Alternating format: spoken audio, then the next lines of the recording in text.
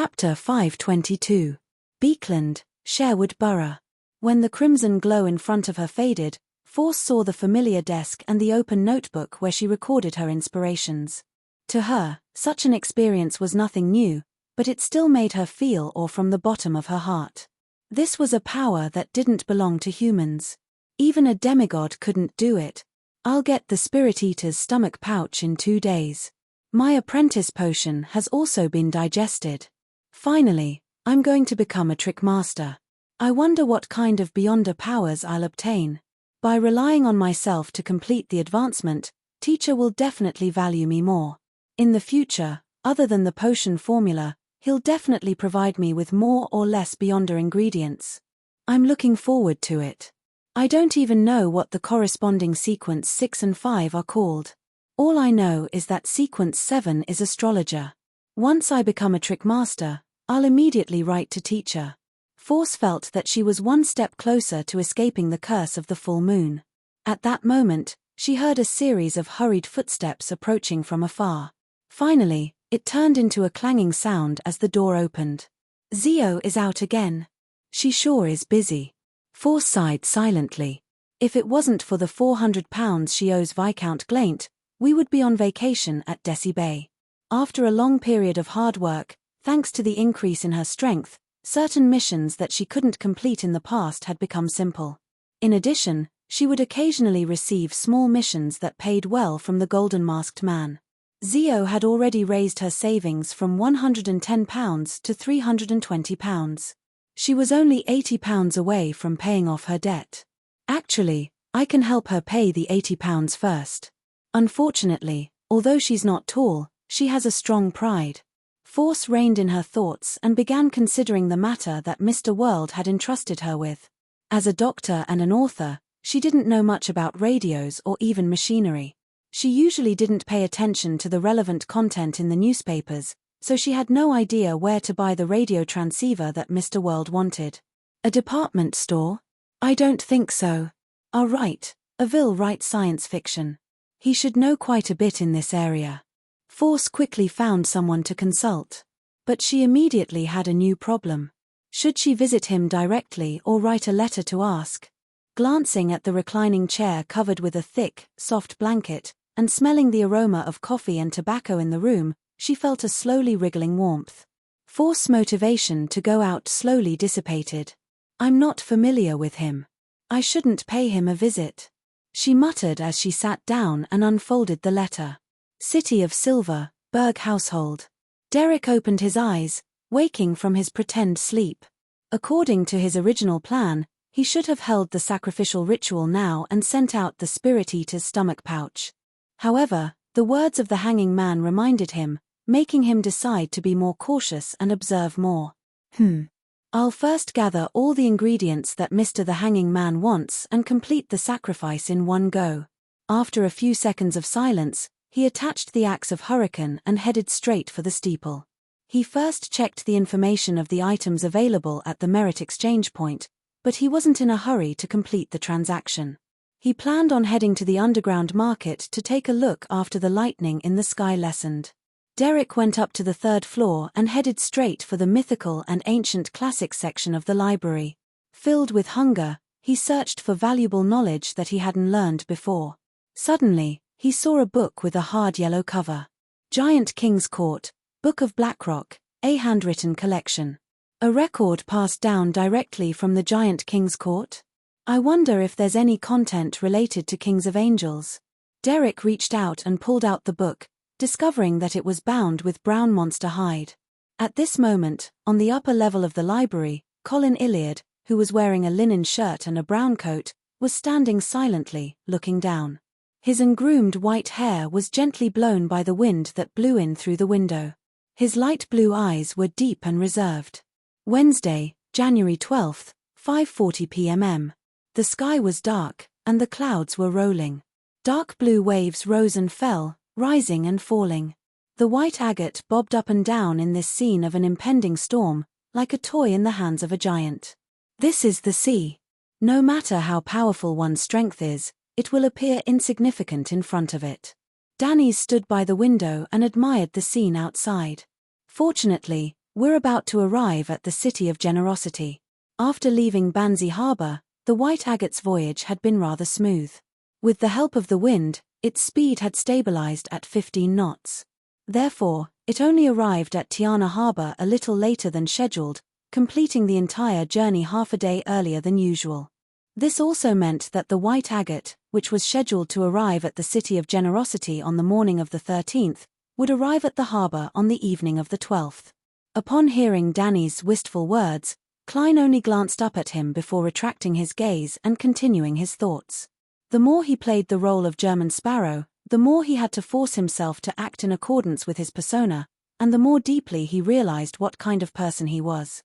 When faced with different situations, the choices he really wanted to make were different from those of German Sparrow. For example, he would normally respond to Danny's and chat with him about the weather at sea and the disasters brought about by the terrifying storms. However, German Sparrow wouldn't do that. He would definitely treat him coldly and restrain himself in silence. The more such contrasts there are, the more I understand myself. Klein sighed from the bottom of his heart. This was an experience he didn't have when he acted as a private detective, Sherlock Moriarty. This was because back then, he didn't need to disguise his personality. All he needed to do was be himself. I feel like I've digested a little of my potion. However, German Sparrow has something in common with me. At the very least, when I chose to disembark the ship and enter Banzi Harbour to save him, I completely overlapped with this identity. There's no difference. Of course, it can also be said that I've added a persona to a certain extent. Beneath the gentlemanly and craziness is a kind, brave, compassionate, and sentimental heart. Heh, I shouldn't praise myself. If I had known that Banzi was Binzi, I would have most likely chickened out. Not necessarily. At the very least, the danger I divined back then was within an acceptable range. Klein thought in a self-deprecating manner. This made him increasingly aware of a problem. Although acting as a purely fictional person could help him digest the potion, in order to speed up and improve his progress, he needed to replace an existing identity, obtain the affirmation of the other party's interpersonal relationships, and feel the corresponding emotions. He needed to immerse himself but not lose himself in it. Become anyone, but ultimately return to himself. And obtain feedback from the corresponding personnel? Klein looked at the pale yellow carpet as his mind raced. Seeing that German Sparrow didn't respond, Danny spread his hands in exasperation, feeling suffocated. Apart from making me do some servant work, this crazy fellow is great in other aspects. There's only one thing about him. He doesn't like to speak and has a communication barrier. If this continues, I'll definitely go crazy. Fortunately, I'm finally reaching Bayam. I can finally be free. Danny's felt that sooner or later, he would develop the habit of speaking to himself in similar silence. After a while, he saw German Sparrow look up and smile. You can tell me about the pirate contact points in Bayam. T. It's better if you don't speak. Danny's expression contorted. Whoosh. At 6:15 in the evening, before the storm arrived, the White Agate smoothly entered the harbour and arrived at the capital of the Rorsted Archipelago, the City of Generosity, Bayam. This place was also known as the Spice Archipelago. There were all kinds of exotic spices, and plantations in this area were the mainstay of the economy. Among them, the Blue Mountain Island, where Bayam was located, occupied more than half of the archipelago's land area. There were gold, silver, copper, coal, iron, and other mineral deposits. It had a high forest coverage, a variety of fruits, and the land was exceptionally fertile. It was precisely because of this that the first colonists named the city they built by the Sea City of Generosity, believing that it was a land of treasures promised by the gods that flowed with milk and honey. Klein carried the suitcase that Danny's had packed, left room 312, and entered the corridor leading to the deck.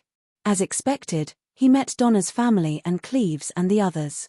After being frightened, the siblings were still a little afraid of Klein.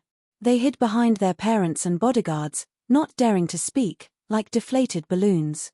Klein nodded slightly as a greeting. At that moment, Erdie Branch hesitated for a second before taking half a step forward. Mr. Sparrow, will you be staying in Bayam? If I want to hire, no, ask for your help, How should I contact you? As expected of a businessman with a spirit of adventure.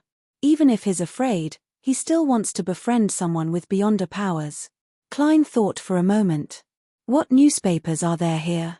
The archipelago is mainly popular with the Sonia Morning Post and the News. Erdi didn't need to think to give the answer.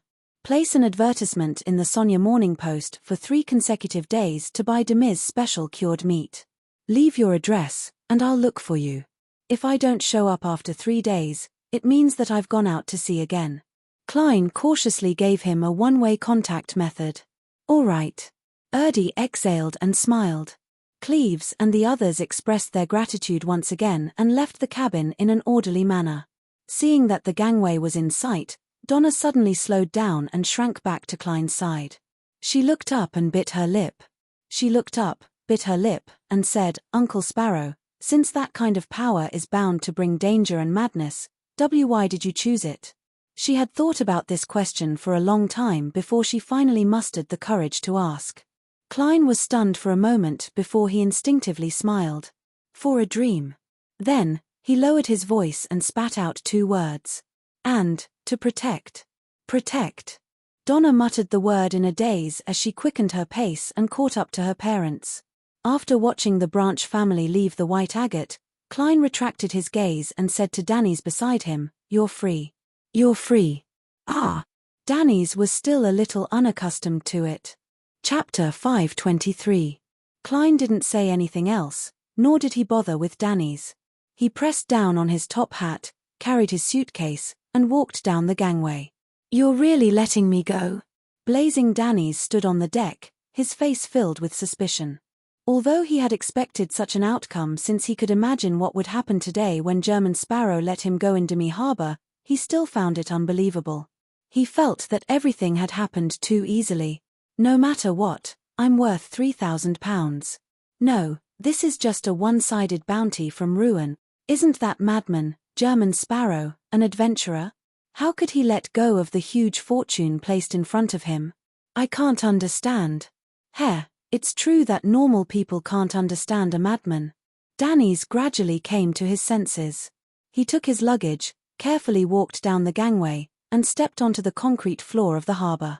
He straightened his back, raised his head, and glanced at German Sparrow's back. He realized that German Sparrow really didn't turn back. He followed the road and headed straight for Coastal Street. Danny's didn't dare delay. He immediately turned around and left through another path. From time to time, he would turn and change directions, and from time to time, he would use obstacles to look back, hoping that he wouldn't be followed. Soon, he arrived at the row of houses near the warehouse at the dock. German Sparrow really didn't use me as bait. Danny's examined himself again and again before he completely relaxed. At that moment, he felt that he had finally obtained freedom. As a bosun of a pirate admiral, he no longer needed to be bullied and ordered around like a servant. I can already foresee that tomorrow will be extremely beautiful. There will be a bunch of people vying to flatter me and become my servants. Danitz happily knocked on the door in a rhythmic manner, 3 long intervals followed by 3 short ones. German Sparrow asked me to reveal the pirate's point of contact in Bayam. I'll definitely only tell those who aren't on good terms with us. He definitely wouldn't have guessed that our Golden Dreams point of contact is at the dock. Danny's picked his nose and breathed in the fresh sea breeze before the rain fell. Bayam was the center of the Ruin Kingdom's colonial rule in the central Sonia Sea. It was one of the largest cities in the region, with many powerful official beyonders. No matter how arrogant a pirate was, they wouldn't dare to openly appear here. Most of the time, they had to rely on the local gangs or people with deep backgrounds to deal with the loot and buy necessities. Of course, this didn't mean that they wouldn't come to Bayam. The Red Theatre here was the most famous brothel on the sea. Countless pirates came because of its reputation. Even if 1 or 2 of their peers were caught there every once in a while, it didn't stop them from coming. Apart from the spice trade, the brothel industry was another pillar of the Rorsted archipelago. Apart from the Red Theatre, there were brothels of all sizes, open and hidden everywhere, fully satisfying the desires of the strong men on the sea. As for the female pirates, they didn't have to worry about this problem. As long as they were willing, they could be satisfied at any time. After all, there were many mouths to eat, but there wasn't much meat to be had. On the sea, where there was widespread belief in the Lord of Storms, the number of women had always been small. Similarly, the underground trade of beyonder ingredients and mysticism was also quite frequent here. There were many circles. Those small ports are still better.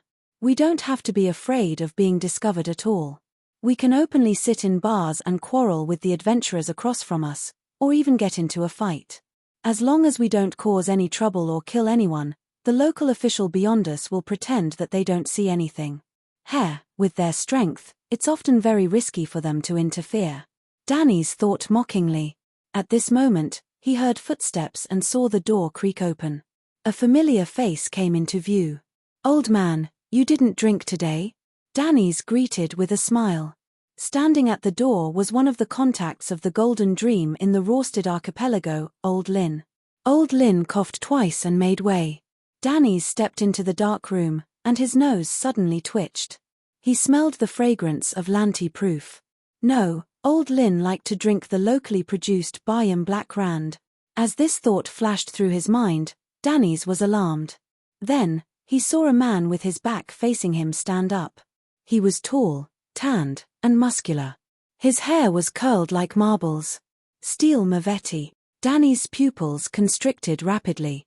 This was Admiral of Blood Seigneur's second mate, a pirate with a bounty of £6,000. The sea breeze blew, and the sharp leaves swayed, ready to fall at any moment. Klein walked along Coastal Street at a moderate pace. The passers-by around him were in a hurry, their footsteps hurried.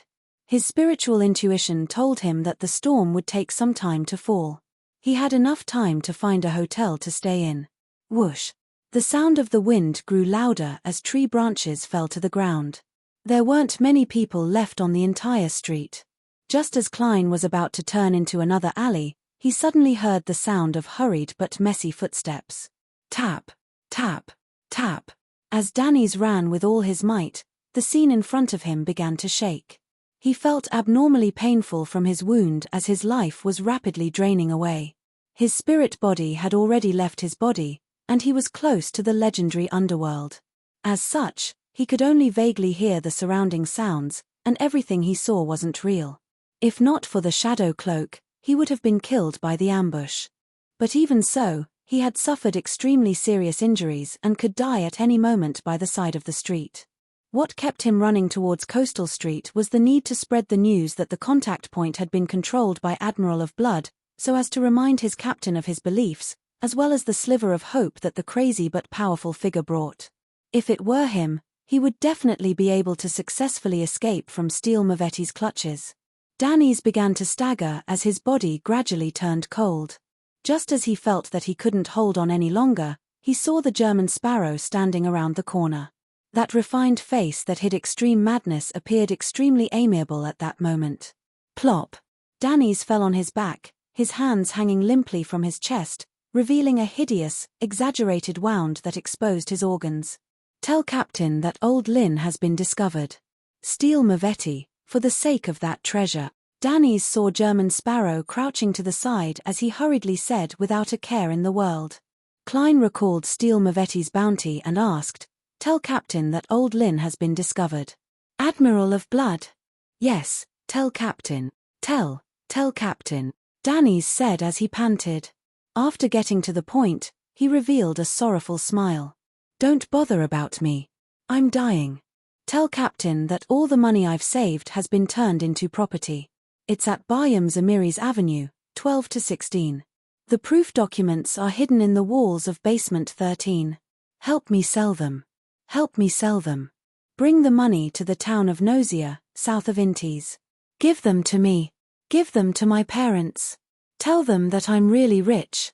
Danny's paused and said with difficulty, that I've become an excellent adventurer.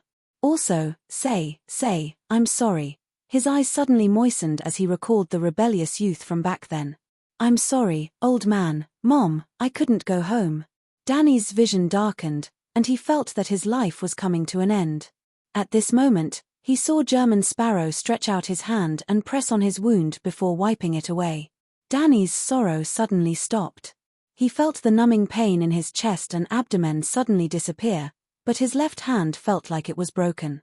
He looked at Klein with a blank expression. Klein looked at him quietly. No one spoke for 2 seconds. Finally, he looked down in astonishment and found that his fatal wound had strangely healed.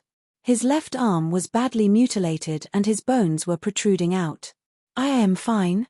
Danny's blinked his eyes, still immersed in the sorrow and dejection of a dying man. "Why don't you treat me first?" he asked blankly. Klein looked back at the deserted other side of Coastal Street and said in a calm tone, "That's right. Wait for you to finish. This is courtesy. Manners, you son of a bitch. I was really saying my last words just now." Danny's exerted strength in his back and abruptly flipped over and stood up. He looked warily at the dock and saw a thick plume of smoke rising up. It was the result of his battle just now. As the house was ignited by me, Steele Mavetti was afraid that the official beyond us would pay attention to this area, and he was confused by the shadows, so he didn't chase after me. Danny's instantly understood the development of the matter. "Let's find a place to stay first." Klein spread out his hand and caught a drop of rain. Danny's, who didn't know if he had completely extricated himself from the crisis, immediately nodded. "All right. I can tell that this lunatic, German Sparrow, isn't afraid of Steele Mavetti at all. He's not even afraid of Admiral of Blood. At times like this, I especially admire his madness. Crap, I exposed my wealth to him." Just as Danny's exhaled, his body suddenly froze. Klein carried his suitcase and cane as he silently walked in front. There was only one thought echoing in his mind. F***CK, a pirate is richer than me, Empress Borough. Audrey, who was about to leave Beekland, hid in her chemistry laboratory.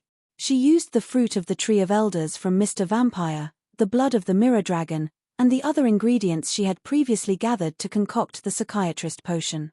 This time, she didn't get Susie to stand guard outside the door.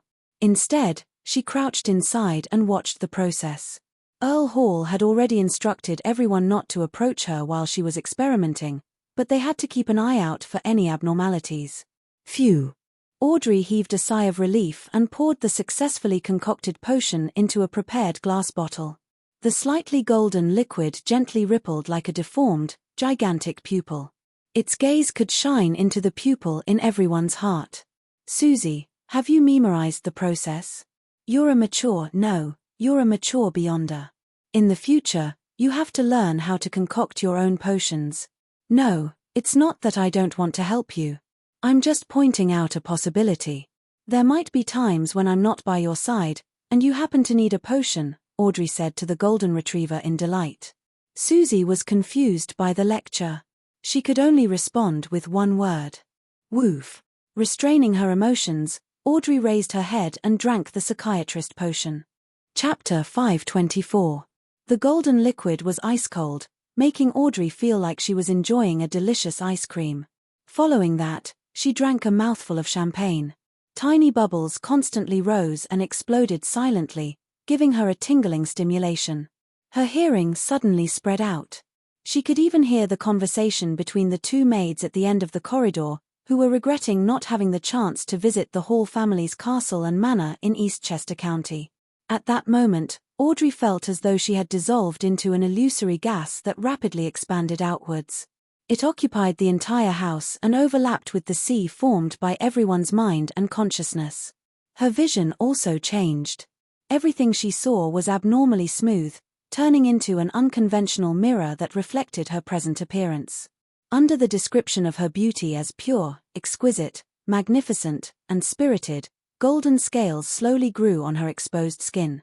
Her green eyes contracted and were dyed with a pale golden luster, as though they had been erected. Upon seeing herself in such a state, Audrey suddenly felt fear that came from the bottom of her heart.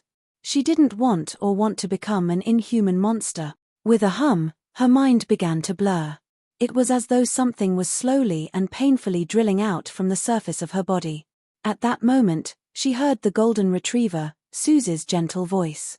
"Don't be afraid. Calm down. Don't be afraid. Calm down." Audrey regained her train of thought and tried her best to enter the state of a spectator. Her fluctuating emotions quickly calmed down. Her spirit seemed to leave her body and look down at her like a spectator. Audrey saw the golden scales on her body clearly recede, and she saw her emerald-like eyes return to normal. Before long, she regained control of her body and understood what beyonder powers a psychiatrist had, as well as how to use them. Just now, it was really dangerous. Audrey raised her hand in lingering fear. She saw that her skin was fair and delicate, completely different from before.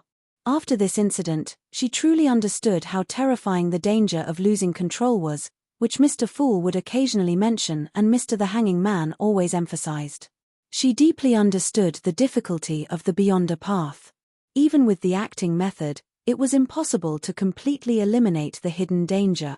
At a gathering, Mr. World once said that beyonders are pitiful wretches who are constantly fighting against danger and madness. Previously, I could only understand it literally, but now, I can finally feel the weight behind these words. Audrey, don't be discouraged. Don't be afraid. Dad, Mom, and brother are still waiting for you to protect them. With this experience, you won't be frightened by yourself in the future. It won't be so easy for you to lose control. Come on. Audrey clenched her fists and encouraged herself. After 2 seconds of silence, she walked to Susie, squatted down, and hugged the big golden retriever. As she combed the dog's fur, she pressed her head against the side of the dog's face and murmured in the warmth, "Thank you, thank you." Susie rubbed herself against him and said seriously, "Audrey, is this how a psychologist feels?" "I like it a lot." Audrey suddenly didn't know whether to laugh or cry.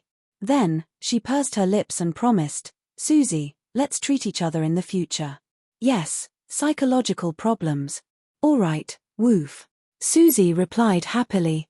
Only then did Audrey truly recover. She was in the mood to examine the improvements she had received. "My body seems to have become healthier. Although I don't have any obvious muscles, my strength and speed are much stronger than before. My vision has improved again.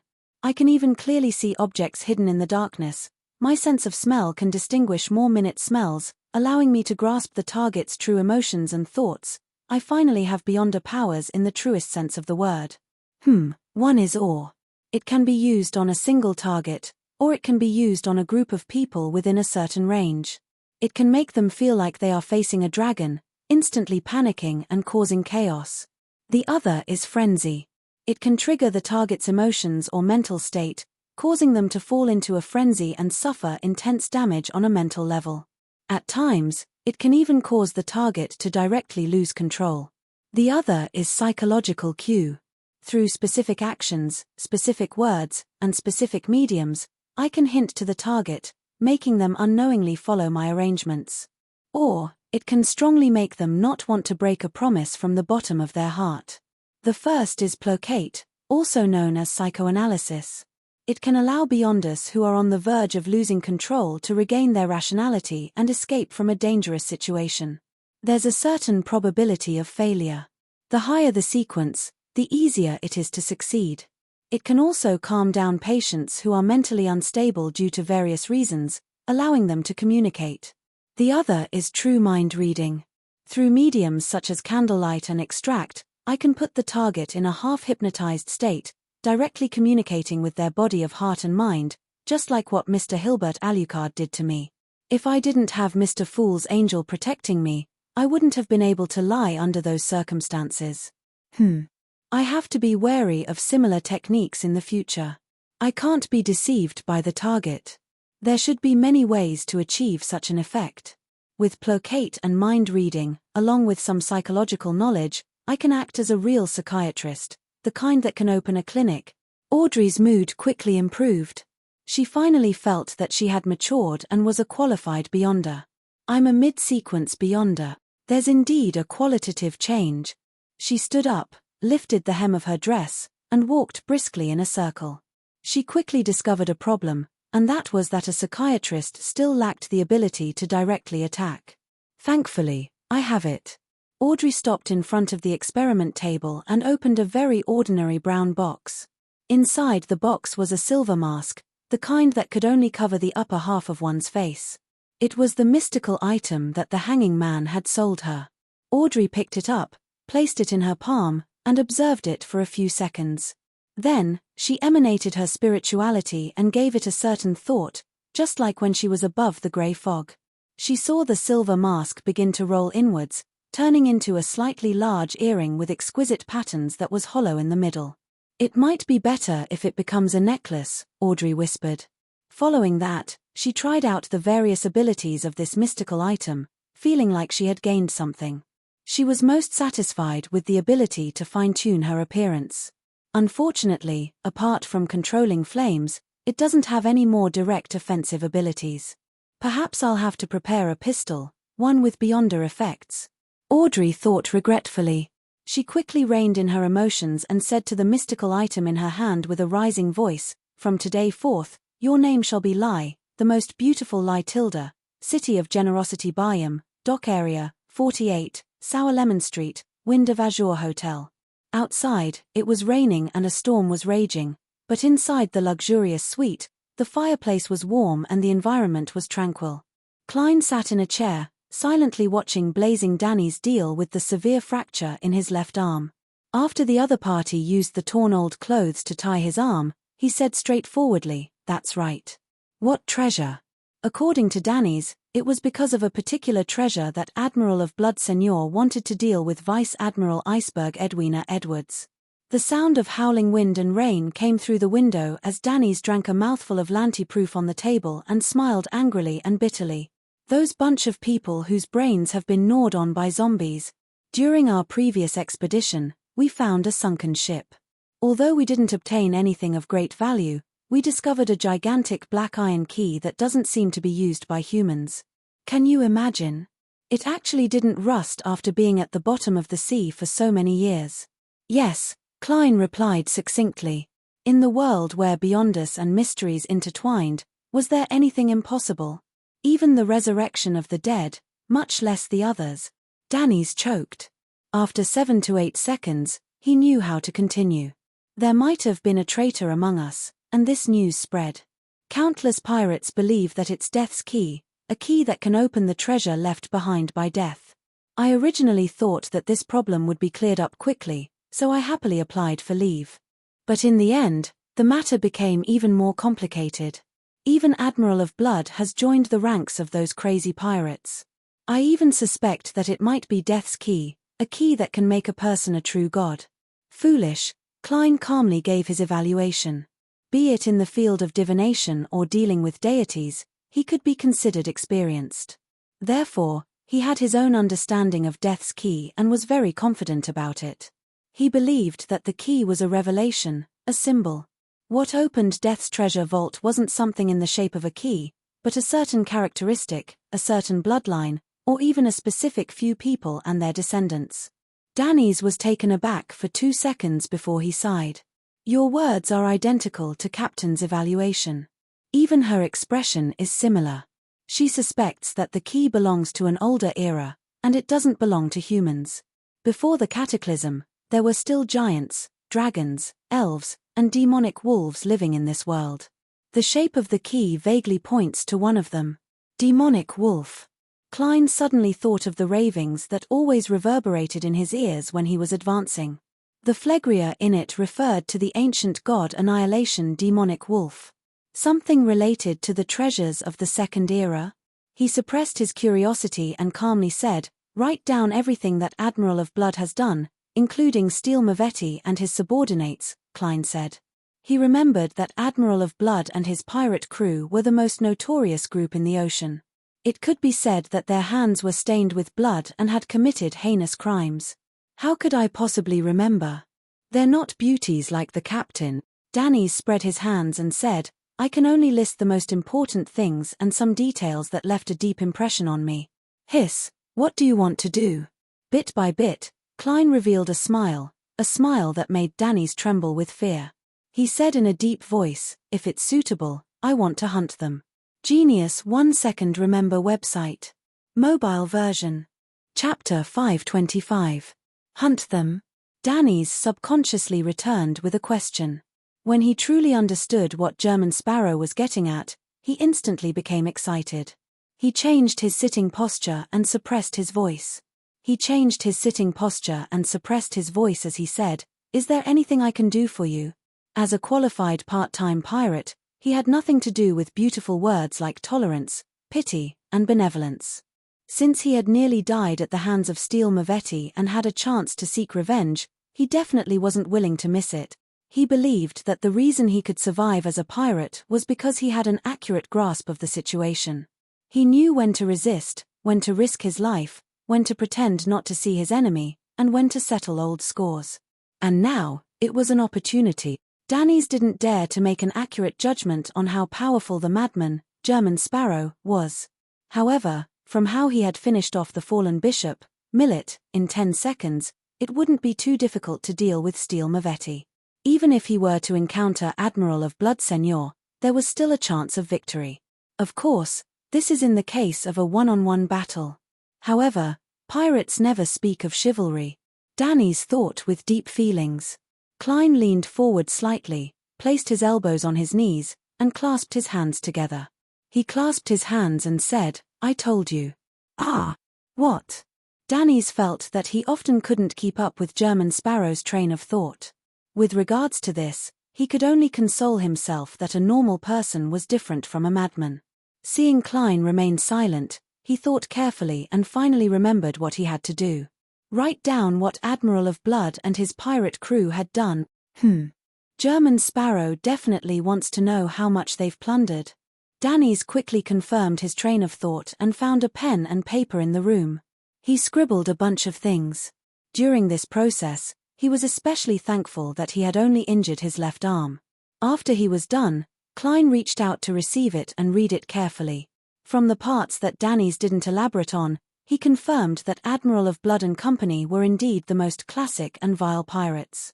Not only did they plunder, but they also abducted people, slaughtered crew members, and abused women. This pirate Danes actually knows how to write ancient Fasak. He's also educated.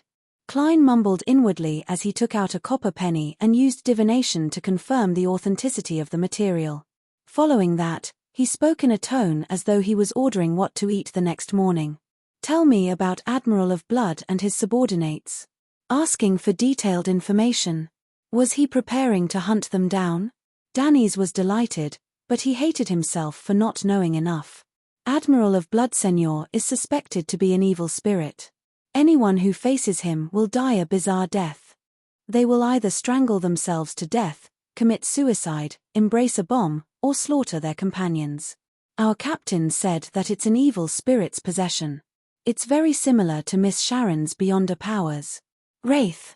Klein didn't say a word as he listened in silence to Danny's recount. Seigneur can let out a terrifying scream. The last time I fought them, I nearly fainted and fell from the deck into the sea. Heh. I returned the favor and ignited one of their ships. Seigneur knows quite a number of undead magic. He's cruel, bloodthirsty, and lustful. His targets can be men, women, or even humanoid creatures. It matches the indulgent traits of Rose School. Yes, to be precise, it's a trait of the prisoner pathway. It's highly likely to be a wraith. Klein nodded in thought. Having received a response, Danes became even more enthusiastic as he spoke faster. Our captain believes that Seigneur has a very powerful mystical item on him. This makes him rather lucky, allowing him to always receive the blessings of a deity. For example, at a critical moment, his opponent will suddenly slip or lose their powers. For example, winning 21 times in a row. A mystical item that can make people lucky? This is very rare. It originates from the monster pathway? Or was it related to some dark spirit? Klein made a guess based on his knowledge of mysticism. I haven't fought with Seigneur directly, so this is all I know. Danes wanted to shrug, but he was stopped by the pain in his left arm. He has about 7 or 8 ships. His flagship is the Tree of Flesh and Blood. He's different from us. We're mainly after treasures and won't take in too many subordinates. We only have the Golden Dream. It's no wonder Admiral of Blood's bounty is much higher than Vice Admiral Iceberg's, reaching £42,000. His strength should be slightly stronger as well. Klein was immediately enlightened. He maintained his posture as though he wasn't affected by Admiral of Blood's intelligence. Where are the subordinates? Danny's was prepared for this. He immediately said, Senor has 10 of his strongest subordinates. The flagship's first mate, second mate, third mate, and every ship's captain. Steel Mavetti is the flagship's second mate. We're guessing that his is sequence 6. His body is like steel, and he can withstand bullets and cannonballs. He's not afraid of fire, drowning, or many kinds of magic. He's strong and fast, and he can rip his opponent apart. He's grasped a certain level of necromancy spells, and he can awaken zombies and nurture puppets. Zombies. Klein immediately thought of Marek, who played cards with zombies. Combined with Admiral of Blood Senor's wraith traits, could it be that these pirates are actually a peripheral organization of Rose School, or an organization that earns money? It's a pity that I don't have a messenger, nor did I ask Miss Sharon if she has one. Otherwise, I could contact her and confirm Admiral of Blood's identity. Klein guessed with some regret. He didn't give up just because it might involve Rose School. After all, he could change his face and identity after this. Besides, he had already offended the Aurora Order, Demonis Sect, Rose Redemption, and Twilight Hermit Order. He wasn't afraid of offending another one. Actually, it's not like I haven't fought Rose School before. I've already killed a wraith, a zombie, and a werewolf. I've also snatched the Scarlet Lunar Corona and biological poison bottle. Klein suddenly realized that he had caused quite a bit of trouble. Mavetti likely doesn't have any particularly powerful mystical items, otherwise, I might not have been able to escape. Danny's said in relief. He has a bunch of puppets and zombies by his side, as well as a few sequence 7 and 8 subordinates. As the second mate of the flagship, since he's here, he should be the leader of the nearby crew. We can consider hunting him first. Below high sequence beyond us, once there are a lot of them, there will be a qualitative change. The combination of different powers will allow them to defeat beyond us stronger than themselves. It's just like how a Nighthawk team can definitely take down a sequence 6 or even a sequence 5. Klein didn't belittle Steel Mavetti and his subordinates just because he had obtained creeping hunger and increased his strength greatly. He remained as cautious as usual. I have to plan my actions and make sufficient preparations. Yes, the band and password I obtained from White Shark can come in handy. When Miss Magician's radio transceiver arrives, I'll get Danny's to monitor it daily to see if I can obtain the corresponding information, allowing me to seize the opportunity to quickly reap the harvest. And I'll take this opportunity to seek out the possibility of true acting. Klein quickly came up with a plan as he continued listening to Danny's description of the other subordinates of Admiral of Blood. After a while, Danitz finally finished his story and concluded in high spirits, "That's right. If I can kill Steel Mavetti and leave my name behind, this matter will definitely appear in the newspapers. Once it gets out, I won't have to worry about how to inform Captain." He was afraid that there was a traitor among them, and that all the points of contact in the Rorsted archipelago had been controlled by the enemy. He didn't dare to rashly make contact, and he was vexed over how to alert Captain. "Quite an idea." Klein nodded. "You're in charge of gathering intelligence on Steel."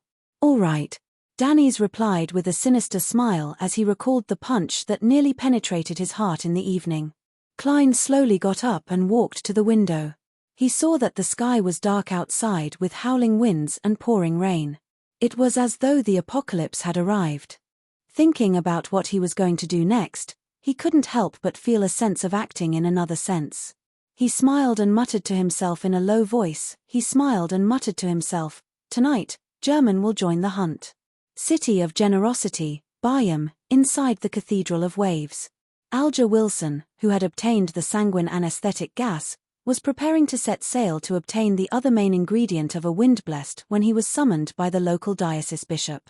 There's been news recently that Vice Admiral Iceberg has obtained Death's Key. All the pirates in the Sonia Sea are in an uproar, the diocese bishop said in a deep voice. Investigate this matter. He was an elder with white hair, but he was still hale and hearty. He spoke faster than a young man, as though he would rush out at any moment to personally resolve all problems. He had a strong figure, and his muscles propped up his bishop's robe. As he breathed, the wind around him stirred, and the air was moist. There are similar rumors every year, but they all turn out to be fake. The sea always likes to spread such news. Besides, even if it's true, I don't have the right to be involved. There's no need to take the risk. I'll just ask around. Alger muttered inwardly. He solemnly clenched his fist and struck his left chest. All right, Your Excellency Chogo, may the storm be with you. The diocese bishop was very pleased with Alger's attitude and returned the same greeting. May the storm be with you. After receiving encouragement, Alger Wilson quickly left the cathedral and returned to the square outside. The storm from last night had subsided. Only the scattered leaves and water stains on the ground proved that they had been here. Alger took a deep breath of the fresh air after the rain and decided to visit a few places where there might be pirates. He wanted to ask around and make it seem like he was working hard. If he could meet someone with a bounty of a few £100, he didn't mind making a capture. In his opinion, this was a liquid and reserve of money. P.S. I'm participating in an event, so there's no way to update in the wee hours. Monday is still the normal time, but please recommend it in advance. Baidu search for Cloud Pavilion's novel website, allowing you to experience the latest and fastest novel updates. All novels are updated in seconds. Chapter 526. On the ocean, pirates had 3 common hobbies: liquor, women, and gambling. Alger Wilson took out his silver pocket watch and opened it to take a look. He knew where he should go first to gather information. It was 11:15, and the brothels and bars hadn't opened yet. Only the casinos were definitely filled with people who wanted to get rich easily. Alger was more familiar with the port city of Bayam than his hometown town. He didn't stop to get his bearings as he smoothly made a few turns and arrived outside a casino that didn't have a signboard hanging in a secluded alley. According to what he knew, the owner of this gold coin casino was a gang leader with a deep background. He had an inexplicable but vague connection with that important figure in the Governor General's office. It was the first choice for many pirates to sell their loot and buy what they needed. It was precisely because of this that pirates often appeared here. They might exchange their loot for thick gold pounds in the morning, only to be chased out at night after losing everything. Alger tugged at his thick brown coat, pressed down on the cap that had been passed down from the mainland, pushed open the half-closed door, and entered the casino under the watchful eyes of the bodyguards. Within the Kingdom of Ruin, casinos weren't allowed. They could only be attached to bars in the form of rooms. But in the kingdom's vast overseas colonies, not only were they legal, but they were also a pillar industry. Among them, the Rorsted Archipelago's Bayam and East Balam's Ailsa were the most famous in this regard. Many tycoons from Beekland and the mid-seashire coast would specially head there to gamble. Looking around, Alger saw all kinds of card games, as well as the roulette gambling that was derived from dice. As it was still early, there weren't many gamblers. Alger quickly browsed them. Suddenly, his eyes lit up as he acutely recognized the original identity of a certain disguised guy. He took off his hat and walked to a Texas Hold'em table. He patted his target on the shoulder, bent down, and whispered into his ear, "You're not going to be able to do that." Blazing. Danny's, who was using his right hand to open the corner of his hidden card, nearly jumped up in fright when he heard the pat and shout. He immediately threw a ball of flames at the guy behind him. After being attacked by Steel Mavetti, he knew that he shouldn't use his true appearance to gather information. He would be targeted by greedy pirates. Although most pirates weren't strong and Danny's didn't think much of them, he still didn't want to expose himself and cause a setback in his plan to hunt Steel Mavetti. What he didn't expect was that his meticulous disguise would be exposed an hour after he left the house. Danitz tensed up as he quickly turned his head and glanced at the person who had greeted him from the corner of his eye.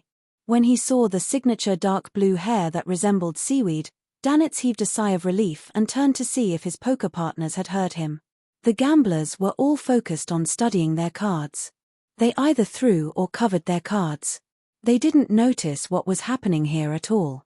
"Why are you here?" Danny's asked in a seemingly casual manner. He had met Alger at the previous pirate convention. He knew that Alger had a ghost ship and about 10 sailors. He was quite strong, but he wasn't famous. And according to Vice Admiral Iceberg's judgment, for such a small pirate crew to be able to retain an ancient ghost ship, it meant that they had a powerful faction backing them. They might be from the Church of the Storm, or they might be related to some pirate lord or some secret organization. Usually, they would disguise themselves as ordinary pirates and gather intelligence on targets for true loyalists. It would make it easier for them to eliminate targets. At times, they would replace the faction behind the scenes to do things that were inconvenient for them to do, such as silencing or robbing them of certain special items. There were many similar pirate crews, so no one would specially care about such matters. Alger pulled a chair over and sat down.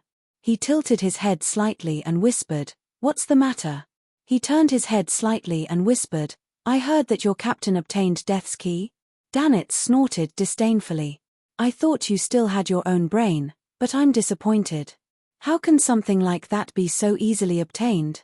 If you want it, we'll definitely sell it if you pay the right price. How about it? Do you want to consider this deal?" Alger said casually, "Perhaps it has other secrets. Perhaps it has other secrets.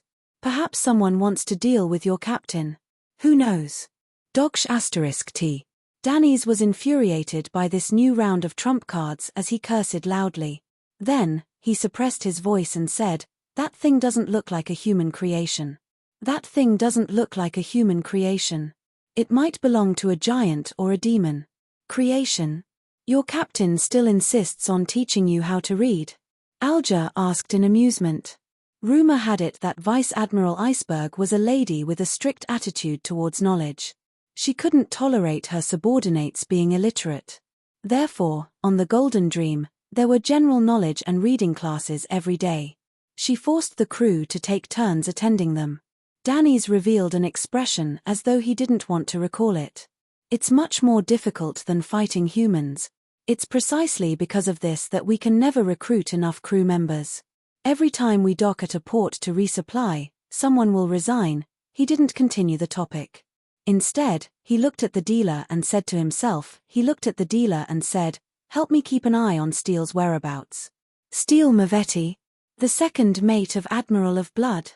Alger looked down at blazing Danitz's left arm, which was slightly propped up by a splint, and asked in enlightenment, "What's going on?" He asked in enlightenment, "Attacked by him? For that key. His brain has already been eaten by his zombie," Danny's emphasized. "You want revenge on him?" Alger guessed from his tone and request. He. Danny's smiled without a word, as though he was focused on looking at his new trump card. Alger recalled and said, "The last time your captain appeared was 7 days ago near Sonia Island. The last time your captain appeared was 7 days ago near Sonia Island." This was confirmed by a particular telegram. "The Golden Dream won't arrive in Bayam that quickly. You have a new helper. If you were to rely on yourself, even if Steele was alone, you wouldn't be his match. And as you know, he has always been surrounded." In response to Alger's question, Danny's response was to throw out a chip. "Follow. Who is it?" Alger first assumed that Danny's attitude was tacit agreement, and he had the mentality that he wouldn't lose anything by asking. Danny stared at the public board and answered simply, "You don't know him." "I don't know him?" A person who has the strength to deal with Steele Mavetti, be it a pirate or an adventurer, should have some fame at sea. Unless he belongs to some secret organization, or it's his first time out at sea. Of course, it's also possible that Danny's doesn't wish to answer, afraid of exposing his secret. That's the most likely possibility. Someone who belongs to some organization and is at sea for the first time has the strength to deal with Steele Mavetti. Alger raised his eyelids slightly as he made a bold guess. He tapped on the edge of the table and asked as if he was chatting about the weather, "Did you have fun at Banzi Harbor?" He emphasized the word "have fun." Danny's turned his head in surprise and blurted out, "How did you know?" He believed that with the style of the Church of the Storm, it was impossible for them to expose a scandal. And the passengers of the White Agate had only arrived last night, and the people who had witnessed the entire process had all signed confidentiality agreements. How could the news spread so quickly? Alger smiled without answering. At this moment, he deeply understood the value of Roselle the Great's words, "Make bold assumptions and verify them carefully." Danny's put away the chips he had won and mumbled, "It's not a big deal. It's not a big deal. There are some ancient customs being revived there, which led to the fall of a storm bishop. As expected. Alger chuckled. I'll help you keep an eye on Steele's whereabouts. But how should I contact you? 15. Amiri's Avenue is an uninhabited house. Just write the news on a piece of paper and throw it in, Danny's replied hesitantly. Alger nodded, stood up, and patted blazing Danny's on the shoulder. Don't forget the payment. He turned around and walked to the door. Watching the captain of the ghost ship leave, Danny's couldn't help but mutter, this guy isn't bad. However, I have to leave this place. He didn't dare to fully trust Alger, afraid that in a few minutes, he would lead Steele Mavetti and his men over. After leaving the Gold Coin Casino, Alger, who was wearing a local baggy pants, slowly walked down the street and entered a department store. He found the corresponding counter and smiled as he took out a handful of brass pennies. Give me a deck of tarot cards. While waiting, he suddenly thought of a question. What is Mr. Fool's Blessed doing at this moment? Inside Old John's restaurant. Klein watched as the waiter placed a plate of grilled fish in front of him. It was wrapped in something that resembled straw and covered with all sorts of spices that he recognized and didn't recognize. The strong smell drilled into Klein's nose, greatly increasing his saliva production.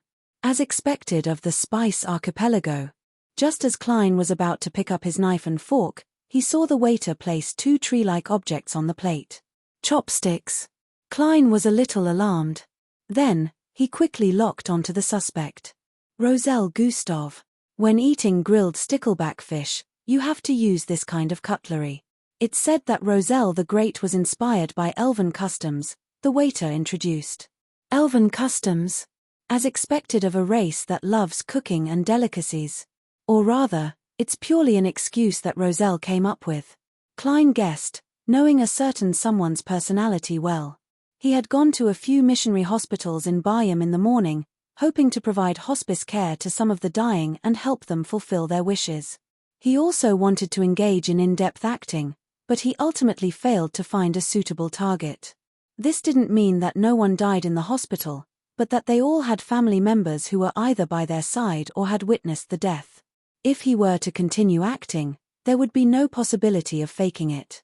It would only have a frightening effect. I'll take a stroll around the bar where adventurers gather. There are many foreigners who have come to the sea in pursuit of wealth. They might die in some dark corner like a stray dog that no one cares about, and their families will never receive any news. Klein reined in his thoughts and focused on the delicacies.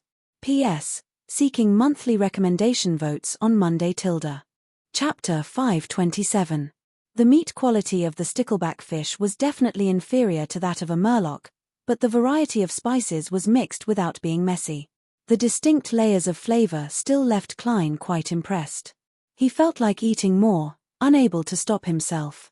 Actually, if there are local beyonders who really want to leave the dangerous circle and live the life of an ordinary person, they can go to Beekland and open a roasted-style restaurant that specializes in similar grilled fish. With the tolerance of the metropolis, business will definitely not be bad. The only problem is that the prices of many spices are definitely not as cheap as here, and the cost will be very high. The target group has to be well positioned. Klein put down the rather coarse pair of chopsticks and wiped his mouth with a napkin as his thoughts wandered.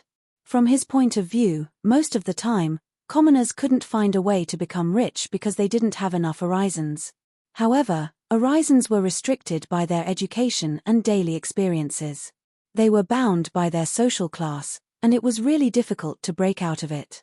To break out of this limitation, the most effective method was to do all one could to pursue a better and higher level of education. The second was to dare to take risks and wander around. Of course, this was very risky, and many people had silently perished on this path. For this meal, Klein spent 2 soli and 5 pence. It wasn't cheap, but he had always been willing to spend money when it came to delicacies. Furthermore, most of his recent expenses had been covered by Danny's. He pulled up his collar, put on his hat, and walked out of Old John's restaurant with his black cane in hand, just in time to see a police officer chasing away the nomads on the street. The natives of the roasted archipelago had darker skin than the people of the southern continent, close to the bronze color of people who often basked in the sun.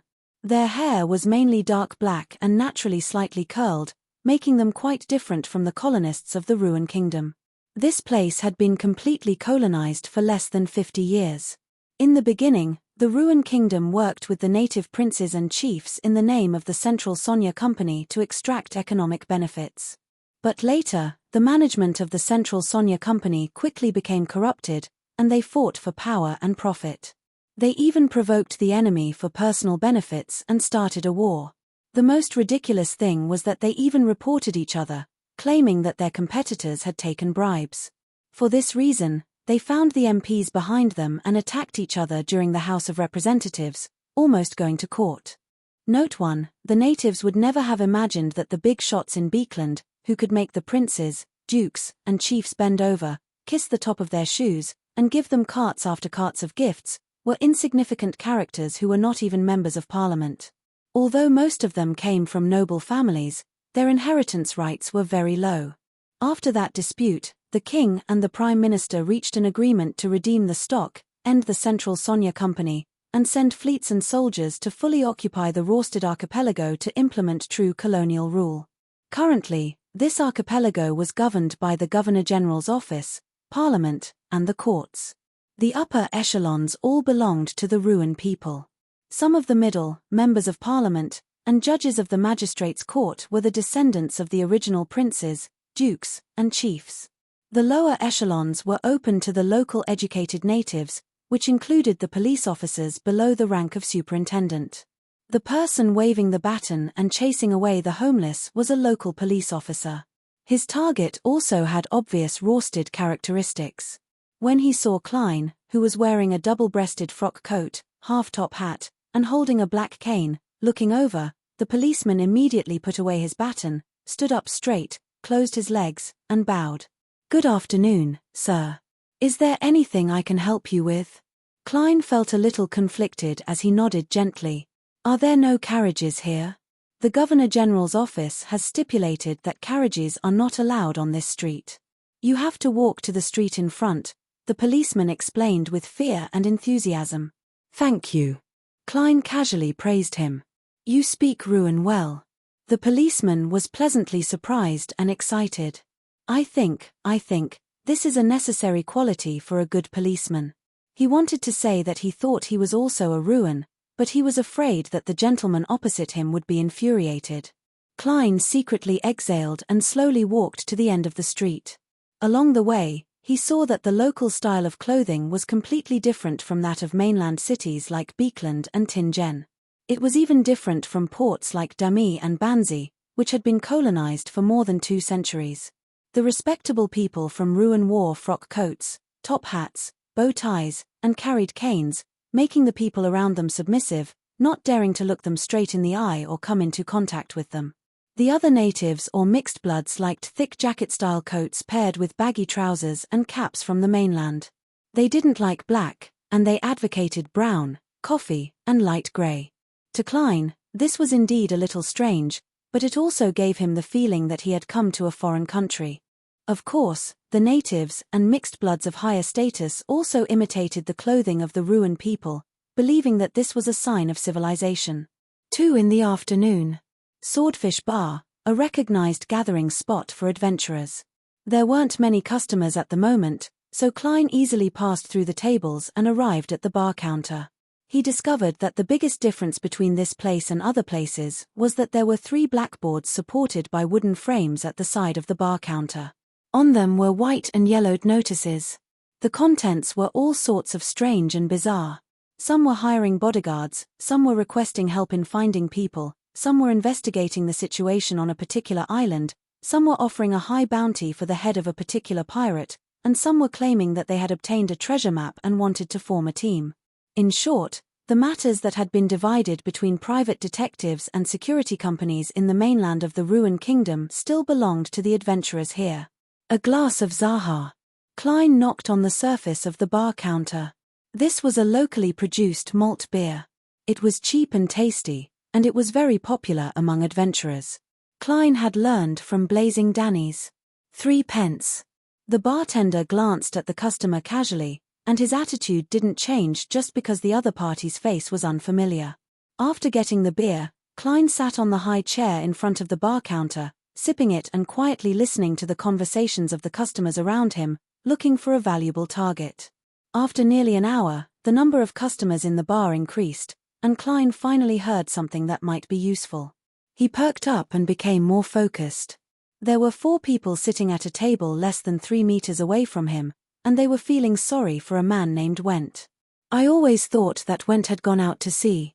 I didn't expect him to be at home all this time, very sick. Sigh, if I had knocked on the door 2 days earlier, he wouldn't have died.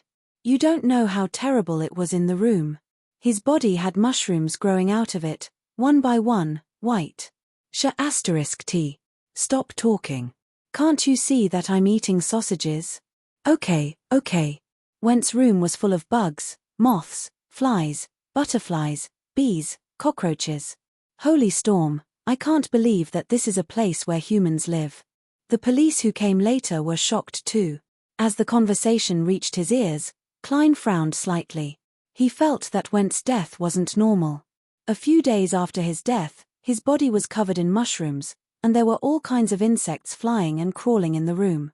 It's related to a Beyonder incident. The police will definitely report this level of abnormality to the mandated punishers. It sounds like it happened 3 or 4 days ago. Whatever needs to be dealt with should have been dealt with. Klein seriously considered going to take a look. At the very least, the man named Went was an adventurer alone in Bayam, and he didn't have any companions who wanted to pass the news of his death on his behalf. After listening for a long time, he had a preliminary understanding of where Went was renting. It was an apartment at 47, Blackhorn Street nearby. After drinking the last of his Zaha beer, Klein put on his hat, left the bar, and headed straight for the apartment. After entering the door, he half closed his eyes and whispered to himself, "The room where someone died recently." After repeating it 7 times, Klein used his cane to quickly and easily arrive outside the room where Went had previously lived. It hadn't been rented out yet, and the abnormalities inside had been dealt with. There didn't seem to be anything wrong. Klein put away the note he used to open the door, locked the door, and carefully circled it. After confirming the situation, he took out items such as essential oils, herbal powders, and special candles. He quickly set up a mediumship ritual in front of the bed. Although it had already been a few days, and he could only obtain the most superficial, incoherent, and remnant information, Klein believed that it was better than nothing. Without a doubt, he was still praying to himself. Then, he entered the world above the grey fog and responded by giving himself the power of mediumship. The flame of the candle suddenly rose, and as it swayed, it was dyed with a ghostly blue luster. Klein felt everything fall silent, as if he had arrived in a realm that didn't belong to reality. His pupils were occupied by pure black, and even the whites of his eyes had been expelled. There was no need for him to use dream divination techniques. Having advanced to faceless, with the help of the grey fog, he could directly see the lingering thoughts of Went's spirituality that refused to dissipate. There were 3 scenes. One was Went, who was thin and tall, with slightly curly black hair and relatively deep facial features.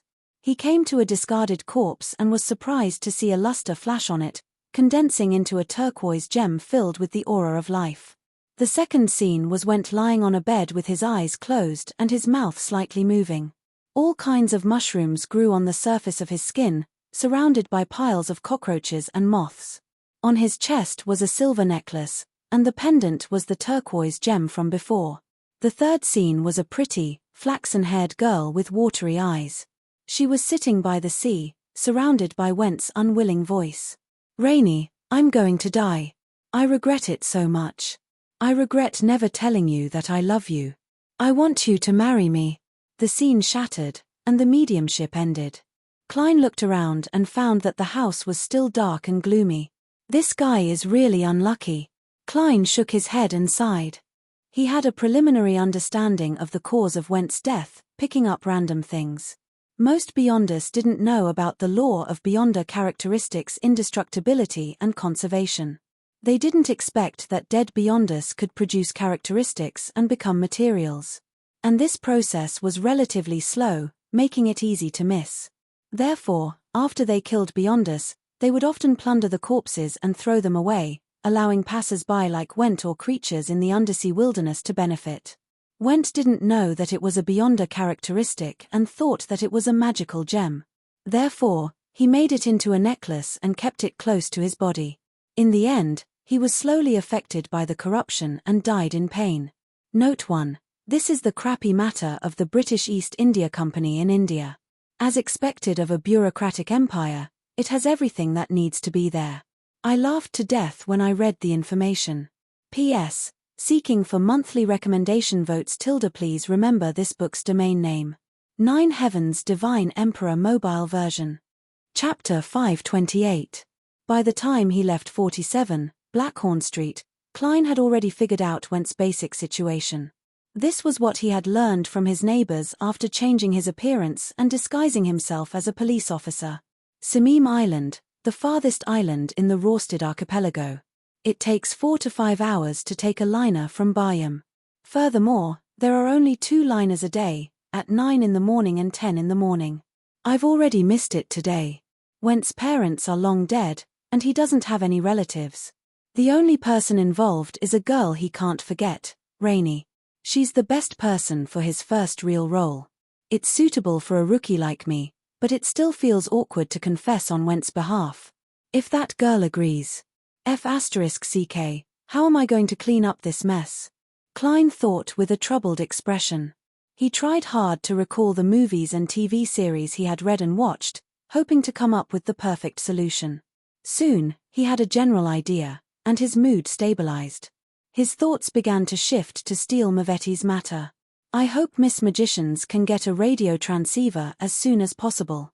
Klein sighed silently as he got into a rental carriage. Beekland, Sherwood Borough. Force opened the letter Zio had brought back. It was from the science fiction writer, Avil, who was happy to share the development and application prospects of radio technology with Ms. Wall. Force skipped the beginning and middle as she swept her gaze to the end. He introduced 3 models, with detailed addresses and approximate prices. The most expensive one is only £12. Force nodded slightly, feeling that this wasn't a very important business deal. She suddenly felt a little inflated. Perhaps it was because she was used to seeing transactions of hundreds or thousands of pounds in the tarot, so she didn't think much of an item worth around £10. Mr. World has the resources and the financial resources. She might need to buy items from him in the future. To sell something I don't need, well, I'll just add the postage fee, the carriage fee, and the cost of the ritual materials to the original price. Force quickly made up her mind as she subconsciously looked out the window. Beekland was still gloomy and drizzling, but the fog was not as thick as before. I wonder when Sun's Spirit Eater stomach pouch will arrive. Force felt that she could not wait to level up. City of Silver, Berg family. Derek had already prepared the Spirit Eater's stomach pouch and the few ingredients specified by Mr. the Hanging Man, but he wasn't in a hurry to sacrifice it to Mr. Fool. He planned to wait a little longer until the chief led the exploration team out or presided over certain rituals before making the corresponding attempt. This is the safest and most reliable way. Be careful, be careful. He then flipped open the Giant King's Court Book of Blackrock, a handwritten collection. Recently, he had been reading this ancient book. From it, he managed to catch a glimpse of the Giant King's Court from ancient times. According to the ancient texts, it was the divine royal court. Time seemed to have frozen there.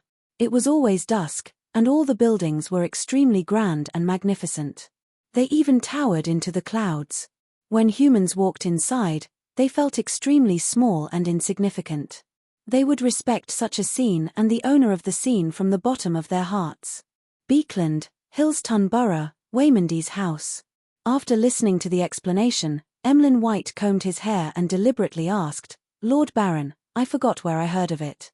"Lord Baron, I've forgotten where I've heard of it." In the Second Epoch or the first half of the Third Epoch, there was a very famous city called the City of Silver. Waymandy was a vampire baron.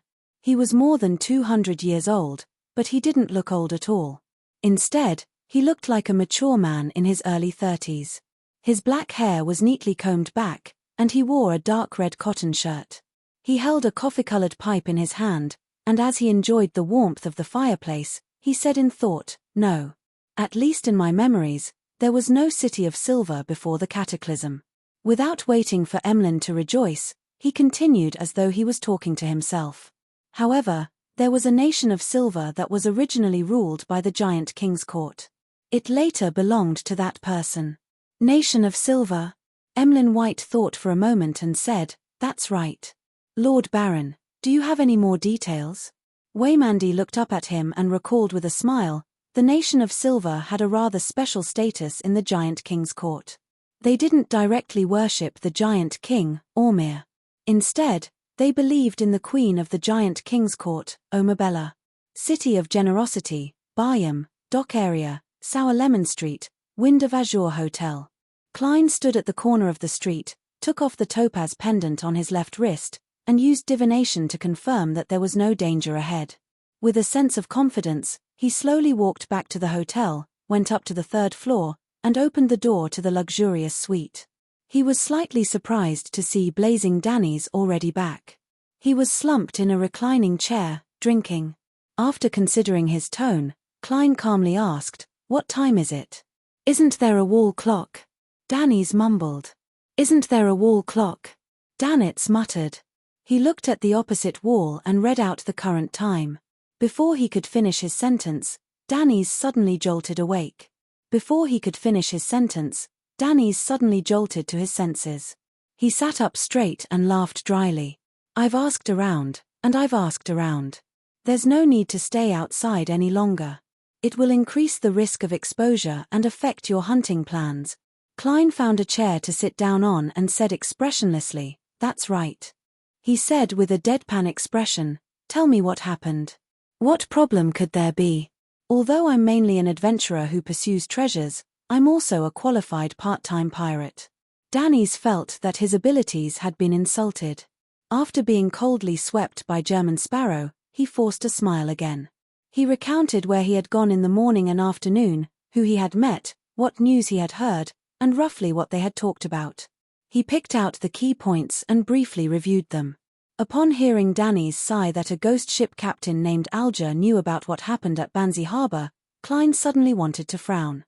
With Mr. the Hanging Man's relationship with the Church of the Storm, he wasn't aware of what had happened at Banzi Harbor before I controlled the world to mention it. How could this Alger know? Could it be someone with a higher standing in the Church of the Storm, a powerhouse disguised as a pirate, or someone related to the cultists at Banzi Harbor? Mr. the Hanging Man has always been active in these waters. I can't rule out the possibility that it's him. Klein's heart stirred as he recalled the characteristics of the Hanging Man. Above the grey fog, although he couldn't see the members' exact appearances, he could tell at a glance if they were men or women or what their hair color was. Klein raised his hand and pressed down, stopping Danitz from continuing. He said in a deep voice, "Don't worry." He said in a deep voice, "Messy hair, dark blue? You know him? This fellow isn't simple." Danny's said with a sigh. "Indeed. Heh, I never expected to encounter him like this." Klein didn't respond as he leaned forward. "Continue." Danny's didn't think too much about it as he roughly described what had happened and defended himself.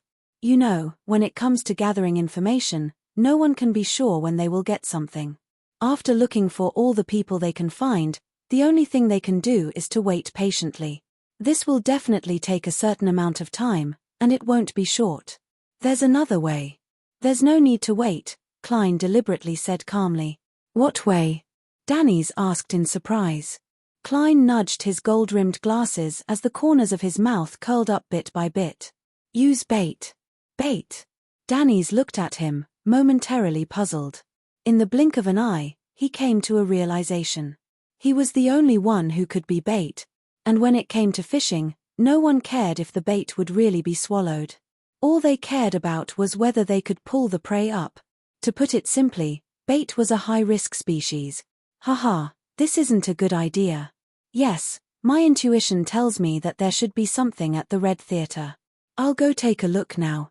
Danny's took his coat and eagerly rushed out the door. Klein originally wanted to follow Blazing from afar to see if he could find any clues, but he suddenly heard layers of illusory pleas. It came from a man. Klein paused in thought, turned, and walked into the bathroom. About 10 seconds later, He appeared above the grey fog and saw the crimson star that corresponded to the hanged man constantly expanding and contracting. As expected, Klein sat down, leaned back in his chair, and emanated his spirituality. The hanging man's voice suddenly became clear. "Honorable Mr. Fool, I'm investigating the matter regarding Vice Admiral Iceberg's key and met Blazing Danny's at the Gold Coin Casino. From him, I learned that he was one of the parties involved in the incident at Banzi Harbor. Furthermore, he plans on joining forces with a powerhouse to deal with Steel Mavetti.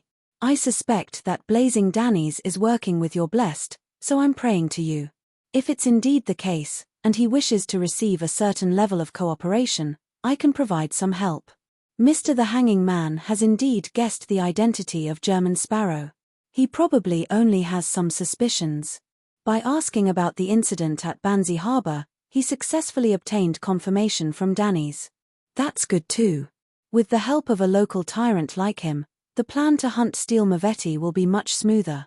Unless I can directly strike the fool, it's meaningless for the hanging man to scam his blessed. And from his performance and attitude, he doesn't have any suspicions about the fool. I didn't leave any loopholes." Klein's thoughts raced as he quickly made a decision. After the divination, he conjured world and made the fake person shrouded in fog. He made a praying posture and replied in a deep voice, "Honorable Mr. Fool, I happen to be in need of some cooperation." After completing this scene, he threw the information into the crimson star that symbolized the hanged man, along with the audio tape and images. Chapter 529. 5 in the afternoon, Olive Tree Avenue, Padham's Divination Hut. Alger Wilson pushed open the brown wooden door with a pane of glass and entered the mysticism-themed coffee shop. He ordered a cup of Fermo coffee from the Paz Valley on the southern continent's Star Highlands. He took out the tarot cards he had bought previously and placed them by the side. The topmost card was the Hanging Man. It depicted an angel hanging upside down with his hands tied behind his back. Unlike in the morning, he had changed his attire. He was wearing a classic dark-colored robe and a clergyman's bonnet. He looked like a wizard or magician who had walked out of folklore. Silently drawing a breath, Alger slowly savored his coffee. He wasn't anxious to see who he was waiting for. After about 5 or 6 minutes, the brown wooden door inlaid with thick glass opened again, and a young man wearing a black coat and a half-top hat walked in. This gentleman didn't look to be in his 30s. His face was thin and angular, and he exuded a mature and gloomy aura. He was none other than Klein, who had slightly adjusted his appearance and changed his persona. He wasn't wearing gold-rimmed glasses, but his vision wasn't affected. He casually swept his gaze and landed on Alger's dark blue sideburns. Klein's gaze moved down and saw the Hanging Man card placed at the top. Without needing a word, he walked over, took off his hat, and sat opposite Alger. He smiled sinisterly. And said, "I wish to divine." As he spoke, he had already taken in the appearance of the Tarot Club's doyen. He had deep facial features and a rough outline. He had an obvious weather-beaten complexion. It was obvious that he was good at fighting and was the type that often traveled the world. His skin was bronze, but it was different from the locals. He looked like a pure ruin who had been exposed to the elements all year round. However, his dark blue hair was rather special. He didn't belong to the ruin, but was closer to the colonized race of Desi Bay near the Berserk Sea. Mixed blood. Klein made a judgment inwardly. Alger looked at the man opposite him and slowly overlapped his image with the world. Then, he pushed out the tarot cards and said in a deep voice, "This requires you to shuffle and cut the deck yourself." Klein reached out and picked them up. He unfolded them and looked at them. Then, he put them together and shuffled them. He cut the cards in a row, drew out 3 cards, and arranged them in the past, present, and future array. Klein slowly leaned back, but his right hand flipped the tarot card in the middle. There was a naked woman wrapped in a purple scarf, surrounded by a green garland that looked like a door. This was the world card numbered 21. The 22nd returned to 0, symbolizing the fool. How should I interpret it? Klein asked deliberately. Although the Hanging Man hadn't explicitly mentioned that world was the fool's blessed, Klein believed that there was no need for him to take any chances in this regard. Being frank about it was better for him to establish his image. If the other party hadn't guessed it, it would be a sign of sincerity and confidence. If Alger already knew of it, it would make world appear calm, as though everything was under his control. He knows that I know of it. Before I raised the topic above the grey fog, he already believed that I could guess it. Impressive. Alger's heart skipped a beat as he replied unhurriedly, inversion means that the matter will fail due to insufficient preparations. Then what kind of preparations do I need to make? Klein nodded thoughtfully and asked. Alger retrieved all the tarot cards except for World and skillfully shuffled and cut the deck. Alger took back all the tarot cards outside of the World and skillfully shuffled and cut the cards. Then, he flipped over the topmost card. Alger's voice remained deep. You need advice, the help of faith and religion to avoid walking down the wrong path. Without waiting for Klein to speak, he flipped over the second card according to the order. On it was the moon that overlooked the land. You will be confused, you will be sleepy, and you will wander in a dream, but this is only temporary. Following that, Alger took out the third tarot card. It was a sun card. Everything will pass, and the light will eventually illuminate the land, he said like a charlatan. Following that, Alger took out the third tarot card. It was a sun card. Everything will pass, and the light will eventually illuminate the land, he said like a charlatan. Church, dream, sun? A smile suffused Alger's face as he nodded gently. That's right. In the tarot divination, he had hidden hints of a follow-up plan. In fact, since he hadn't entered the game and wasn't being paid any attention to, there was no need for him to be so tactful. He could have directly explained the details, but Alger felt that he should test the blessed world to see if he had enough brains and not rely more on brute force. If both parties were on the same level of intelligence, Alger believed that they could cooperate more in the future. There was no need for smart people to talk too much. On the contrary, he would try his best not to involve the world too deeply in his matters. He would only ask for his help when he needed a fighter, unless Mr. Fool had other orders. Now, the world's answer and previous performance made him confirm that he was shrewd, tough, and experienced. I'm a tarot card expert. In this aspect, Mr. the Hanging Man, you are just a beginner. Klein snickered inwardly and belittled him inwardly. The hidden content of the Hanging Man's interpretation was very simple. The Pope card meant that he wanted to inform the Church of the Storm about blazing Dannies and steel Mavetti. He wanted to use the power of the mandated punishers to divide the enemy and reap the benefits. This was Klein's usual method, so it wasn't difficult for him to understand it. The moon and sun cards that followed were warnings from the Hanging Man. Since the mandated punishers had been introduced, they had to be prepared. And according to Alger's experience, when dealing with such problems, his colleagues in Bayam would definitely use a sealed artifact that could force many people within range into a dream. And Steel Mavetti's characteristics determined that there would definitely be an item that could counter the sun domain. I can restrain dreams, so I'm not afraid of the sun. Klein reached out and turned the reversed world card in front of him half a circle, turning it into a proper position. It meant that this plan was feasible and that he would be prepared. Alger looked up and took a deep breath. The owner of this place is good at aromatherapy. He can use different essential oils, extract, incense, and flower essences to treat the corresponding emotional problems and calm the uneasy mind. Do you want to give it a try? Use the contact point at Amiri's Avenue? Klein replied with a smile. All right. The two of them looked at each other without moving. They didn't mention aromatherapy again. Everything was understood without words. Klein didn't stay any longer. He took out his pocket watch and opened it to take a look before slowly standing up. Alger wiped away his smile, pressed his hand to his chest, and bowed slightly. Let us praise the gods. All divination results come from the revelations provided by him. Yo, you even know how to express your loyalty. Klein held back his laughter and imitated the Hanging Man Alger as he solemnly replied. Let us praise the gods. He took 2 steps out and suddenly stopped. He turned back to look at Alger and chuckled as he put on his hat. Frankly speaking, you aren't suited for such an outfit. Alger couldn't keep up with Mr. World's train of thought. After Klein pulled open the door and walked out of the themed cafe, Alger retracted his gaze and looked at the mirror in the corner. He seriously examined his current attire. He originally didn't think there was anything wrong with it, but after being mentioned by World, he found it more and more incongruous. He finally understood why Klein had said that. A fellow who looked boorish and weathered, as though he could summon 100 sailors to gang up on him at any time or take out an axe to chop down a swath of people, really shouldn't be wearing such a mysterious classical mage robe.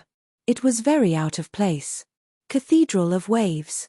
After changing back into his original clothes, Alger followed the praying believers and kept a low profile as he entered the hall. He used the opportunity of confession to meet the diocesan bishop, Chogo, through the priest in charge.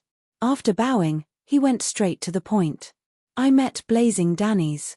He claimed that Vice Admiral Iceberg's key had nothing to do with Death's treasure and was even willing to sell it. He entrusted me to keep an eye on Steele Mavetti's whereabouts. He seems to have been injured by this Admiral of Blood's second mate, and is in a rush to escape his pursuit. Your Excellency, I wish to leak this news so that Steele Mavetti and his subordinates can successfully block Blazing Danny's. We can then take this opportunity to capture or kill all of them on the spot. This can effectively combat the arrogance of the pirates. Chogo showed an expression of admiration. Very good. Your ability to handle matters is much better than I expected. Alger replied with a sincere expression, this is all because of the Lord's guidance and thanks to your teachings. In the evening, I'll find a suitable target to leak the news. If I come to pray again, it means that Steele Mavetti isn't taking any action for the time being. If I don't appear again, it means that he or his subordinates have already taken control of me to prevent the news from leaking. This means that they will fall into the trap. After explaining the specific location and other matters, Alger returned to the confession room and left normally. 7:15 p.m., Amiri's Leaf Bar. Alger, who was wearing wide-legged pants and had his dark blue hair wrapped in a scarf, held a glass of Lantiproof and stood next to the boxing ring. He looked at the two bruised contestants with a mocking expression. Soon, he noticed that his target had entered and was heading straight for the bar counter. After waiting for a while, Alger sat beside the thin, swarthy man and chuckled. I heard that Steele came to buy 'em. The man turned his head warily and replied with a fake smile, why didn't I know? Is that so? Looks like Raging Flames lied to me. Alger slapped the bar and drank a mouthful of wine.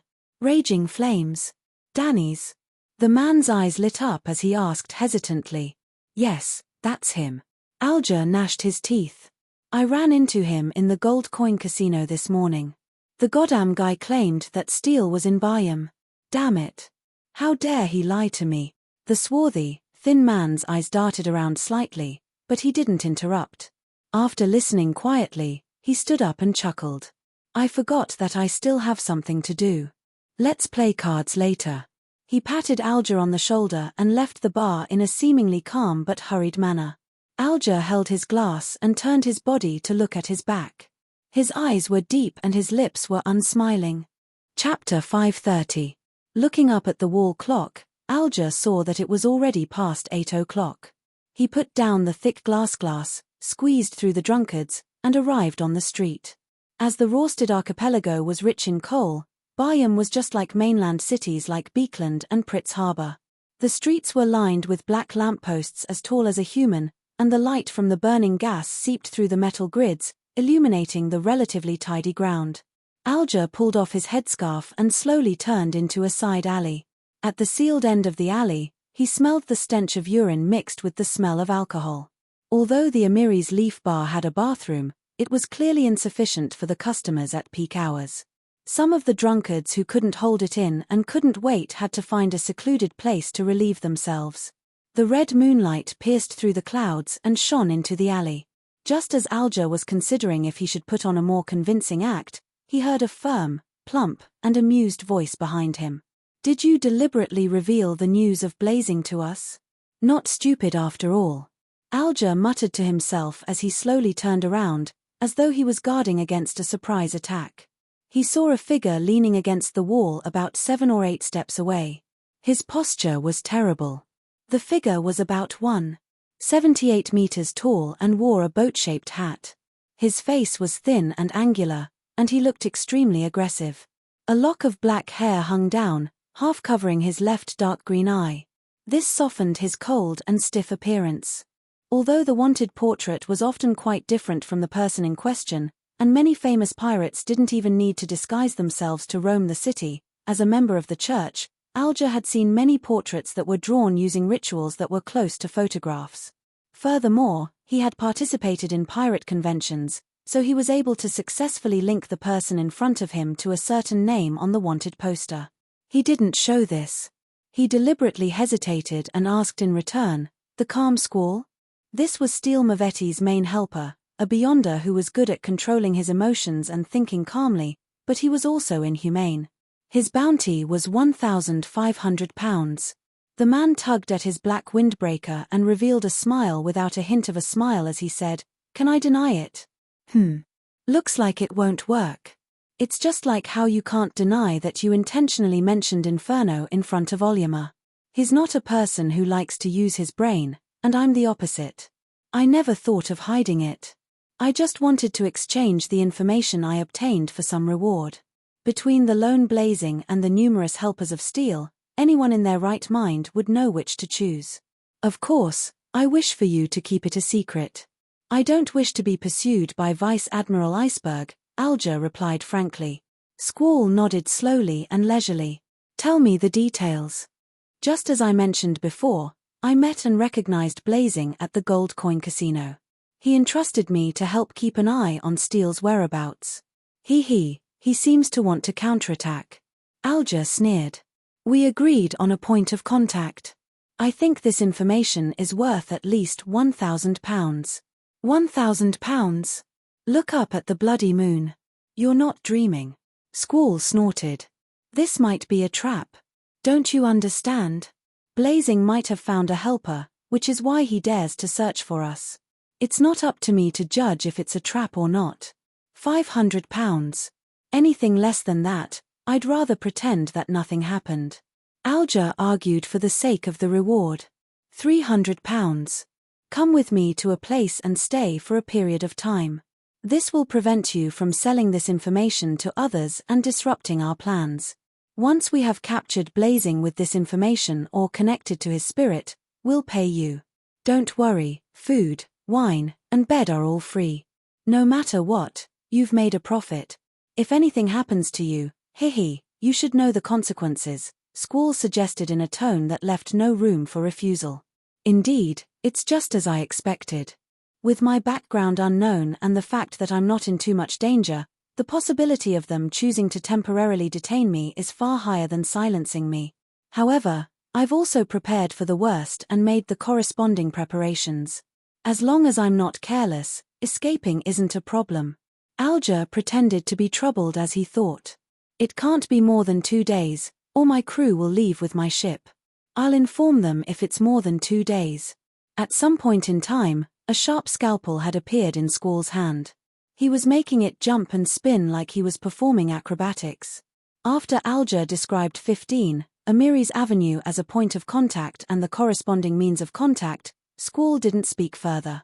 He turned around and led the way, leading Alger through a series of twists and turns. They arrived at an unknown street and entered an unremarkable house. Long time no see, blue-haired ghost ship captain. The person who opened the door was an elder with more white hair than black. He was dressed like a local and wore loose baggy pants. Old Quinn, you're really Admiral of Blood's intelligence officer? Alger feigned surprise as he asked. Old Quinn snickered. There are always truths and falsehoods in rumors. What you think is false might be true. He didn't turn on the gas wall lamp. He held a silver candlestick in his hand as he led Alger and Squall through the dark hall and into a spacious, windowless basement. Stay here for a while. My friends and I will be in charge of watching over you and providing you with food and alcohol, Old Quinn said with a smile. Old Quinn smiled and said, in order to show our sincerity, we will not disarm you. All right. Alger took the initiative to walk to the low-legged bed in the basement. Old Quinn then closed the heavy stone door and locked the basement. Squall didn't stay there for long. He hurriedly left and repeatedly confirmed that he wasn't being followed. After changing to a rental carriage, he arrived at the ruined district in Bayam, which was also where the upper class lived. After entering the garden bungalow, Squall saw Mavetti sitting on the sofa in the living room, waiting for him. His other accomplices were either lying down, standing, or sitting, forming a semicircle. The puppets and zombies were acting as sentries around them. Steel had thick lips and dark skin. His hair was curled up like steel balls commonly seen in factories. Is the information reliable? The muscles on his arms trembled with great strength, but his entire body gave off the illusion that he was cold and sinister. Squall nodded and said, "A pirate captain who serves money. I've already detained him at Old Quinn's place. If there's really a problem, he definitely won't be able to leave alive. I believe he understands this very well." At this point, Squall revealed a cold smile. "However, we still have to be wary of any accidents. This might be a trap set up by Blazing. What solutions do you have?" Mavetti asked directly. His gaze first landed on a pirate lying on a sofa. He was wearing a coffee-colored local short robe, and his fingers were twirling a yellow-brown straw hat with a dent in the middle. This was Mavetti's deputy in this operation. He had lost his ship's sixth captain in a battle with Vice Admiral Twilight, Blood Brambles Hendry. His bounty was £3,800. Clearly, Squall already has a solution. Hendry used the straw hat to cover his slightly pale face. Squall chuckled. Didn't that adventurer, John Smith, send Modo to hide his identity and join us? We'll accidentally leak this news to him and make him think that we're still waiting for reinforcements, and that we can only take action the day after tomorrow or the day after that. That bunch of greedy adventurers definitely won't let Blazing off. They'll definitely strike first. When the time comes, we'll find a place to watch. If there's really an accident, we'll let them bear the brunt of it. If everything goes smoothly, we'll eat them up as well. All right. Mavetti's eyes moved slightly, emitting a strong bloodlust. In the wee hours of the morning, everything was ready.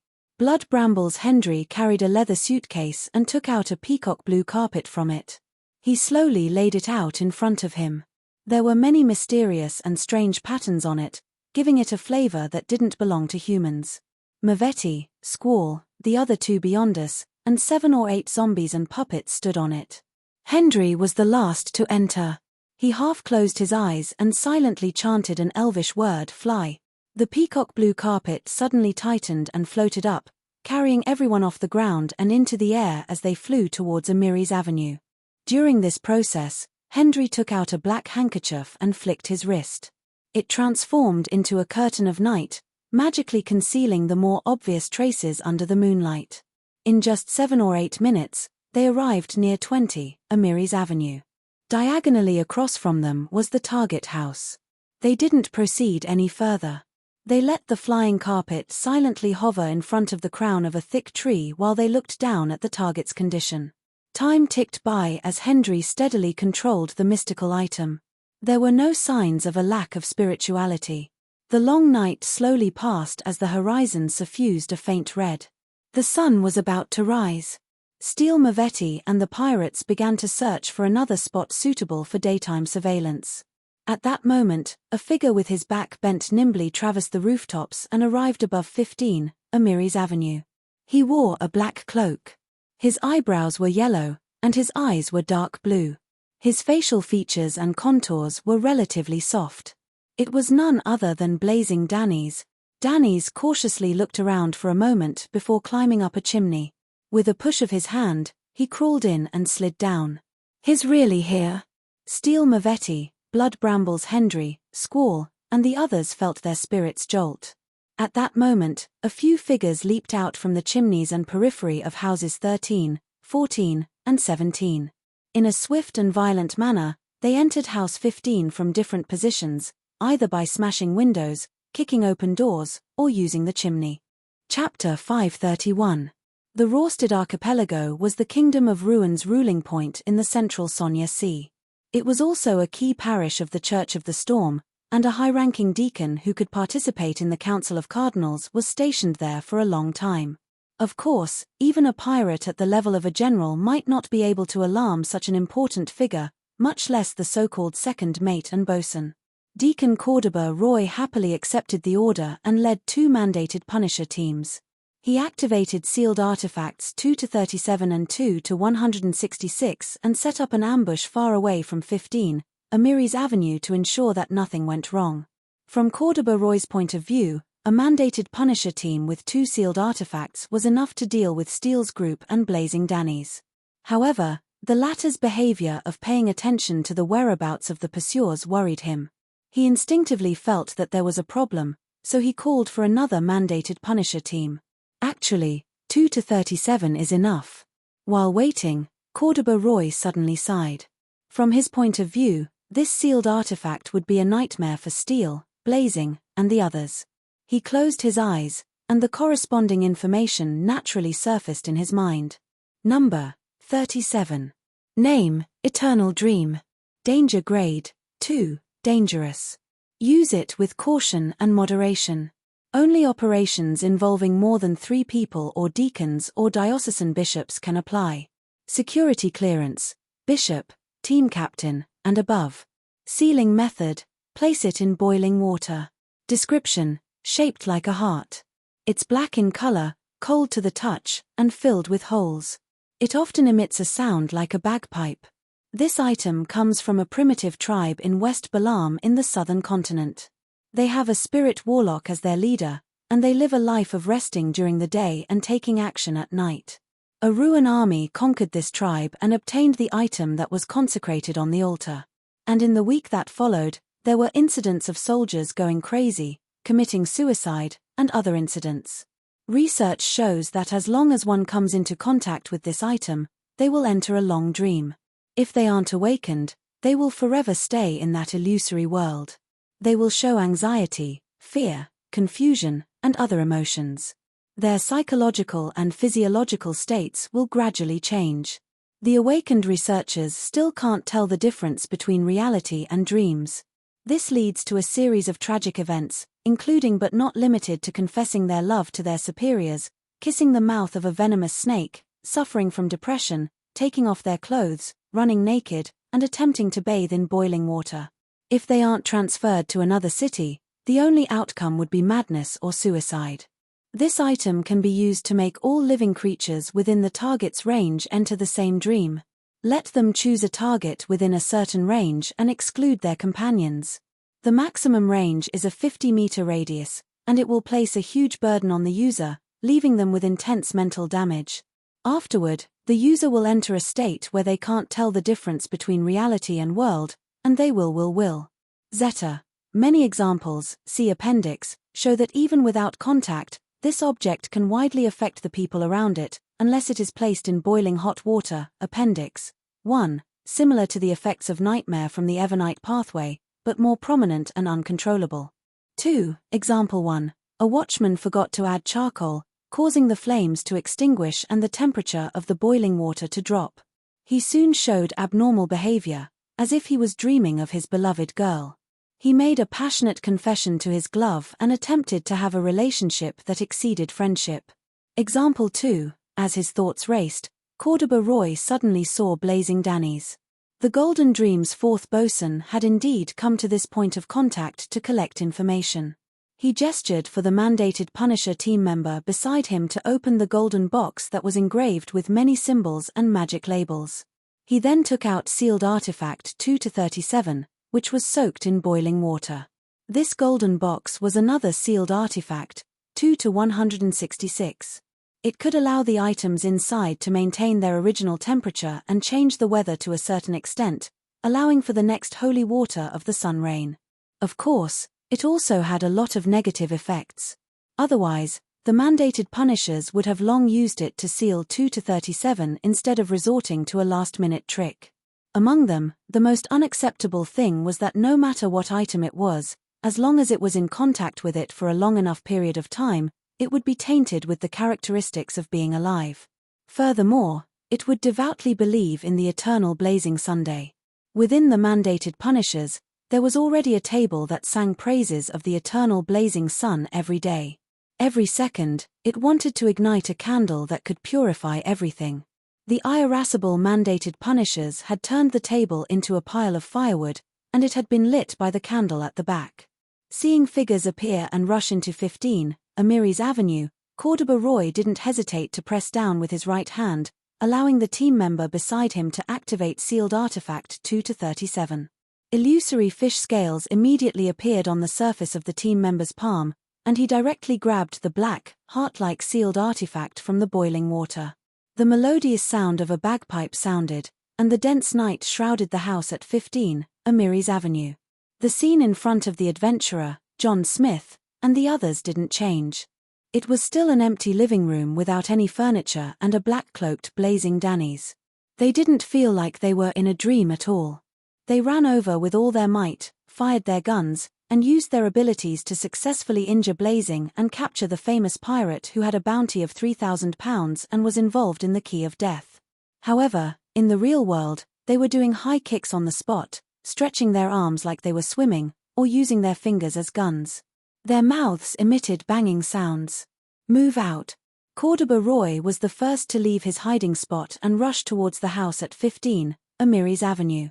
The rest of the mandated punishers split into two groups and surrounded the house from different positions.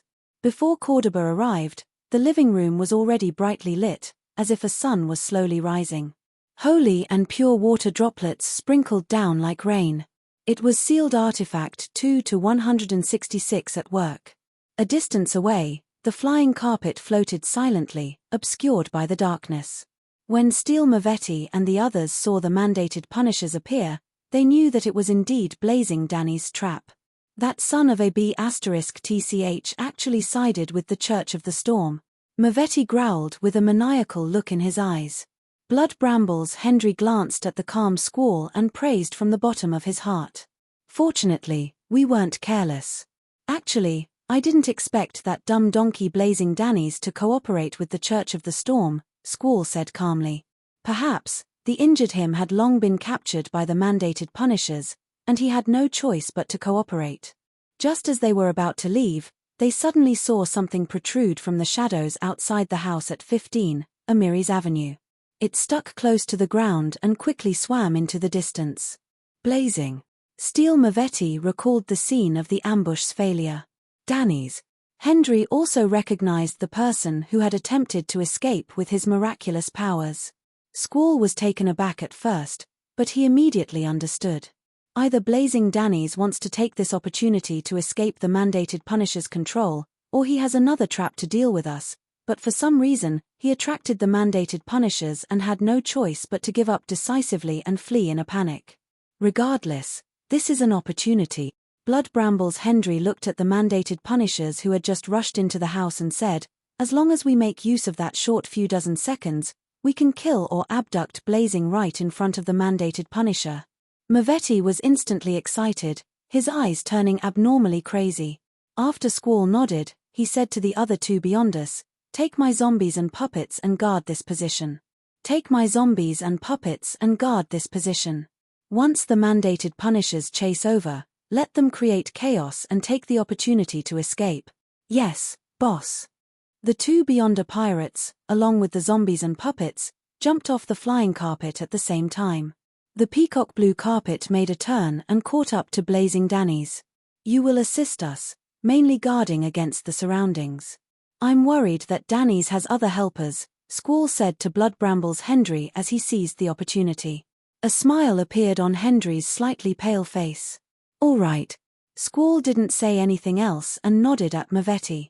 With the advantage of being higher up, Mavetti was able to distinguish the extra shadows that had almost no abnormalities and determine the direction in which the target was moving.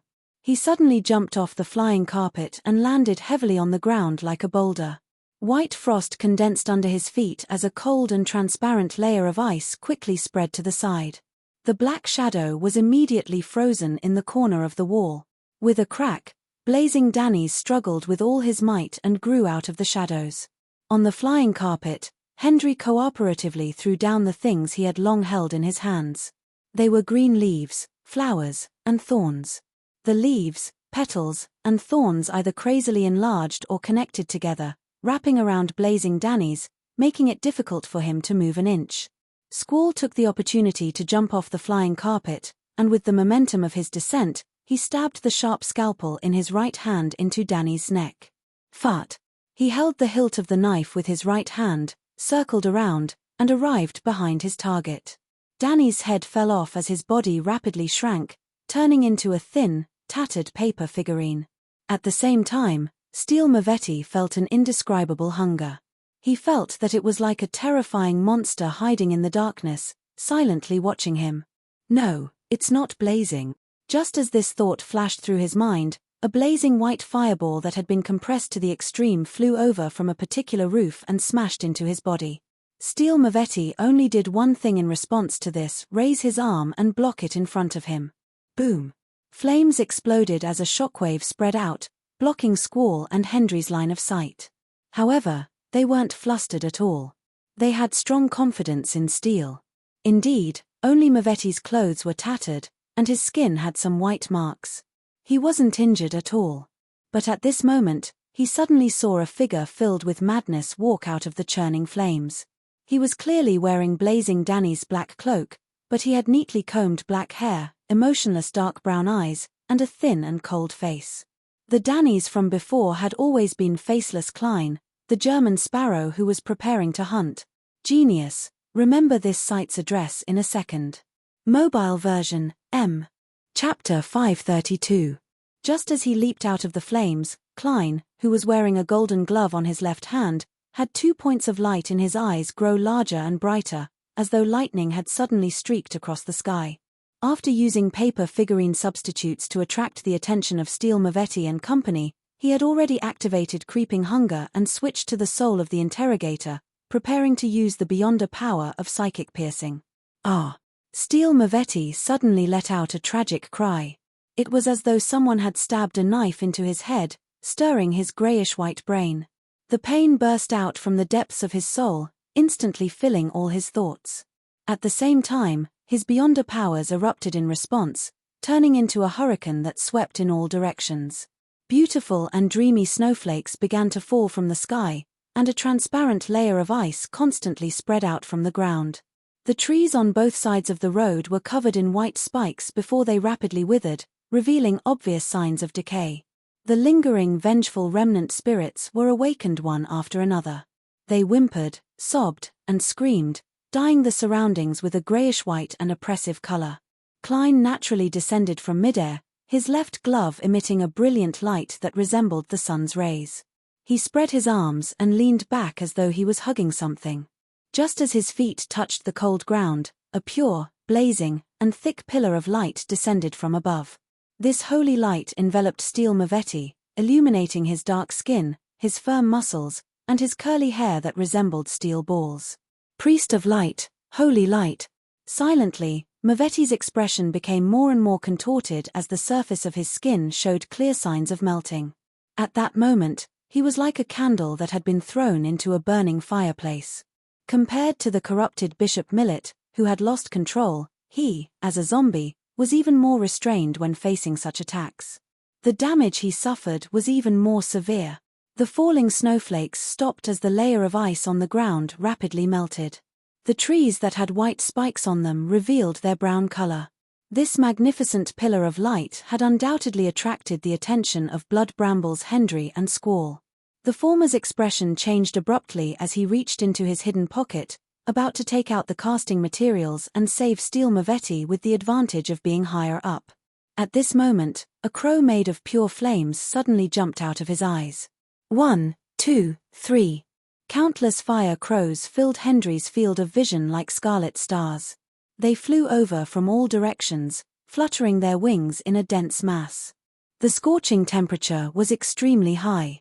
Hendry's heart skipped a beat, and his eyes almost froze. He immediately changed the direction of his palm and grabbed another material. Shua. He sprinkled a cluster of fine, light blue powder above him as he chanted in ancient Hermes, "I'm going to kill you." Ocean waves. The powder instantly expanded and turned into deep blue waves that swept out in all directions. They collided with the fire crows and produced sizzling sounds, creating a large amount of white fog. The fiery waves from the previous explosion had subsided a little. Through the remnant scarlet, Squall saw Steel Mavetti, whose skin was melting like wax as his flesh and blood disintegrated inch by inch. He also saw the unfamiliar man in a black cloak who was facing him from the side. He didn't panic. Like a cold-blooded venomous snake that had lost its emotions, he calmly raised his arms and suddenly pressed down with his palms. In an instant, he saw the thin and cold-looking young man's body turn heavy and slow, as though his wings for flight had been snapped. As for Steel Mavetti, he began to struggle and roll to the side in a bid to avoid the second round of Light of Holiness. Right on the heels of that, Squall realized that the man had lost his weight and thickness, once again turning into a thin paper figurine. He was pressed to the ground by an invisible force and immersed in the mud after the snow melted. Klein protruded from another spot as he rubbed his right thumb and middle finger together. As he charged forward, he snapped his fingers 3 times. Pa, pa, pa. The dark golden brooch in the shape of a sunbird flashed continuously, augmenting the air bullets with purifying powers. Bang, bang, bang. The 3 bullets were closely connected and extremely fast. One after another, they hit Steel Mavetti, who was still rather slow. They hit his right chest, penetrating his half-melted skin and flesh, creating an exaggerated and hideous wound as golden flames spread in all directions. Whoosh, whoosh. Squall threw scalpels one after another, but they were all dodged by Klein's dexterous acrobatic maneuvers. At this moment, Steel Mavetti had already recovered. With a push of his palm, he stood up again and charged at his enemy. He wanted to display his best melee combat abilities and his body's uniqueness, which made him unafraid of being hit. A layer of ice formed beneath his feet again, and his fists were already suffused with the smell of decay. Then, he saw 2 bolts of lightning shoot out from Klein's dark brown eyes like bullets, shining into his pupils. Steel Mavetti subconsciously raised his head and clenched his teeth. Blood seeped out of his nostrils, mouth, and ears, mixed with the melted skin from before. At the same time that Klein shot out the air bullets, he had already grazed his soul. It was still the interrogator, and it was still psychic piercing. Against a Beyonder with a body as hard as steel like a zombie, damage at the spirit body level was more effective. The continuous blows made Steel Mavetti's body temporarily stiffen, and at the same time, he lost the shackles of reason. Black, hard hair grew on his face, and his teeth and nails constantly grew longer. His skin squirmed in an attempt to reform, fading from black to pale white. He was like a real, crazy zombie that thirsted for blood. Taking this opportunity, Klein had already closed in. He crouched down and brushed past Steel Mavetti's right shoulder. In passing, he stuffed an item in his palm into the hideous wound he had created and into his opponent's body. It was a glass bottle with a few ordinary brass bullets tied to it. Inside it was a large amount of sun-holy water that Klein had prepared ahead of time. Fart. Without stopping, Klein caused Squall's attempt to control him to fail once again. With a spin of his heel, he spun behind Steel Mavetti, their backs facing each other. Pa. He raised his right hand and snapped his fingers before Steel Mavetti could take out the glass bottle. Bang. A light explosion sounded as scarlet flames leaped, shattering the already fragile glass bottle. Large amounts of holy sun water immediately poured into Steel Mavetti's body. This famous pirate with a bounty of £6,000 froze on the spot as he let out a painful groan. He plopped to the ground as black-green gas constantly spread out from his body before disappearing into the air. Upon seeing this scene, Squall's eyes darkened. He immediately took out a black iron-colored charm and chanted a word in ancient Hermes' screech. The talisman suddenly shattered and disappeared. The sacrifice was complete. An invisible sound wave spread out like a tsunami, drilling into the ears of everyone in the surroundings almost at the same time. Klein's mind buzzed as his nose felt a cold wind. Blood seeped out. On the flying carpet, Blood Brambles Hendry was in an even more tragic state. His face contorted as his body convulsed and collapsed. He couldn't even let out a scream. On the other hand, Blazing Danny's, who was on a distant roof, wasn't affected. He happily threw out a white fireball that had been repeatedly compressed. The fireball landed on the defenseless Hendry and exploded with a boom. Flesh and blood splattered outwards as his fingers, calves, and head were wrapped in flames as they fell to the ground. As a result, the flying carpet lost control and slowly sank. Squall took the opportunity to turn around and run without any hesitation. However, he was shocked to discover that the terrifying man who had nearly finished off Steel Mavetti in 10 seconds didn't hesitate at all. He had turned around and chased after him. How can this be? This is the screech charm created by the Admiral. Squall didn't have the time to consider the reason as he ran with all his might towards another street. At that moment, his head was suddenly struck heavily by a person. The tearing pain made him spasm all over. The lightning in Klein's eyes receded as he raised his right hand and snapped his fingers again. Bang! An air bullet traversed a distance of about 10 meters and accurately drilled into the back of Squall's head. Squall didn't have the inhuman endurance of steel. His vision immediately turned black as he slowly collapsed. Klein took a few steps forward and reached out his left palm, allowing the joyful creeping hunger to enjoy its feast. I've heard the true creator's voice, and I've withstood Mr. Dawes' cries for help. In this aspect, my resistance to such things is very strong. Even a wraith's scream can be quickly recovered, much less a charm. Klein silently muttered to himself as he watched Squall's body turn into flesh and blood before being thrown into Creeping Hunger's gaping mouth. A few seconds later, Creeping Hunger stopped in satisfaction. Klein quickly returned to Steel Mavetti's side. This zombie had been purified. Although his head wasn't smashed, he had lost his life. Klein took a few steps forward and picked up the peacock blue carpet that had fallen to the ground. He wrapped it around Steel Mavetti's body and lifted him up. Looking back at the chaotic 15, Amiri's Avenue, listening to the zombies and puppets losing control, and sensing that the mandated punishers were approaching, Klein tugged at his cloak's hood and bowed slightly in that direction. Pa! With a rub of his fingers, Klein ignited the surrounding paper fragments, producing a scarlet column of flames. Under the illumination of the flames, his body turned incorporeal, turning into a shadow along with the items as he vanished from the spot. As for the beyonder characteristics of Squall and Hendry that were slowly seeping out and condensing, he didn't look at them, nor did he care about them. Greed would cause people to fall into unnecessary danger. His current harvest was already sufficient. After leaving behind a number of mandated punishers to deal with the zombies and puppets that had gone out of control, the pirates that had been injured by their companions, and the beyonder adventurers that had been captured, Cordoba Roy led the rest and rushed over. However, all he could see were corpses scattered all over the ground, scattered scalpels, and withered trees. He could distinguish the slowly receding aura of the sun and the evil that came from deep within the flesh and blood. Chapter 533. It was early in the morning, and the sky was slightly bright. The alley was mostly quiet and motionless. With the help of Danny's cloak, Klein fused into the shadows and quickly traversed through them. He found his surroundings grayish-black and transparent. Reality was blurry, and all the sounds seemed to come from the depths of the cosmos, empty and distant.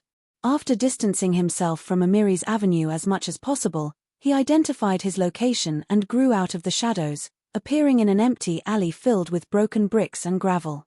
With a shake of his hands, Klein threw Steel Mavetti, who was wrapped in the peacock blue flying carpet, in front of him, hoping to complete the grazing before his spirit body began to dissipate. He threw away the flying carpet and took a step forward. He extended his left palm, spread his fingers slightly, and looked down at the corpse that still had some warmth left in it. Creeping Hunger revealed its original appearance. It was thin as though it was made of human skin. 2 eyes cracked open on its palm. Its pupils were bright red, as though they were dyed with blood. Whoosh! A bone-chilling breeze suddenly blew in the alley. It swirled around Steel Mavetti's corpse, twisting into a nearly transparent human figure. One could vaguely see thick lips and curly hair that resembled steel balls. Mavetti's spirit body wore an abnormally pained expression as it tried its best to resist the attraction of Creeping Hunger. As for the grayish-white and black-green light, it was like a surging galaxy as it rapidly flew out of its body of flesh and blood, fusing into the transparent figure. No. Mavetti let out a silent scream. It was too late for him to beg for mercy. All he could do was crawl into the human-skinned glove in despair, and he was fixed to the empty finger. He also released his beyonder characteristic, causing it to have a certain connection with the environment. This connection determined what powers Steel Mavetti could use when grazing his soul. Perhaps 1, 2, but no more than 3. Before the exact content was fixed, it wasn't under Klein's control. It was purely random. Creeping hunger quickly covered the paleness, and finally, it returned to its previous disguise, an ordinary black glove. Klein closed his eyes and sensed it for a few seconds. He let out a sigh of relief. This time, his luck wasn't too bad, but it wasn't too good either. He had successfully obtained 3 beyonder powers of Steel Mavetti, but none of them were what he wanted the most: a body of steel that didn't fear gunshots, fire, or bombs. The first is the power of a zombie, which allows me to make violent attacks, making up for the shortcomings of my previous agility-based combat style. The second is my mastery of ice. Although I can't condense an ice spear like the Demonis pathway, creating a blizzard, or make the most direct attack, I can freeze the surrounding ground and lower the temperature of the air, effectively affecting the opponent's movements. If there's physical contact, I can even freeze the enemy and stiffen his flesh and blood, perfectly matching my combat abilities. The third is zombie controlling. I won't have to worry about not having enough people in the future to form a card game. After some thought, Klein bent down to check Steel Mavetti's belongings. He quickly found £26, 11 solely, and 8 pence in cash, as well as a bunch of seemingly normal but strange items, such as candles, clamps, a spiked whip, etc. Considering that Steel Mavetti was likely a member of the Rose School, and that he belonged to the line of indulging his desires, Klein vaguely understood something. He spat and put away the cash. A werewolf has super self-healing abilities, and a zombie has a body of steel. There's really no need to bring any healing medicine or items. It's just as Danny's judgment. Mavetti doesn't have any mystical items. That's right. There are very few mystical items, and many of them have obvious flaws and negative effects. Not everyone wants them or can have them. Previously, the combination of wraith, zombie, and werewolf only had 2 mystical items: Scarlet Lunar Corona and Biological Poison Bottle. Klein nodded and took out a folded piece of paper from his pocket. He unfolded the yellowed piece of paper and placed it on Steel Mavetti's body, covering his face. It was a bounty notice with Mavetti's portrait and the corresponding bounty amount printed on it. £6,000. Klein straightened his body, took a step back, stepped on the peacock blue flying carpet, and pulled out a paper figurine. Pa. With a flick of his forearm and a flick of his wrist, he threw the paper figurine out. It turned into sparks that scattered everywhere. Right on the heels of that, he turned into a shadow and disappeared from the alley with the item. After 2 to 3 minutes, Cordoba Roy rushed over with a number of mandated punishers, just in time to see a cold breeze blow away the bounty notice, revealing Steel Mavetti's disintegrated flesh and eyes wide open. Whoosh! The bounty notice fell to the side, still facing up. Having lost track of their target, Cordoba and company brought Steele's corpse back to the area where the battle had taken place in silence. Looking at the team members who were inspecting the scene, the deacon, Cordoba restrained his emotions and asked in a deep voice, "A believer of the sun?" This was the most important question for him and the diocese. The mandated Punisher team member who was in charge of searching for clues and using supernatural means to restore the truth wasn't a beyonder of the storm pathway, but a reader's corresponding sequence 7 knowledge keeper, also known as a detective. He wasn't in a hurry to answer as he walked over and crouched down to examine Mavetti's corpse.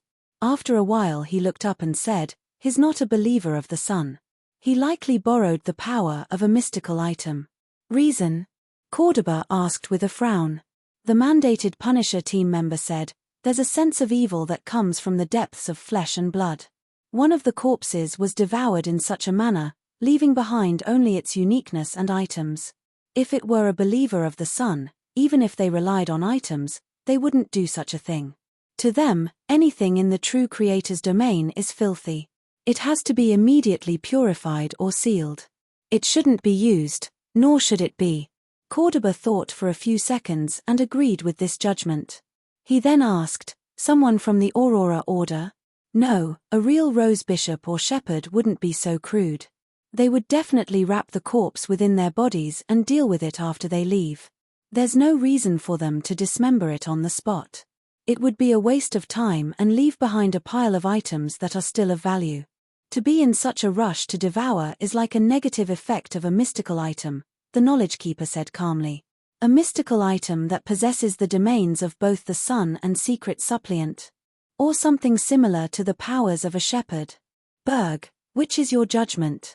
As a deacon, Cordoba had the authority to understand the shepherds and their special powers. As for the knowledge keeper, it was based on his position in the team. The other mandated punishers didn't understand what they were talking about. Knowledge keeper Berg stood up. It's possible. Any suspects? Cordoba asked in a deep voice. Berg shook his head. There's no target for now. But there's one thing that can be confirmed. The Blood Brambles was killed by Blazing Danny's. The other person is his helper, a rather terrifying powerhouse. He's in no way weaker than the pirate admirals. A terrifying powerhouse. Cordoba muttered with a heavy expression before his eyes lit up. Could it be Edwina? She can simulate some of the beyonder powers she has seen. Knowledge keeper Berg pondered for a moment and said, we can't rule out that possibility. However, according to the intelligence, she was near Sonia Island a few days ago. Unless she can simulate the corresponding powers and use the spirit world to travel over. Cordoba paced back and forth a few times, then looked around. Deal with the scene. Don't alarm the nearby residents. I'll submit the mission report. I hope to receive more and more effective intelligence. This involved a powerhouse whose combat strength was at least equivalent to a Sequence 5. All he could do was restrain his irascible emotions and make the most rational decision. In Old Quinn's house, in the basement sealed by a heavy stone door. Sitting on a short bed, Alger, who was quietly looking at the candlelight on the table, suddenly saw his vision blur. He saw grey fog, as well as the fool, who was sitting on a high-back chair deep in the fog, looking down at everything. A blurry figure stood beneath him with his hands clasped together in front of his face. He said in a sincere tone, Honourable Mr. Fool, the matter has been successfully concluded. The matter has been successfully concluded. That's Steele Mavetti and a few other beyond us.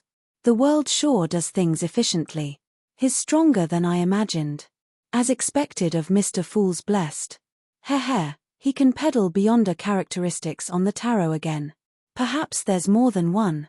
How did he bypass the influence of sealed artifact 2-37? The uniqueness of a blessed. A thought flashed through Alger's mind as he instinctively thanked Mr. Fool. Following that, he took out a small metal bottle and smeared the mint-flavored extract into his nose. A strong pungent smell drilled into his head, and Alger instantly became abnormally clear-headed. At some point in time, he had a white gauze mask in his hand and had poured moon essence oil onto it. After methodically putting on the mask, Alger stood up and slowly walked to the heavy stone door. He calmly took out a sealed metal can from the inside of his clothes, twisted the mechanical switch, and pulled out a tube. Then, he stuffed the tube into the gap of the stone door and extended it out. Without a sound, the gas in the metal can quickly spread out. This was the sanguine anesthetic gas provided by the Moon Emlyn. It could knock out strong ordinary people, Sequence 9 beyonders who were known for their bodies, and targets of higher sequences whose physiques weren't good enough. Even if Old Quinn could hold on, he would still be clearly affected. As for his helpers and friends, Alger leaned against the stone door and waited patiently. When nearly a third of the gas in the can was released, he retracted the tube and closed the switch. He turned around, listened to the commotion outside, and received a satisfactory answer. Alger revealed a smile as he quickly converged his aura and suppressed it. Suddenly, all his muscles swelled up as he threw a punch forward. Furious strike. Bang! The heavy stone door's lock shattered, and the door itself opened. Alger retracted his fist and walked out. There were sleepers outside. P.S. Creeping hunger has two modes, grazing and devouring. The former targets spirits and beyonder characteristics, while the latter targets spirits and flesh and blood. Chapter 534. 48, Sour Lemon Street, outside the Wind of Azure Inn. Blazing Danny's, who was wearing a thick jacket and wide-legged pants, took a detour back and stuck to the corner of the wall. He didn't move for a long time, hesitating if he should take the opportunity to escape so that he wouldn't have to face the terrifying lunatic, German Sparrow. Unlike the battle at Banzi Harbor, he was hiding on a rooftop far away, allowing him to see the entire battle zone. Therefore, while assisting German Sparrow and fighting Blood Brambles Hendry, he finally saw the crazy adventurer's battle process and grasped the beyonder powers and uniqueness that he displayed. Paper figurine substitutes, flaming flash, psyche blast, the holy light of the sun domain, the rubbing of his fingers to shoot out air bullets, the ability to completely disguise himself as another person, as well as the mystical glove that changed its appearance several times and devoured Squall. The number exceeds my imagination. Furthermore, a few of them are incompatible. This isn't something that can be explained by simply adding one or two mystical items to a sequence. Also, the hunger that comes from the depths of the soul indicates something. Vice Admiral Hurricane's glove, creeping hunger. Captain specially reminded us that the glove can graze the souls of many beyond us, allowing us to use their powers. Danny's thoughts and final judgment flowed through his mind. German Sparrow is the current owner of Creeping Hunger. He didn't look down on him just because he relied on a powerful mystical item to appear so terrifying. Instead, he felt even more reverent. Firstly, the extent to which a mystical item could be used depended on one's own standards. If German Sparrow didn't have a certain level of strength and rich combat experience in the Beyonder domain, he wouldn't have been able to finish off Steel Mavetti and the Calm Squall in 10 seconds, even with Creeping Hunger. Secondly, his captain, Vice Admiral Iceberg Edwina Edwards, had learned from secret channels that Vice Admiral Hurricane hadn't died at the hands of the Church of the Storm.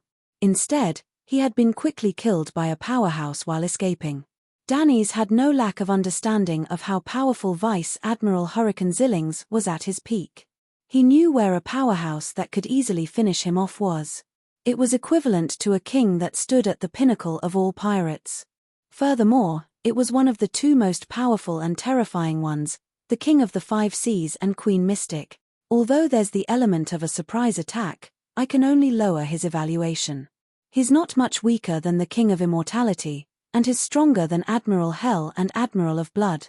Creeping Hunger now belongs to German Sparrow, which means that either he's the powerhouse who killed Chilangos, or he has an important figure at the level of one of the four kings standing behind him. Regardless of which possibility it is, it's more terrifying than what I originally imagined. Danny's body tensed up. He really didn't wish to face the adventurer who had crazy blood coursing through his veins. Phew. He exhaled and felt that he had been hesitating for too long. He needed to make a decision as soon as possible. German Sparrow knows divination, and is rather confident in his abilities.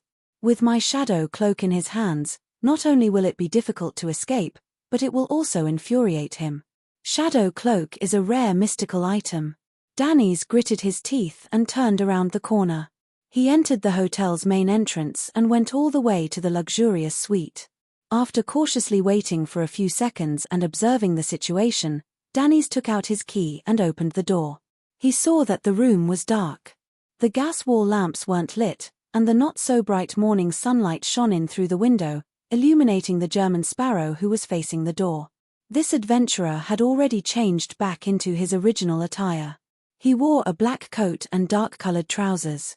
He held a half-top hat in his hand as he raised his right foot and placed it on his left thigh. He leaned back slightly. His face was dark and blurry because his back was to the window. Only his dark brown eyes were abnormally clear as he calmly stared at the door. Danny's subconsciously lowered his head and laughed dryly. According to your instructions, I circled to a few newspaper offices and wrote the news of Blazing killing Steel Mavetti, Blood Brambles Hendry, and Squall on a piece of paper before throwing it in. Of course, in this piece of news, I have a powerful helper. He is mysterious and unknown. He is a top-notch adventurer and an experienced bounty hunter. Klein nodded slightly and smiled politely. Very good. Danny's heaved a sigh of relief. He looked around and saw the peacock blue flying carpet. He was stunned for a few seconds before he asked in confusion, "What about Steele and Huntley's heads?" Klein said calmly, "That's right. I didn't take them." "You didn't take them?" Danny's blurted out in astonishment. "Then what about our bounty?" As long as he had the heads of steel and blood brambles, he could obtain the corresponding bounty through people with connections and background. Although he would lose 15 to 30% of the money, as a pirate, he couldn't claim the bounty himself. He could only use such a method. The military and the church used bounties to encourage pirates to kill each other, but that didn't mean that they would let go of a gift that was delivered to their doorstep. To Danny's surprise, the German sparrow, who was crazily thirsty for money, didn't take the heads of steel and blood brambles. It was equivalent to him giving up on the bounty. Klein didn't answer him as he pointed at the flying carpet on the ground. You are a collaborator. You have two choices. One is £3,000 in cash. The second is this flying carpet. I'll give you 5 seconds to consider. Exceeding that time will be considered as giving up £3,000 in cash or a flying carpet. This flying carpet seems to only have the ability to hover and fly. Furthermore, it's not that fast, so it's not that useful. That's not right. At sea, such items are very precious to beyond us other than the sailor pathway. At the very least, I don't have to worry about what happens if the ship sinks. Danny's was momentarily hesitant. Then, he heard German sparrow count. 3, 2. Danny's was alarmed as he hurriedly said, "Flying carpet. Flying carpet." Klein nodded. All right. Knowing that the other party was trustworthy, Danitz finally relaxed and grumbled in a half-mumbling, half-complaining tone. He grumbled, "Why didn't you count to 5 and 4? We agreed on 5 seconds. Klein replied without a change in expression. I counted to myself. I counted to myself. Danny's took a deep breath and revealed a twisted smile. Klein slowly stood up, flicked his wrist, and threw the top hat in his hand, letting it hang steadily on the rack before walking to his bedroom. Cathedral of Waves. Alger, who had entered in the name of a morning prayer, met the diocese bishop, Chogo, and recounted what had happened last night. The only thing that had been modified was that the sanguine anesthetic gas had been changed to the slumber charms of the Church of Evernight. Chogo nodded in appreciation. For the sake of your faith, you dared to venture deep into the enemy's lair and risk your life. Such behavior is worthy of praise. You are a true attendant of the storm. Last night, we captured 5 beyond us and killed 2 of them on the spot. Mavetti, Hendry, and Squall also died as a result. The heads of these 3 pirates will either never appear again, or they're in our hands.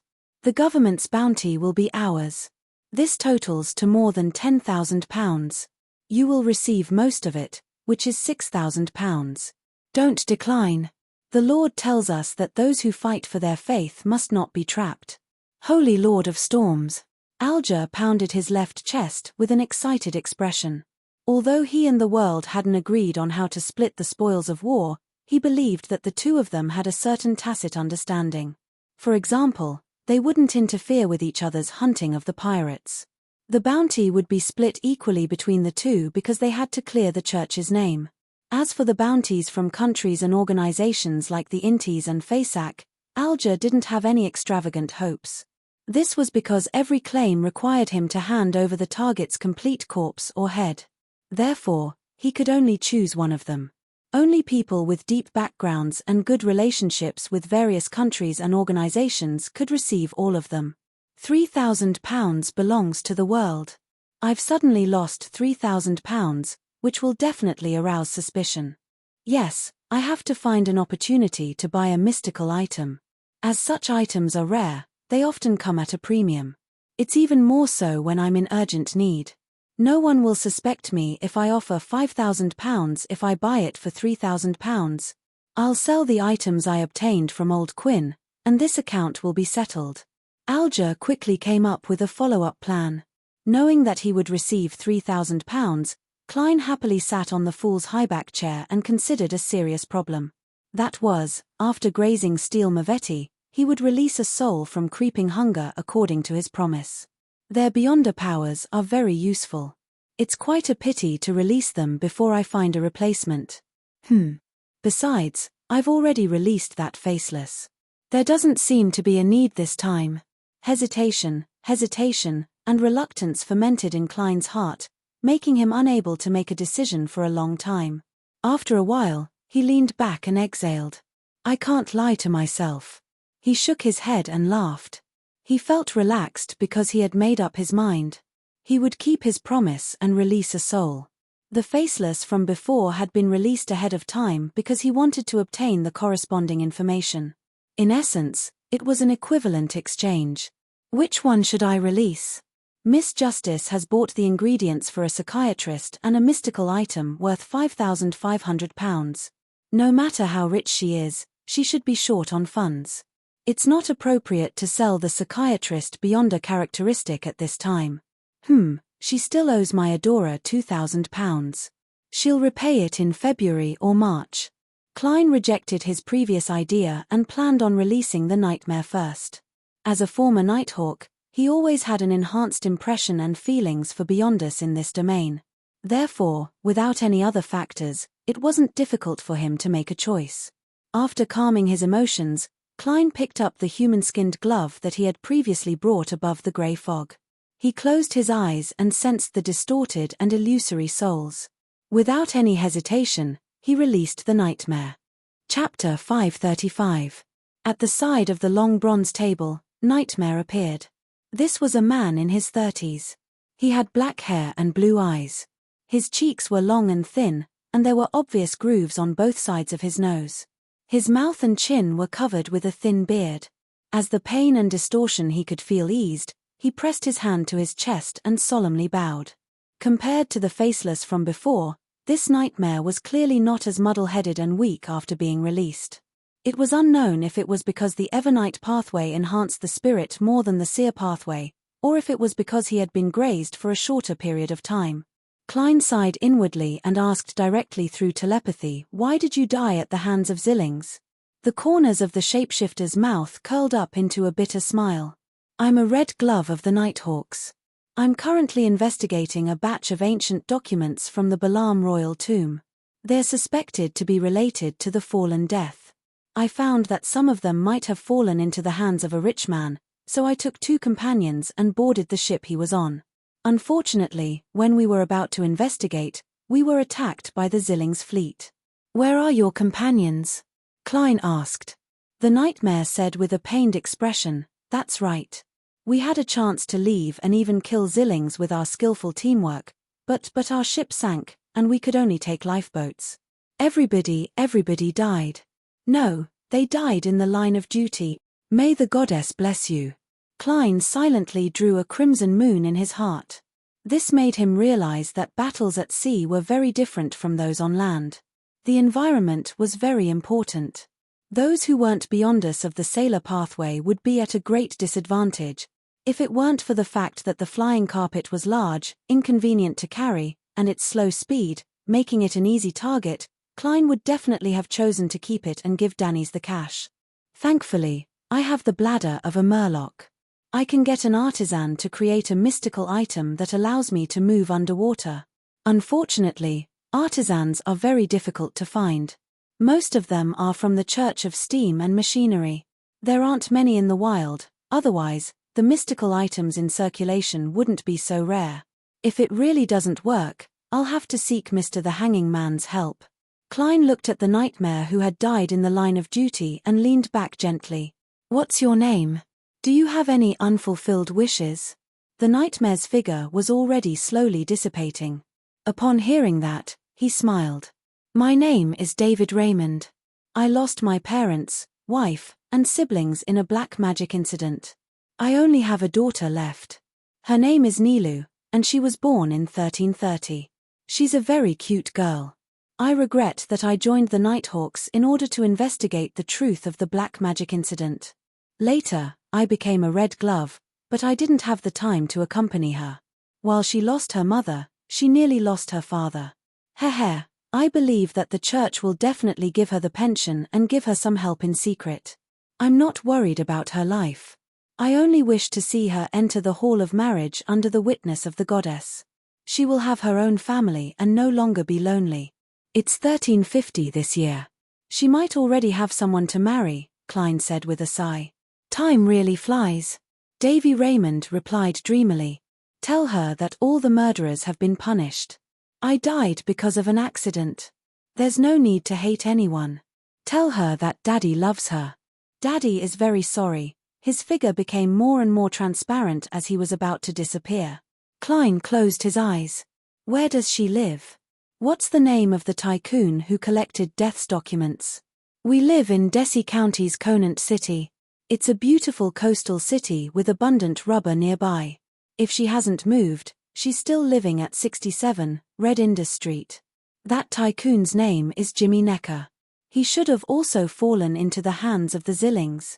Before Davy Raymond could finish his sentence, his figure had completely dissipated, leaving behind a deep black gem-like gelatinous object on the surface of his glove. Klein watched this scene silently. After a few seconds, he raised his right hand and tapped his chest 4 times in a clockwise manner. He said in a deep voice, "If there's a chance, I'll visit your daughter and see how she's doing." Beneath the palace that looked like a giant's residence, the grey fog was endless and unchanging. Klein put away Davy Raymond's beyond a characteristic, rubbed his temples, and turned his attention back to the matter regarding death's documents. The death pathway and Evernight pathway can be interchanged at high sequence beyond us.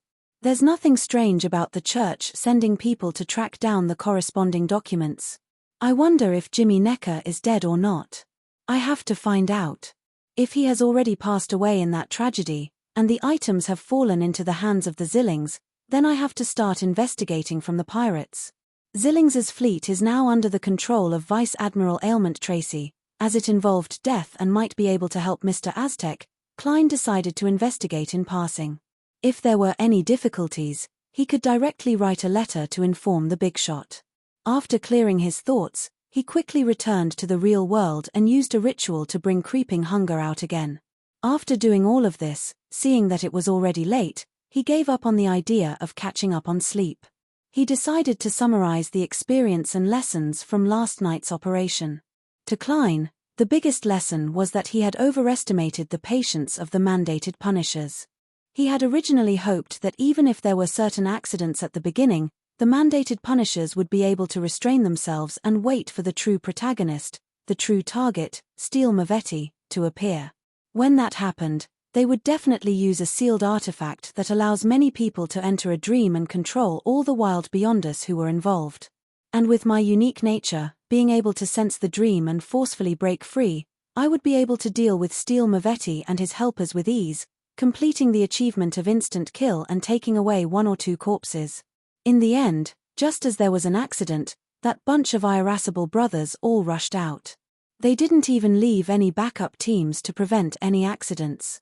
At most, they would let the sealed artifact wielder stay in the periphery, with 1 or 2 protectors. The more Klein thought about it, the more he was at a loss whether to laugh or cry. If it wasn't for the fact that Steel Mavetti and his pirates were more cautious, sending at least 2 beyond us and all the puppets and zombies to block the mandated punishers that might be chasing after them, Klein would have likely faced a situation where it was 2 against 5. If that happened, he would have chosen to give up and switch his strategy. And what satisfied Klein the most was that he had done a rather good job of making targeted preparations. This was a professional habit of a magician, as he had long learned of the characteristics of the first 5 sequences of the mutant pathway from Miss Sharon and Marek. Klein knew very well that Steel Mavetti, who had gone through the lunatic stage, could use irrational factors to resist interference and affect one's mind. He had very strong resistance in this aspect. Therefore, he gave up on the psychiatrist's dragon's might and frenzy, as well as the nightmare that was clearly inferior to the mandated punisher's sealed artifact. He only targeted the interrogator's psychic piercing and the priest of light's purification powers. Psychic piercing wasn't a beyond a power that interfered with one's thoughts or affected one's mind. Instead, it was a means to directly attack a spirit body. In essence, the other powers were used on the body of heart and mind, while its target was a soul body. There was a clear difference between the two. As long as one of the parts of that combo didn't produce the desired effect, Steel Mavetti would be able to recover, making it impossible for me to complete a quick kill. And in the environment back then, this also meant failure. Yes. I also targeted the carnal faction's trait of being easily controlled by their emotions. I believe that once they suffer mental damage, there's a high chance that they will go crazy and counterattack without considering anything else. Actually, The safest way to deal with a zombie is to set up Matchstick or Danny's. I'll use Flaming Jump and Light of Holiness to kite Mavetti. I'll make him unable to catch up to his opponent if he wants to fight or escape if he wants to. I'll be able to chase up to him with a fireball. Unfortunately, this is too much of a waste of time. The environment doesn't allow it. Klein sighed, took out his pocket watch, snapped it open, and looked at the time. Seeing that it was almost 9 in the morning, he turned the doorknob and walked out of the bedroom. At this moment, Danny's was lying in a reclining chair, sleeping so soundly that the room was filled with the snoring of a steam engine. He was rather alert. The moment Klein came out, he opened his eyes and sat up. "You're going out?" Danny's saw German Sparrow take down his top hat from the coat rack. "Yes." Klein maintained his persona and didn't explain that he was attempting to act and help someone confess. "What about me?" Steel Mavetti and his subordinates are basically finished. I don't have to worry anymore. Even if the newspapers don't publish this news, I can spread it myself. There are plenty of pirates and adventurers who have nothing better to do and use it as bragging material. It will spread to the sea and remind Captain that that bunch of *T doesn't know anything other than drinking and bragging. But even so, it's still of some use. Danny's thought for a moment and asked with a hint of fear, "Mr. Sparrow, can I leave now?" Klein revealed a smile bit by bit. "You've always been free." "That's right. I wasn't captured by him this time. I'm only asking for help. I've always been free." Danny's was first taken aback before he was pleasantly surprised. At this moment, he heard German Sparrow say in a light voice, "That's right. But, it ends now." "Ah, what?" Danny's wore a blank look. It took him a full 3 seconds to understand German Sparrow's true meaning. That meant that he had been captured by the other party again. "Why?" Danny's asked angrily and aggrievedly. Klein put on his top hat and said in a deep voice, "I want to see your captain." Danny's eyes widened as he stood up abruptly and blurted out, "What do you want?" "This guy is a little agitated." Klein calmly replied, "I have some things to ask her. I have some things to ask her." Chapter 536. He has something to ask Captain. Danitz frowned as he watched German Sparrow leave the room. He didn't know what the man's true motives were. What exactly is this fellow after? Money? Wealth? But he had the time and opportunity to take away Steel Mavetti's and Blood Brambles Hendry's heads and exchange them for a bounty of nearly £10,000. After taking a cut, it would be £7,000 or £8,000, but he didn't do so. Instead, he generously split the spoils of war with me. This is very contradictory. When he heard that I'm blazing, his first reaction was to point to the £3,000 bounty. According to Captain, this doesn't make sense. Why would he deliberately give up on the bounty? Unless he has a better way to obtain it safely, or does he leave it for someone else? Yes. He was prepared for the appearance of the mandated punishers ahead of time. He has his own network and intelligence channels. This way, everything can be explained. Coupled with the possibility of the demigod who killed Zillings. German Sparrow has a secret and powerful organization backing him. Danny's was alarmed by his own speculations. He instinctively wanted to use body language to express his feelings, but he forgot that his left arm was still fractured. He immediately grimaced in pain. This made him even more terrified. He didn't want Captain to meet such a dangerous and crazy fellow. He even suspected that German Sparrow's true goal was the Captain's £26,000 bounty. In a one-on-one battle, that madman might not be able to defeat Captain. Besides, we still have the first mate, second mate, third mate, and a few bosuns. However, he has a terrifying organization backing him. If he wants to harm Captain, he'll have to do it over my dead body. Danny's puffed out his chest and raised his neck, filled with the tragic sense of self-sacrifice. He raised his hand to smooth his hair, gave a long grunt, and muttered to himself, "Let's observe a little longer. Perhaps German Sparrow really only wants to ask some questions." He subconsciously looked around and found that the flying carpet and shadow cloak were still there. They weren't missing. In other words, German Sparrow left everything that belongs to me behind. Isn't he afraid that I'll take the opportunity to escape? Or did he secretly take my hair for his divination? No, he's a crazy guy. Even if he wants to use his hair, he'll just walk over and pluck a strand out. It's impossible for him to do it secretly. That's right, there's a powerful and secretive organization behind him. Maybe at this moment, there are people from that organization secretly monitoring me, waiting for me to leave, waiting for me to find the captain. Sinister. The German sparrow must have gone out on purpose. Danny's felt that he had grasped the truth with his experience and wisdom. He paced back and forth a few steps and sat back on the reclining chair. I'm not leaving. I want to see what you guys are up to. I will not bring danger to the captain. 3:15 in the afternoon, Samim Island. This place was also part of the Rorsted archipelago, but it was the furthest from the city of generosity, Byam. It would take nearly 5 hours for a passenger ship to get there.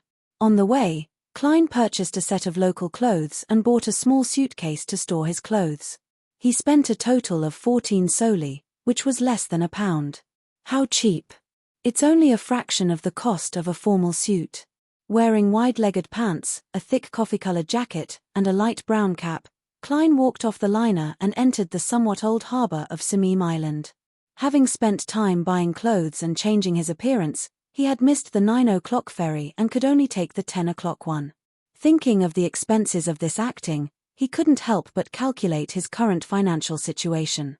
The faceless characteristic was sold for £3,825, and the pirate bounty was £3,000. Although I haven't received the £6,825 yet, as long as Mr. the Hanging Man isn't exposed, it can basically be included in my budget. The remaining money from Donna and the others' gratitude and myself is £255, £26, 11 soli, and 8 pence were found on steel Mavetti. Yes, there are also 5 gold coins for ballast. I haven't spent much money recently, and it's only a little more than £1 in total. This is really a delightful matter. In that case, I'll have £7,110, and I'll also have the Nightmare Beyonder characteristic and the Murloc's bladder. The value isn't low. Thinking about it, I've earned £3,000 in bounty and the Zombie Beyonder characteristic. The latter is £3,000 to £5,000, which means that I've earned £7,000 to £8,000. And this is just Steel Mavetti, Blood Brambles Hendry, and Squall. Furthermore, I've wasted quite a bit of it. Hunting pirates is really a good job. I can uphold justice, punish evil, protect the weak, and become rich overnight. Klein subconsciously turned his head to the side and saw that the seawater here was a lot clearer than Byam's. It was like a green, huge, crystalline gem that reflected a golden luster under the sunlight. Indeed, it's not without reason that generations of adventurers go out to sea in search of wealth. Even after deducting the remnant spirituality of an ancient wraith, the eyes of a 6-winged gargoyle, the spring water from the Sonia Golden Spring, and other supplementary ingredients for a marionettist, the remaining money is enough for me to buy a pretty good manor here, in Desi Bay, in the southern continent's colonies, or in a non-metropolitan area. The rural scenery in Rouen is said to be very beautiful. If I really can't return, I can consider settling down in a similar place. Yes, I still have 10% of the Beekland Bicycle Company's shares. The future returns won't be low. With confidence, Klein straightened his back and thought about the future. After letting his imagination run wild, Klein began to consider a more realistic problem. Should he sell the Nightmare Beyonder characteristic, find an opportunity to return it to the Church of Evernight, or use an artisan to make it into a mystical item? Depending on the situation, the most ideal solution is to sell it to the church. Marta Klein, who had taken 2 potions from the Nighthawks, thought with uncertainty. At the same time, he hoped that Little Sun could quickly reach Sequence 7 so that he would have the right to come into contact with the method to remove the mental corruption of a Beyonder characteristic. As for releasing the Priest of Light inside the glove, he wasn't in a rush. Little Sun had just obtained the Sequence 7 potion formula, so he temporarily didn't have any need for it. He would have to wait for a long period of time. As for the Priest of Light's powers, it was very effective against Admiral of Blood and his pirates. It was much stronger than the Brooch of Sunday. As his thoughts slowly settled, Klein entered the port town. The people here were basically natives. Their skin was nearly bronze, and their black hair was naturally slightly curled. Their bodies emitted the smell of being in contact with spices for a long time. After changing his appearance and asking about Rainey's situation and if there was any news of Went's death, Klein found a secluded corner and wiped his face with his hand, turning himself into the thin and tall Went with deep facial features. He carried his suitcase and circled to the outskirts of the town, where he saw Rainey's brewery. The flaxen-haired girl could no longer be called a young lady. Compared to Went's memories, she was clearly a lot more mature. She was cleaning the entrance, and there wasn't anyone around. Phew. Klein took a deep breath and slowly exhaled, feeling his heart filled with conflicted emotions. As a keyboard warrior, he knew about acting theories such as method theory and experience theory, but he lacked a deeper understanding. All he could do was try to figure out Went's mood and how he should behave in such a situation. Finally, he closed his eyes and walked over. When Rainey heard the footsteps, she looked up and saw the visitor clearly. She opened her mouth slightly and let out an "ah" in surprise. She straightened her face and said, "Why did you suddenly come back? Remember, you're just acting."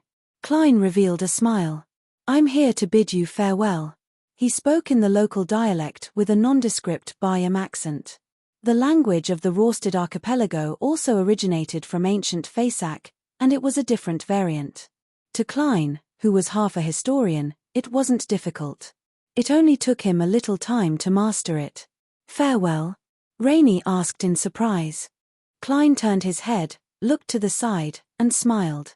"I'm going to chase a treasure, and I don't know when I'll be back. When the time comes, I'll appear with a large sum of money, buy a manor in the suburbs, plant some rubber trees, get a vineyard, have my own mill, wine cellar, and blacksmith shop, and fill the air with the smell of all kinds of spices.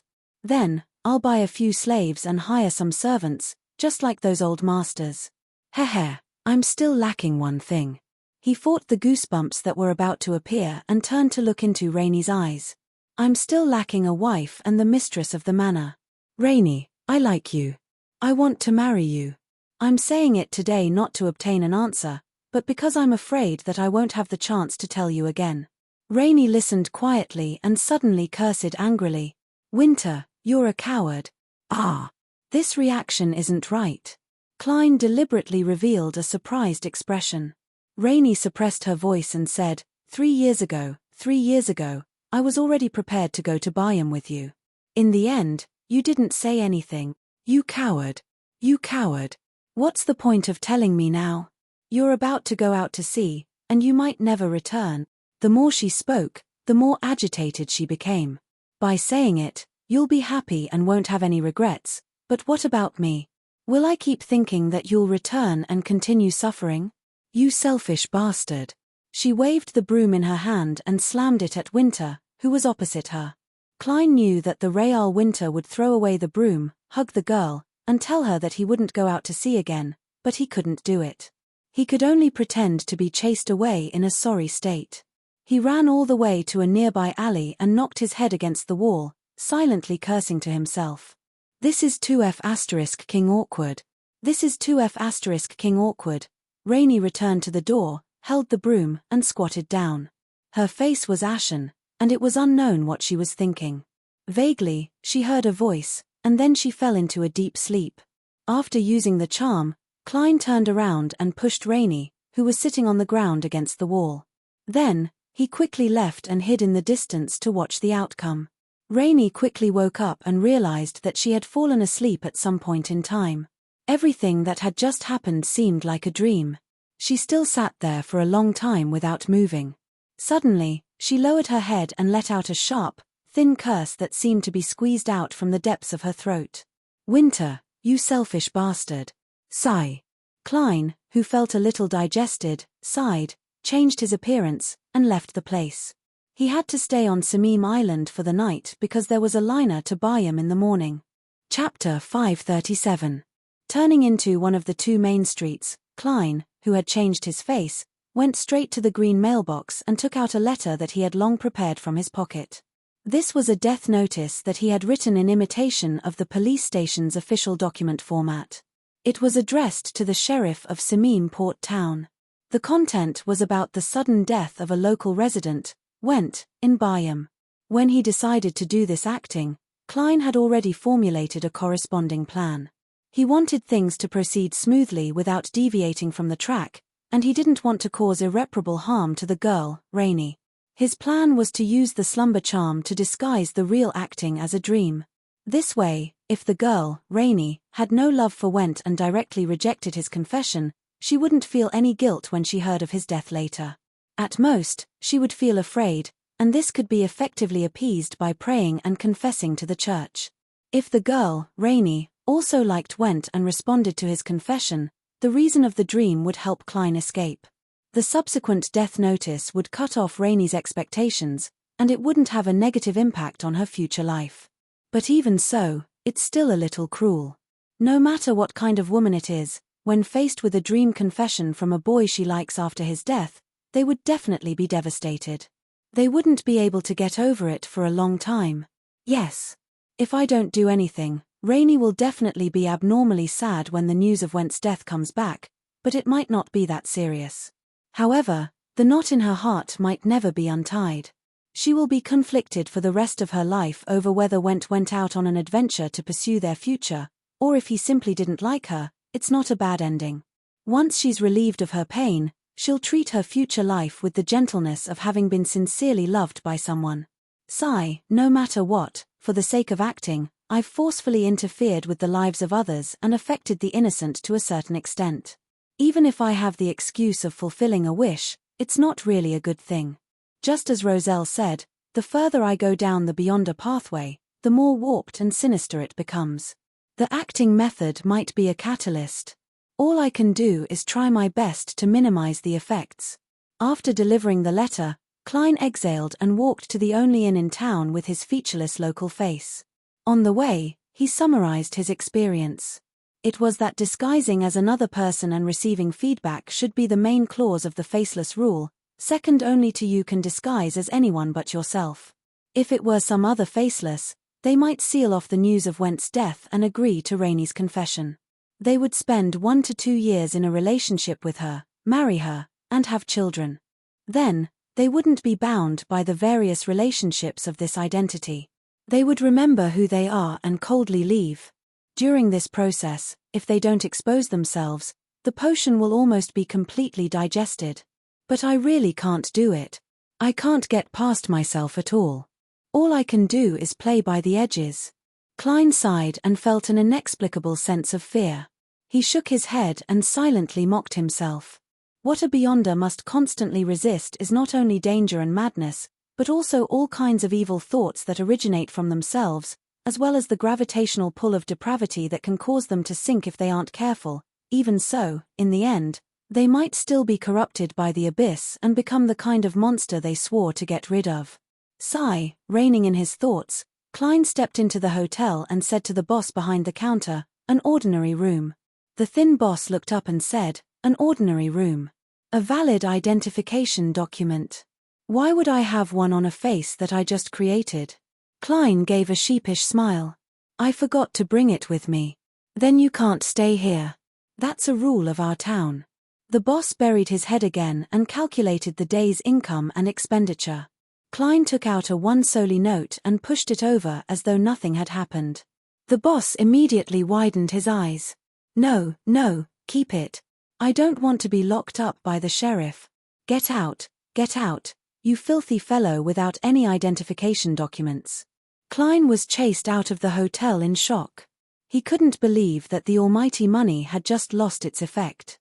After pondering for a few seconds, he turned into an empty alley and transformed back into the German sparrow with deep facial features. Klein returned to the hotel, tapped the counter, and spoke in Ruan with a Beekland accent. "A room." The boss looked up and immediately put down the item in his hand. As he stood up, he nodded and smiled. All right. Do you need a room with a view of the sea, or one that's relatively quiet?" He switched to poor, heavily spiced Ruan and never mentioned anything about his identity again. "What a realistic world." Klein silently lampooned and politely replied, "That's right. Quiet." Yes, okay," the boss answered repeatedly. Then, He called for the waiter to guard the counter, took the key, and led Klein to the second floor. "Sir, how many days do you need to stay?" "1 solely and 5 pence a night." "Tonight?" Klein couldn't stand the enthusiasm and answered simply. At the Wind of Azure Hotel, he and Danny's stayed in a luxurious suite that cost 5 solely a night. Without a doubt, the room chosen by the boss was clean and tidy. The usual humidity of a port hotel was basically absent. Klein looked around and nodded in satisfaction. "Very good. It's my honor."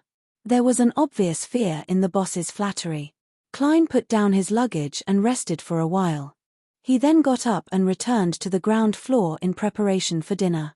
Apart from the counter, there were many messy tables on the first floor. Their surfaces were slightly greasy, and in the corner, a fireplace was burning, emitting light and heat. The Rorsted archipelago was in the south, and the lowest temperature in winter was about 10 degrees Celsius. However, to the locals, this was still cold weather that required a fire. Klein randomly found a seat and ordered a local specialty roast meat and mushroom soup. His main course was potato bread. While waiting, he quietly scanned the diners in the restaurant, and his gaze instinctively landed on a lady. This lady had black hair that was simply tied up and a pair of extremely unique greenish-gray eyes. Her looks were pleasing to the eye, and the more he looked at her, the more charming she became.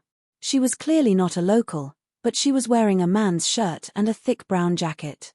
Beside her was a round hat with a dent in the middle. This was a common outfit for adventurers at sea. The 3 men at the same table were the same, and they had obvious characteristics of being exposed to the sun and rain. Klein had never hidden his appreciation for beautiful women, but the reason why she attracted his attention wasn't because of her looks. There was a strong discrimination against women at sea. Women who could achieve a certain level of status among adventurers and pirates were either very scheming, very strong, or both. They were targets that he had to be careful of and wary of. There are fresh mud spots on their leather boots. Did they just come back from the jungle? Heh, what adventurers. Klein made a preliminary judgment based on some clues. If these 4 adventurers had taken a boat from Bayam, even if they had stepped on dirty water and encountered mud, the traces should have long since dried up. And because there hadn't been any rain in the past 2 days, the roads in the town were still relatively clean, just a little dusty. Eliminating these 2 possibilities, the only explanation left was that they had returned from exploring the outskirts of the jungle. Klein had previously heard that many adventurers would go deep into the primeval forests of colonial islands in search of abandoned and forgotten pagan temples or altars. Those places often had gold and jewels consecrated in ancient times, but for various reasons, they were later buried in places that no one cared about or knew about. In the bars of various islands, there was no lack of legends of someone who had returned from an adventure in the jungle overnight. There might be evil spirits lingering in those places. I might as well hunt pirates. At least I can obtain the corresponding information in advance. Klein retracted his gaze and focused on waiting for the food. The 7 major churches classified the various gods in the primitive beliefs of the colonies as evil spirits, but Klein believed that some of them were natural spirits. After a while, the special barbecue was served.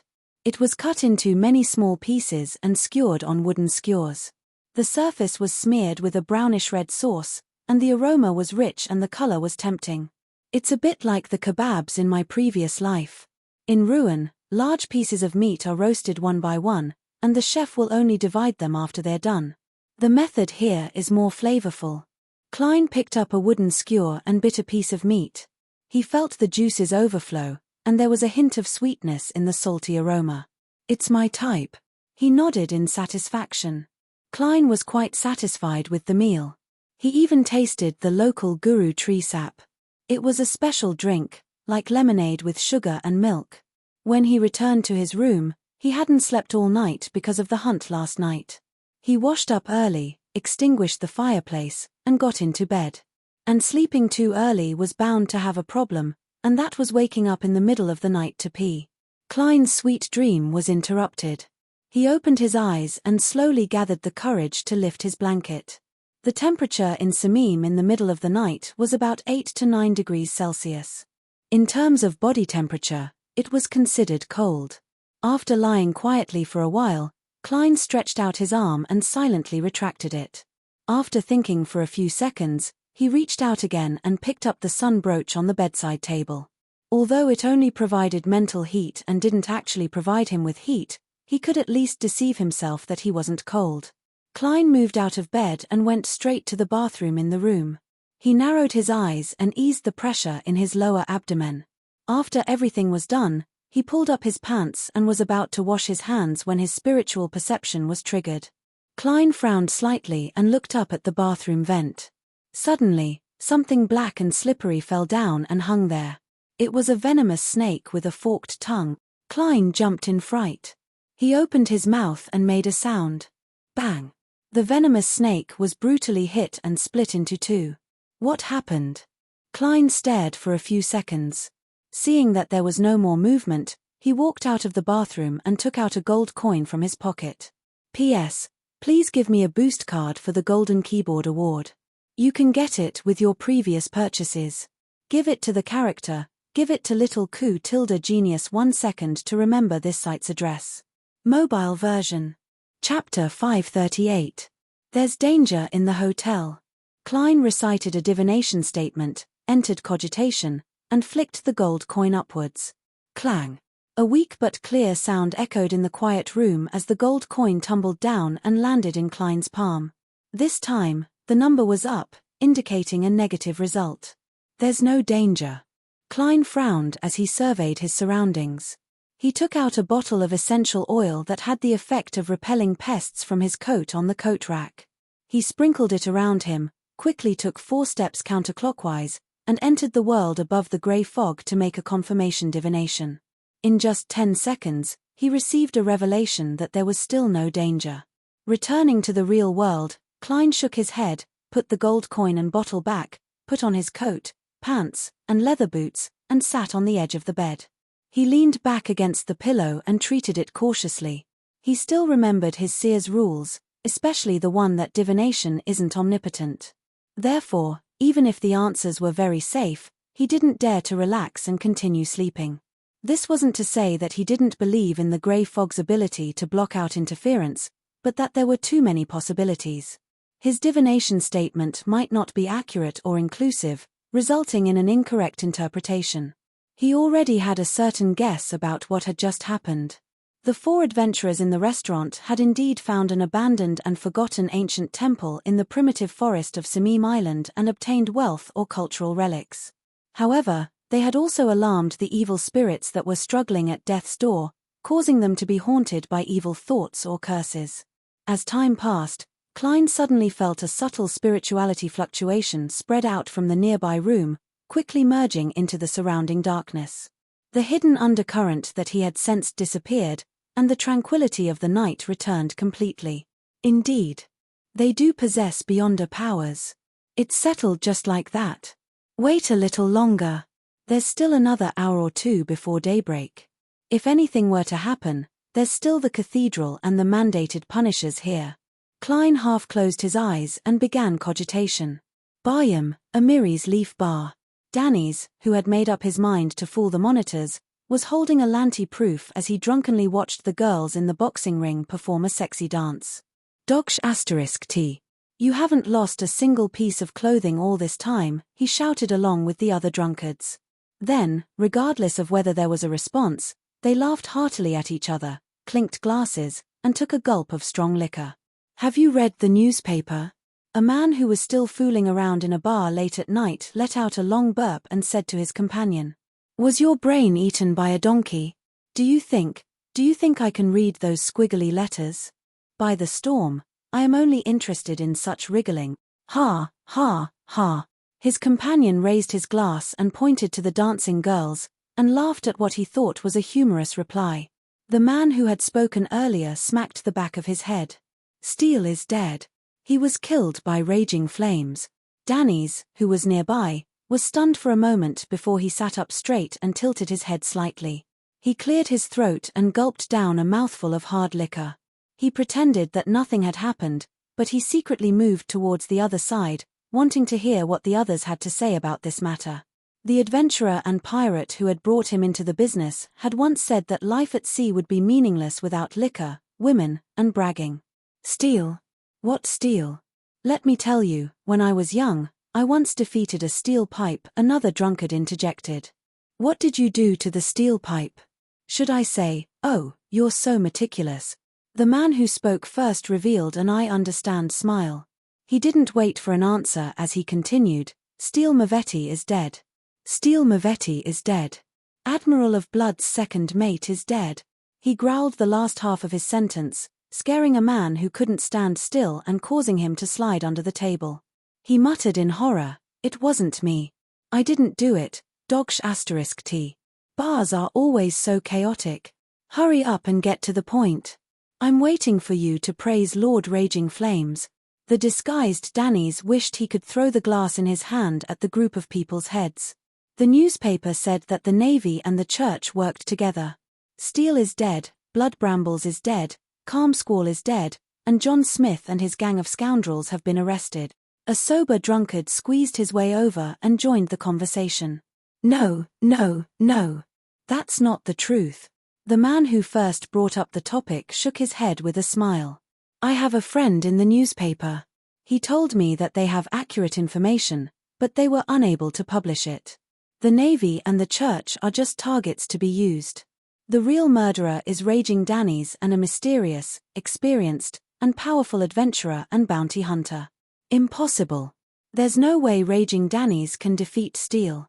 Even if it was a sneak attack, he wouldn't have been able to kill Steel. A few nearby patrons gave similar opinions. The main point is that powerful adventurer.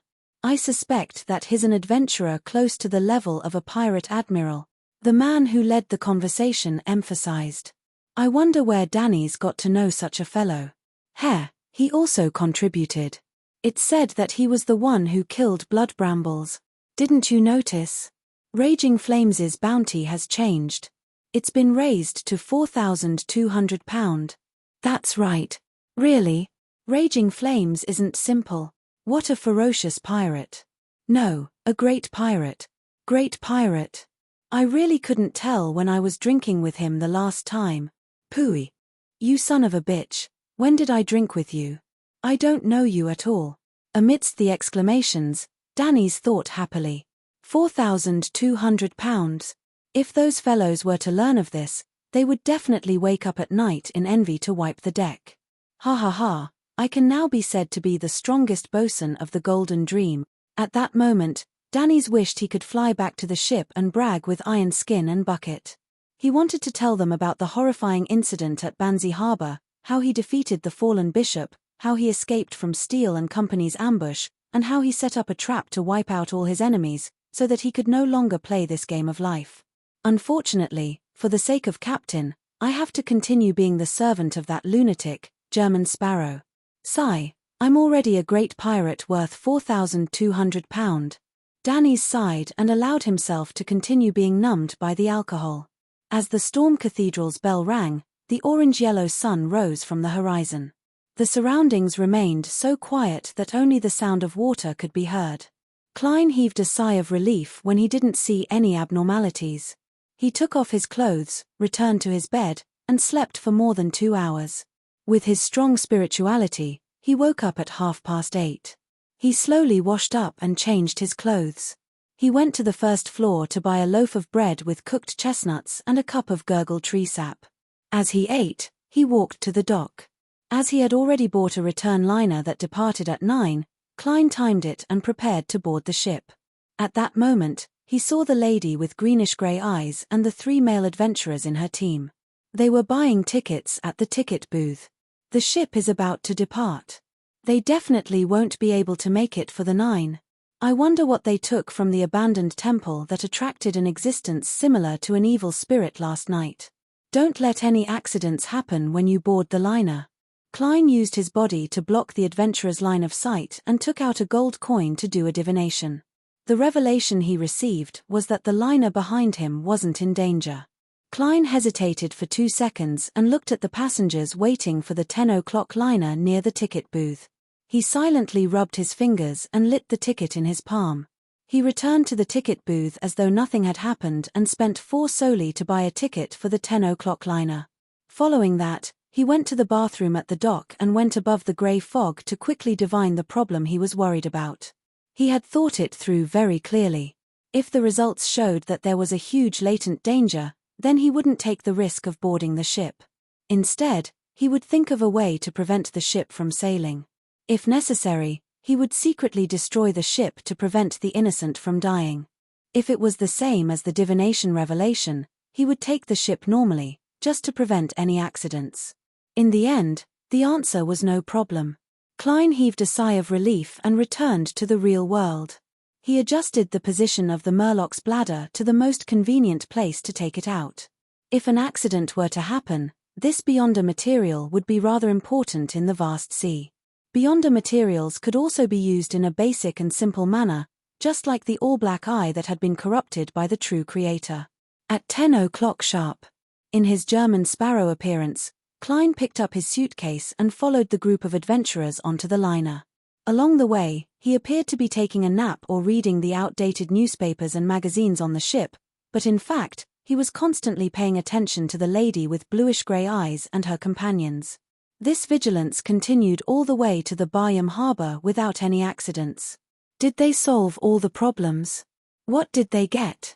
Klein stopped by the side of the road and bought the latest newspaper from the newsboy. He watched the 4 adventurers leave through the corner of his eye until they disappeared. Phew. Klein decided not to think about it anymore. As long as it didn't harm the environment, he didn't care what those people had done. He was just a little curious. He lifted his suitcase and flipped through the newspapers as he walked towards Sour Lemon Street like an ordinary passerby. Suddenly, he chuckled and muttered to himself.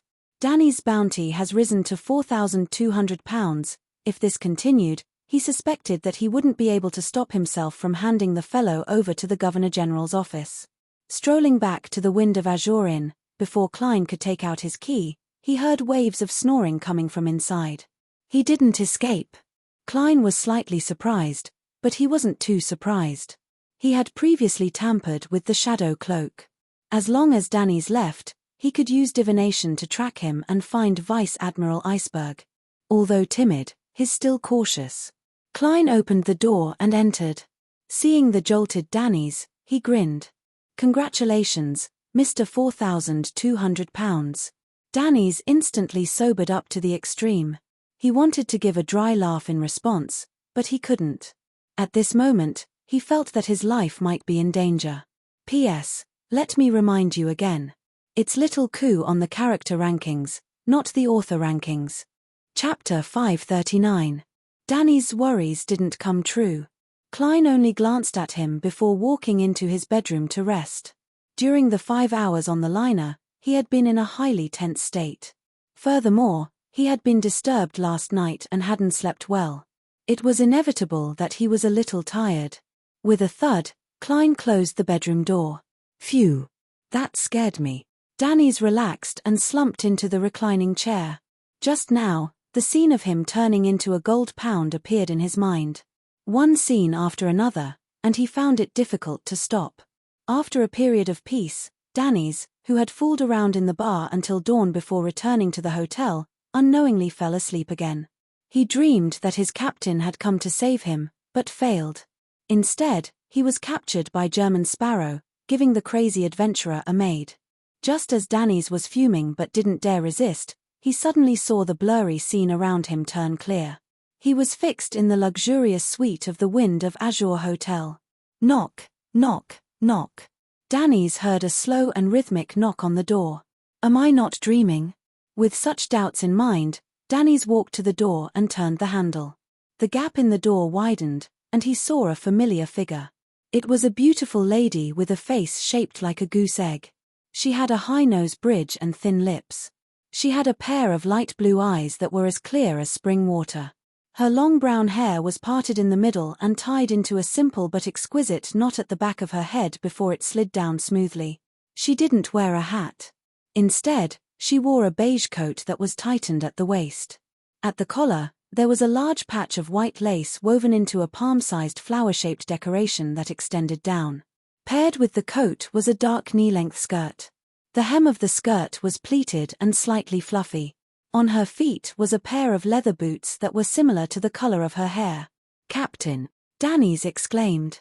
He immediately snapped out of his daze and hurriedly turned around.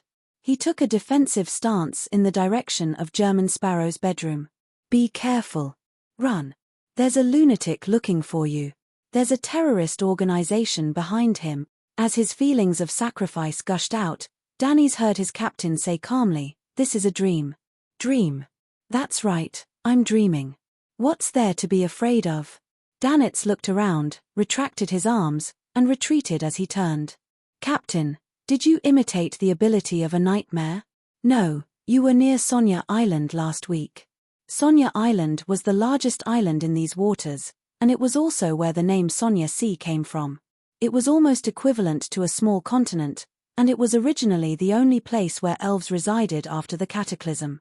But with the passage of time, this ancient Beyonder race was plagued by all kinds of factors and gradually perished. Only the occasional, sporadic appearance proved that they hadn't been completely wiped out. At the end of the Fourth Epoch, the Ruin Kingdom occupied the island, but in the 20-Year War, they suffered a crushing defeat and handed Sonia Island to the Faesak Empire. It had been more than 700 years since then. Sonia Island was located north-northwest of the Rorsted archipelago. It took nearly half a month to reach by boat. It was impossible for Vice Admiral Iceberg Edwards, who was near Sonia Island last week, to arrive in Byam this week unless she could fly or use the spirit world to traverse. The beautiful lady whom Danny's addressed as Captain nodded. "We just entered the Rorsted archipelago, 1,000 nautical miles from Byam. That also means that we still need another 3 to 4 days to arrive." "That's normal," Danny's said out of curiosity. "This should already exceed the range of a nightmare. Furthermore, it far exceeds it," he added inwardly. Vice Admiral Iceberg Edwina entered the room and walked to the table and chairs. "It's not a nightmare. It's a secret ritualistic magic. With the help of certain items you left on the ship, it can enter your dream from a great distance away." Upon hearing the captain's meticulous explanation, Danny's instantly felt like he had returned to the golden dream and was beginning a lesson. "I've never heard of such ritualistic magic before." "That's right. Captain has grasped many strange and rare spells and witchcraft. No one knows how much knowledge she has. She seems to have mentioned that her sequence title is Arcana Mentor.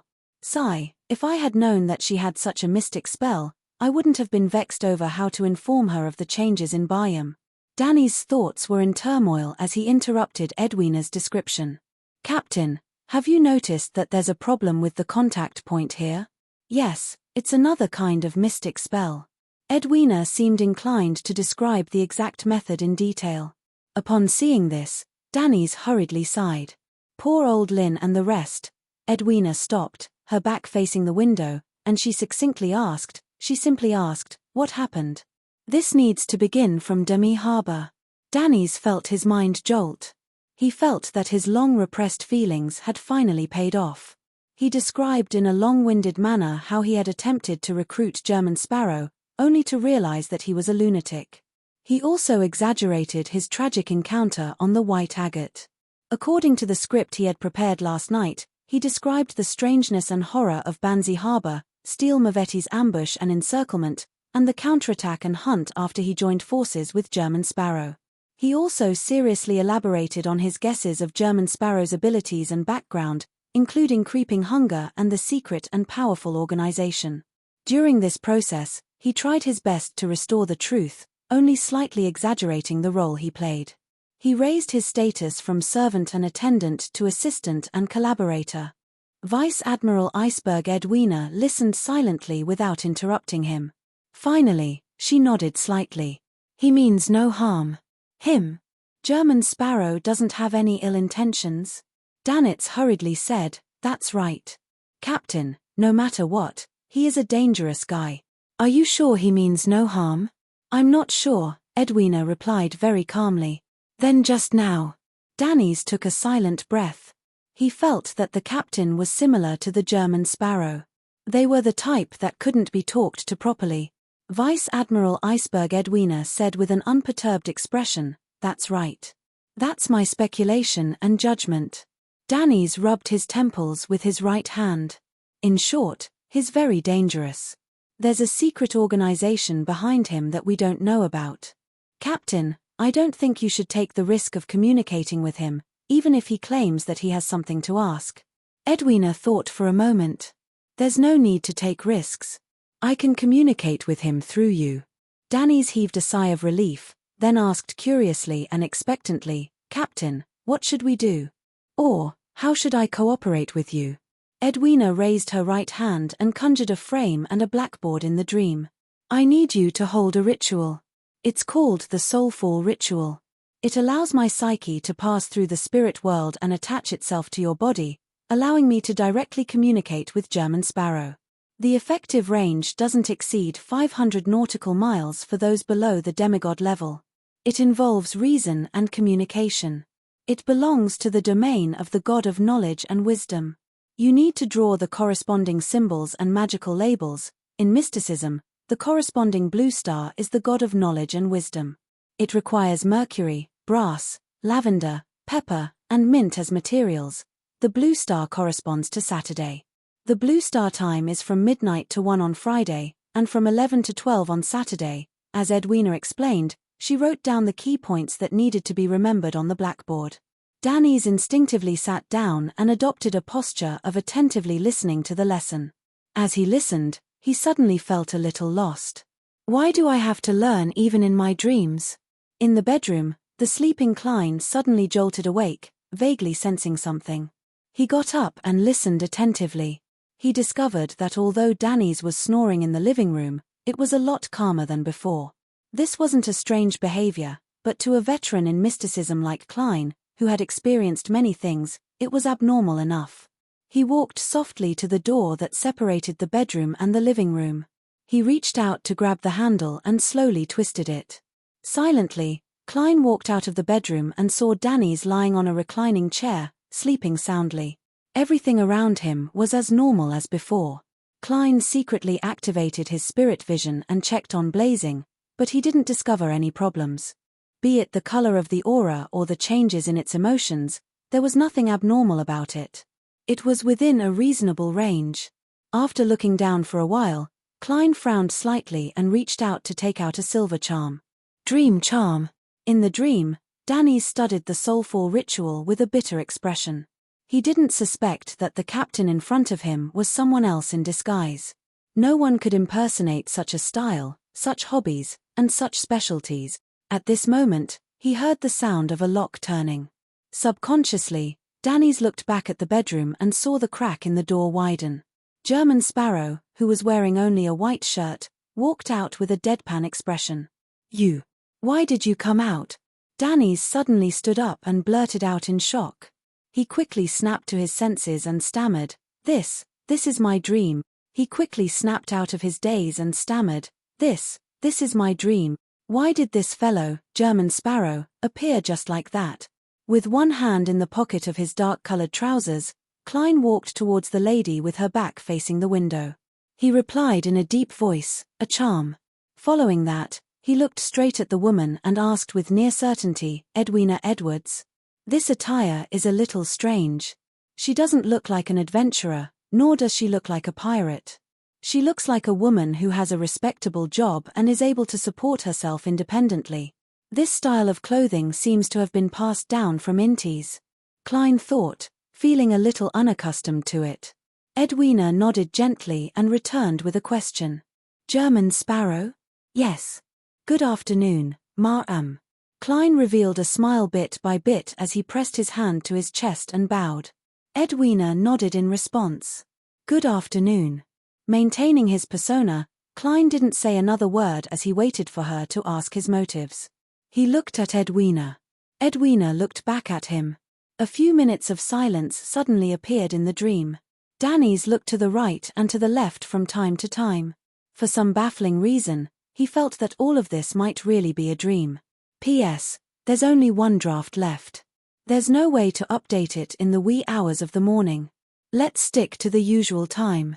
Yes, but please recommend it next Monday. Please remember this book's original domain name. 9 Heavens Divine Emperor Mobile Version Website. Chapter 540. Danny's, who couldn't stand such a scene, decided to do something. He coughed twice and said to Vice Admiral Iceberg Edwina Edwards, "Don't worry. Captain, Mr. German Sparrow has some questions for you." Phew. Klein heaved a sigh of relief. If the confrontation continued, his persona would be ruined. Edwina nodded slightly and looked at Klein. "Mr. Sparrow, have you received any education?" "What kind of question was that?" Klein's expression didn't change. "I graduated from university." "Huh." Danny's looked at the German Sparrow in shock, unable to believe that this crazy adventurer and bounty hunter had actually gone to college and even graduated. He had no way of associating a university, the Temple of Knowledge, with the German Sparrow. Unless it's Hunter University, Assassin University, or a university that only exists in the imagination of lunatics and mental patients. Danny's couldn't help but criticize silently. Edwina didn't see anything amiss as she continued asking, "What languages have you mastered?" Klein resisted the urge to frown. "Jotun, Elvish, Dragonese, Ancient Hermes, Ancient Fasak, Ruin," Edwina tersely acknowledged. "Do you have any understanding of other fields of mysticism?" In a trance, Klein seemed to have returned to the time when he first entered elementary school in his previous life. Because he was too young, he was tested by the teacher with a series of questions, such as how many Chinese characters did he know? Did he learn the 4 basic operations? Did he know the English alphabet? How many Tang poems could he memorize? "Calm down. You're German Sparrow now," Klein said expressionlessly again, proficient. Edwina thought for 2 seconds and explained in an unhurried manner, "That's right. I have to consider how to answer the question based on your knowledge level so that you can understand it more easily." This. Klein was shocked. He felt that the beautiful lady in front of him did not look like an adventurer who moonlighted as a pirate at all. She was simply a teacher with a cold expression but a kind and patient attitude. When he thought about the vampires who visited the Church of Mother Earth every day, he calmed down. "This is the first pirate admiral I've officially met. He's really unique." Klein sighed inwardly. "First question, where do Beyonder creatures appear at sea?" "Very much." He didn't directly ask about mermaids, afraid that Vice Admiral Iceberg would see through his true motives and bring about unnecessary accidents. Edwina thought for a moment and wiped off the soulful ritual on the blackboard. "If you sail 1,200 nautical miles from Sonia Island, you will enter a sea that has never been officially explored by humans. There's a Naga tribe active there. They've been working hard to find the undersea city that's rumored to be sealed with a powerful monster. That's the object of their worship." Edwina spoke one by one. Some of it was what she had discovered while searching for treasures, while others came from the exchange of knowledge and rumors. It took her a while to finish the story, but to Klein's dismay, there was no legend of mermaids in other places except for the sea east of the Gargas archipelago. He quickly adjusted his mood and said, "Second question, do you know of a way to remove the mental corruption of a Beyonder characteristic?" He didn't hide the fact that he knew of Beyonder characteristics. For the first time, Edwina's eyes flickered, as though she was getting to know German Sparrow all over again. She shook her head. "I don't know. But I once had an idea. With the help of powerful external forces, I can completely shatter the corrupted Beyonder characteristic, reducing it to the tiniest point of light. This way, be it corruption or curses, they will dissipate due to losing their host, quickly or slowly disappearing. As for the shattered Beyonder characteristic, it will gather bit by bit and take form again based on a particular characteristic. Unfortunately, only the gods can do such a thing. If you receive the blessings of any deity, you can attempt to please them. Offer sufficient sacrifices and pray for a response. The law of Beyonder characteristic convergence." Klein filled in what Edwina hadn't mentioned. At the same time, he couldn't help but sigh. This Vice Admiral Iceberg, the captain of the Golden Dream, was extremely knowledgeable in mysticism. She wasn't inferior to him, who had read many of Roselle's diaries and experienced many things. Rumor has it that Vice Admiral Iceberg can replicate or simulate the Beyonder powers an opponent has used in front of her. This is very similar to Mr. Eichinger Stanton's 2081 ring. Just as Klein's thoughts wandered, he forcefully pulled them back. He nodded as though he was considering something. I agree with this hypothesis. Unfortunately, it hasn't been put into practice. It can only be a hypothesis. Edwina rarely used words to express her emotions. Danny's, who had been listening by the side, had a blank look on his face. He couldn't keep up with the pace. What are they talking about? What are they discussing? Why do I know every word, but I don't understand what they mean when they're put together? What's a beyonder characteristic? What's the situation with shattering? What does convergence represent? Danny's looked left and right as his eyes were filled with confusion. At this moment, Klein threw out the third question he had considered. Where are the ancient vengeful spirits? He only mentioned this type of monster because the corresponding materials could also be used in the undead domain without exposing the secrets of his own sequence. Edwina glanced at Danny's. I'll keep an eye out for you. If you want to participate in Byam's Beyonder gathering, he knows a little and can take you there. Not bad, it's so easy to talk to smart people. Klein added, do you know of anyone who can use Beyonder ingredients or characteristics to create mystical items? I met him at the party, but he never showed up again. Edwina answered frankly, I have the corresponding knowledge and can attempt a simulation, but I can't guarantee the success rate. Hee hee. Then I'll wait for a while. Klein didn't dwell on this topic anymore. How much do you know about Death's Key? I don't know. An iron-black key suddenly appeared in Edwina's hand. It was about the size of a 7-string zither. It looked ancient and had a dark luster. The pirate admiral half hugged and half carried the sunken ship's relic. If you're talking about this key, I can tell you with certainty that it belongs to a giant. Klein glanced at Danny's. Your bosun told me that it might also belong to a dragon or a demonic wolf. That was my earliest guess. I recently found some historical documents, and together with the other items on the ship, I have a preliminary confirmation. Edwina wasn't vexed at all. She was filled with patience, but her expression remained cold. Danny's finally found his sense of existence as the owner of the dream. He asked curiously, Captain, is it really a giant? Yes. Edwina gave an affirmative answer.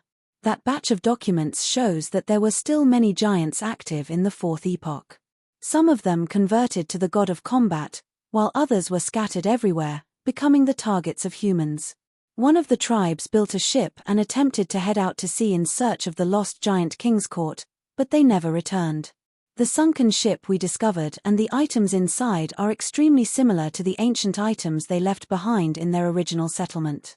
Therefore, we have sufficient reason to believe that the key belongs to a giant, and it might very well point to the lost King's Court before the cataclysm. Giant King's Court? Little Sun said that it's not far from their city of silver.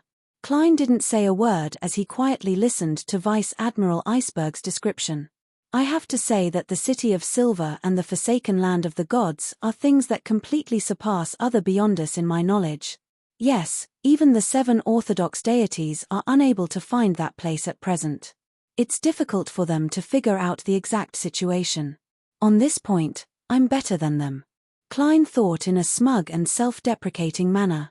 He then said in a deep voice, if I pay a sufficient price, are you willing to sell this key? Of course, unless I obtain other clues to the giant King's Court. Edwina continued speaking at an unhurried pace. Very good.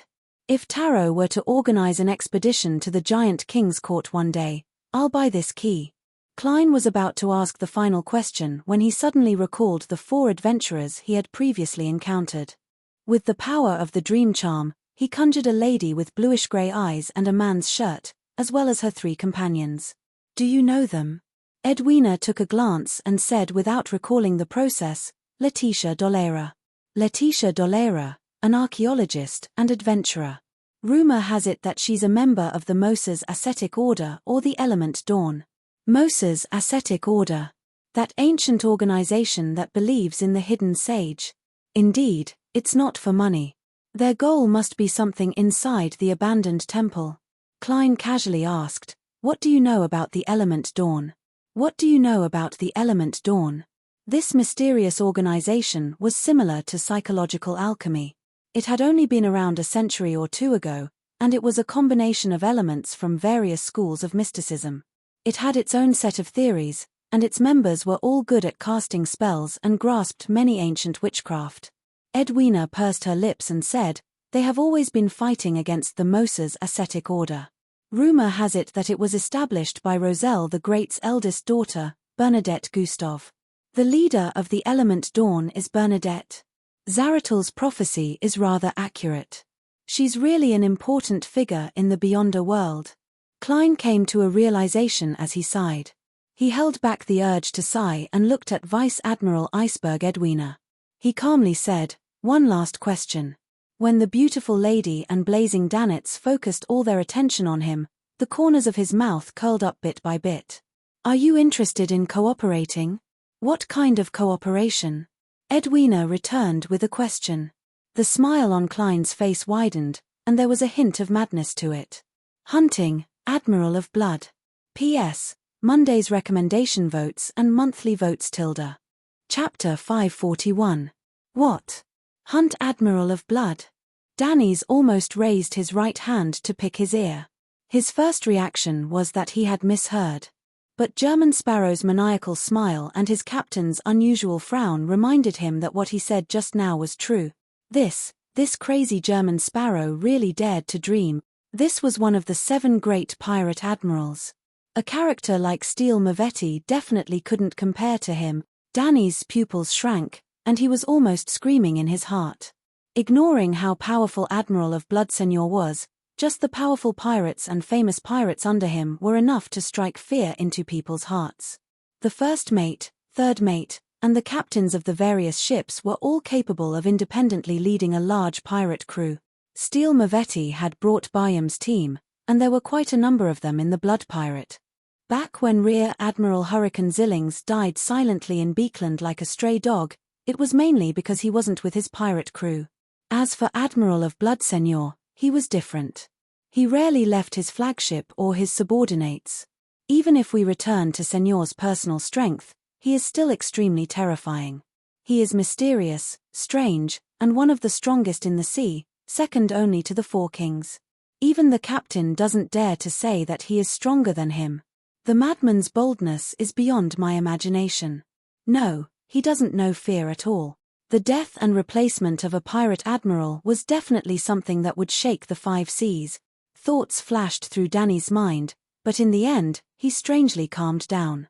This was because he remembered that German Sparrow himself was a powerhouse of the 7 generals, and there might be a secret terrorist organization behind him. Vice Admiral Iceberg Edwina fell silent for a few seconds. "Do you know the Rose School?" "Not only do I know, I've also killed their people and snatched their mystical items." "Wait, why did I describe myself as a baddie?" Klein wiped away his smile and said without batting an eyelid, "That's right. I've hunted their members." Edwina fell silent again. Beside her, Danny's once again had thoughts like, what are they talking about? What is Rose School? Where am I? And whose dream is this? After a brief moment of silence, Vice Admiral Iceberg Edwina said, "After the battle with Vice Admiral Dusk's pirates, Senor's fleet disappeared. No one knows where they are at the moment, so we have to wait patiently." Did that mean he agreed? Klein smiled again. "I do not lack this. How do I contact you?" Edwina turned to look at Danny's. "He knows how to contact me." "Me? Soulfall ritual?" "Wait a minute, Captain. You mean I have to follow that lunatic German Sparrow during this period of time?" "No. No one knew when this fellow would go crazy." Danitz shuddered and hurriedly said, "That's right. Captain, I've already left the Golden Dream for too long. I've missed too many lessons. I can't wait to return." He tried his best to make his eyes appear sincere and filled them with a thirst for knowledge. "I think we can change to someone else, such as Iron Skin or Bucket." Before he finished his sentence, Edwina suddenly raised her right hand and pressed it against her ear. She turned her head slightly and said without any expression, "What are you talking about? I can't hear it." Roselle's dream materializing spell is approaching its limits.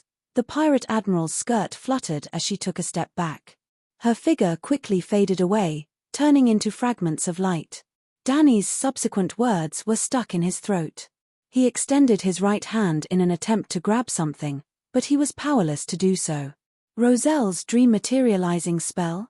The Emperor's presence in mysticism knowledge is also very strong. Vice Admiral Iceberg's full name is Edwina Edwards. Edwards. Isn't that the surname of one of the 4 horsemen of the apocalypse? Descendant. However, Vice Admiral Iceberg's tone indicates that she isn't familiar with the Emperor's eldest daughter, Bernadette. They might not even know each other. Klein glanced at Danny's, whose expression had completely collapsed, and chuckled. Perhaps one day, I'll call you Mr. 10,000 pounds. Danny's straightened his back in fright before seeing German Sparrow's figure disappear from his dream. If I'm only a sequence 7 and have a bounty of 7 to 8,000 pounds, I'll be targeted by others no matter where I go. Danny's paused in his dream as his head ached the more he thought about it. In the evening, Danny's looked at the German Sparrow, who was dressed like a native. We're visiting a local faction today. Perhaps we might find something good there. Heh, they have quite the demand for Beyonder ingredients, food, and weapons. At this point, Danny's sized up German Sparrow and smiled after finding a rare psychological advantage.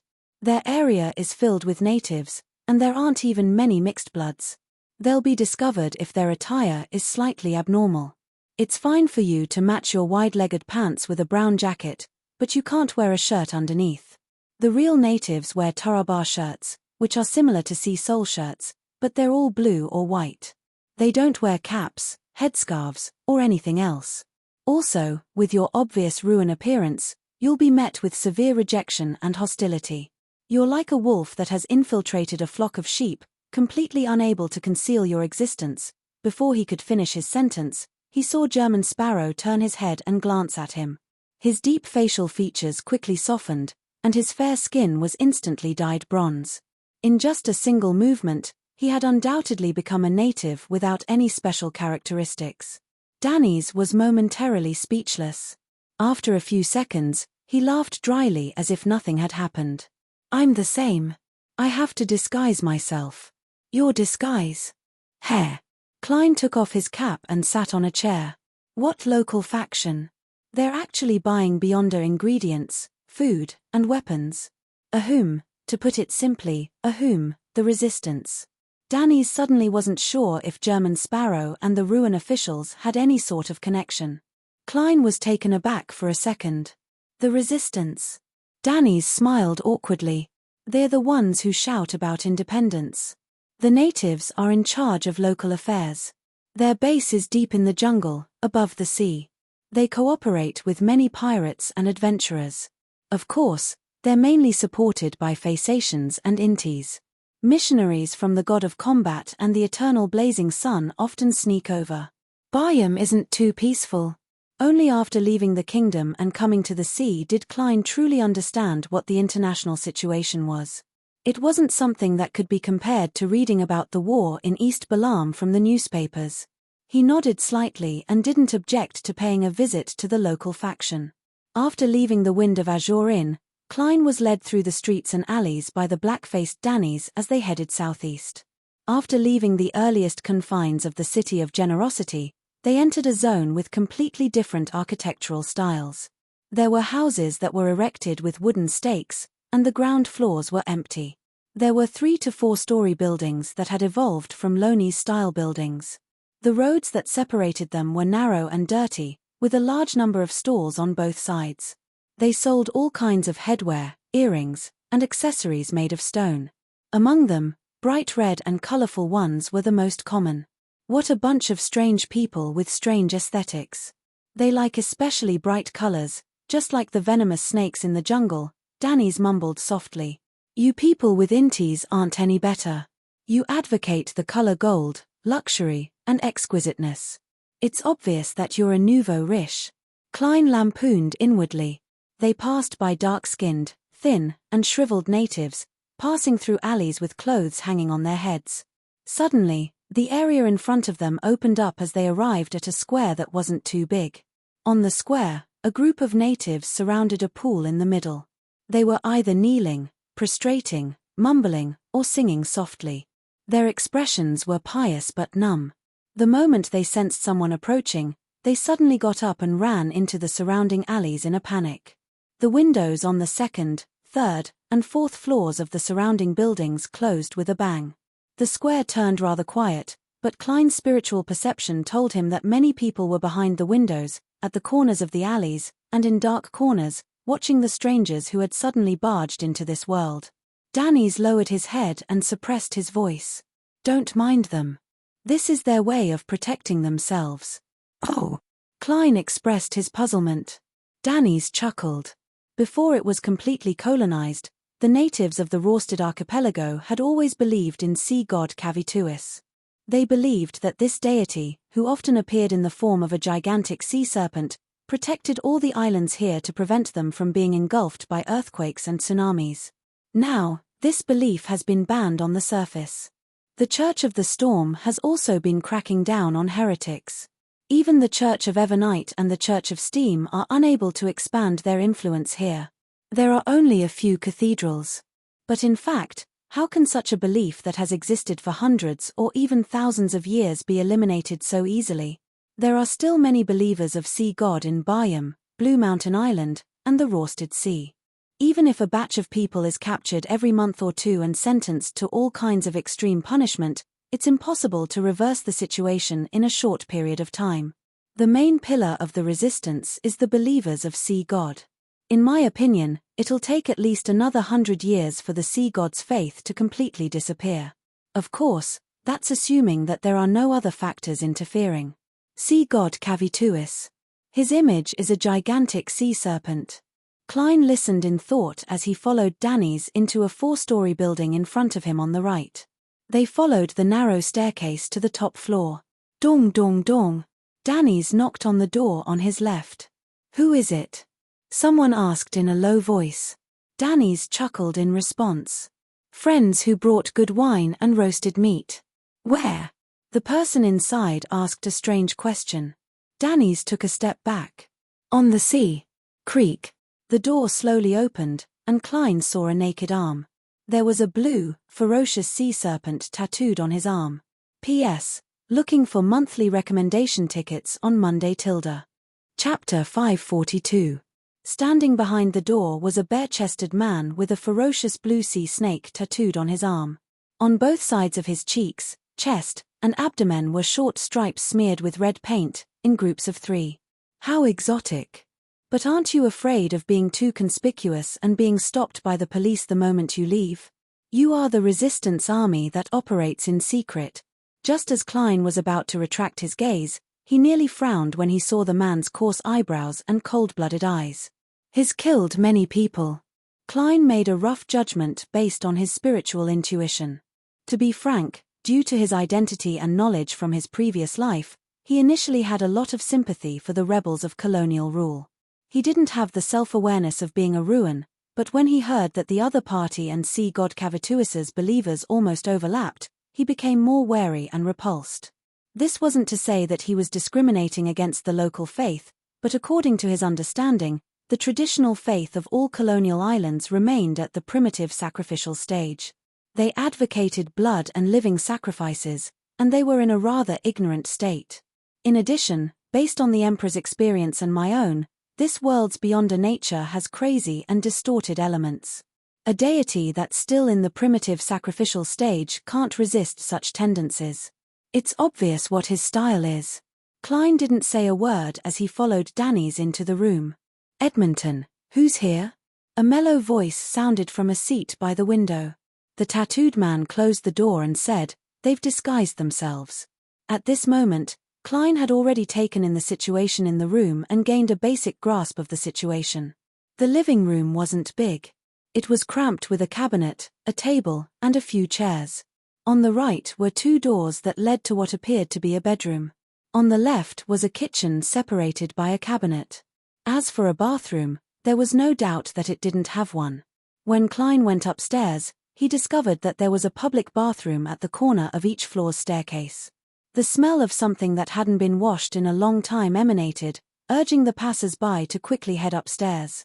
There was a window right in front of him, with 2 bamboo poles sticking out of it to dry a lot of clothes.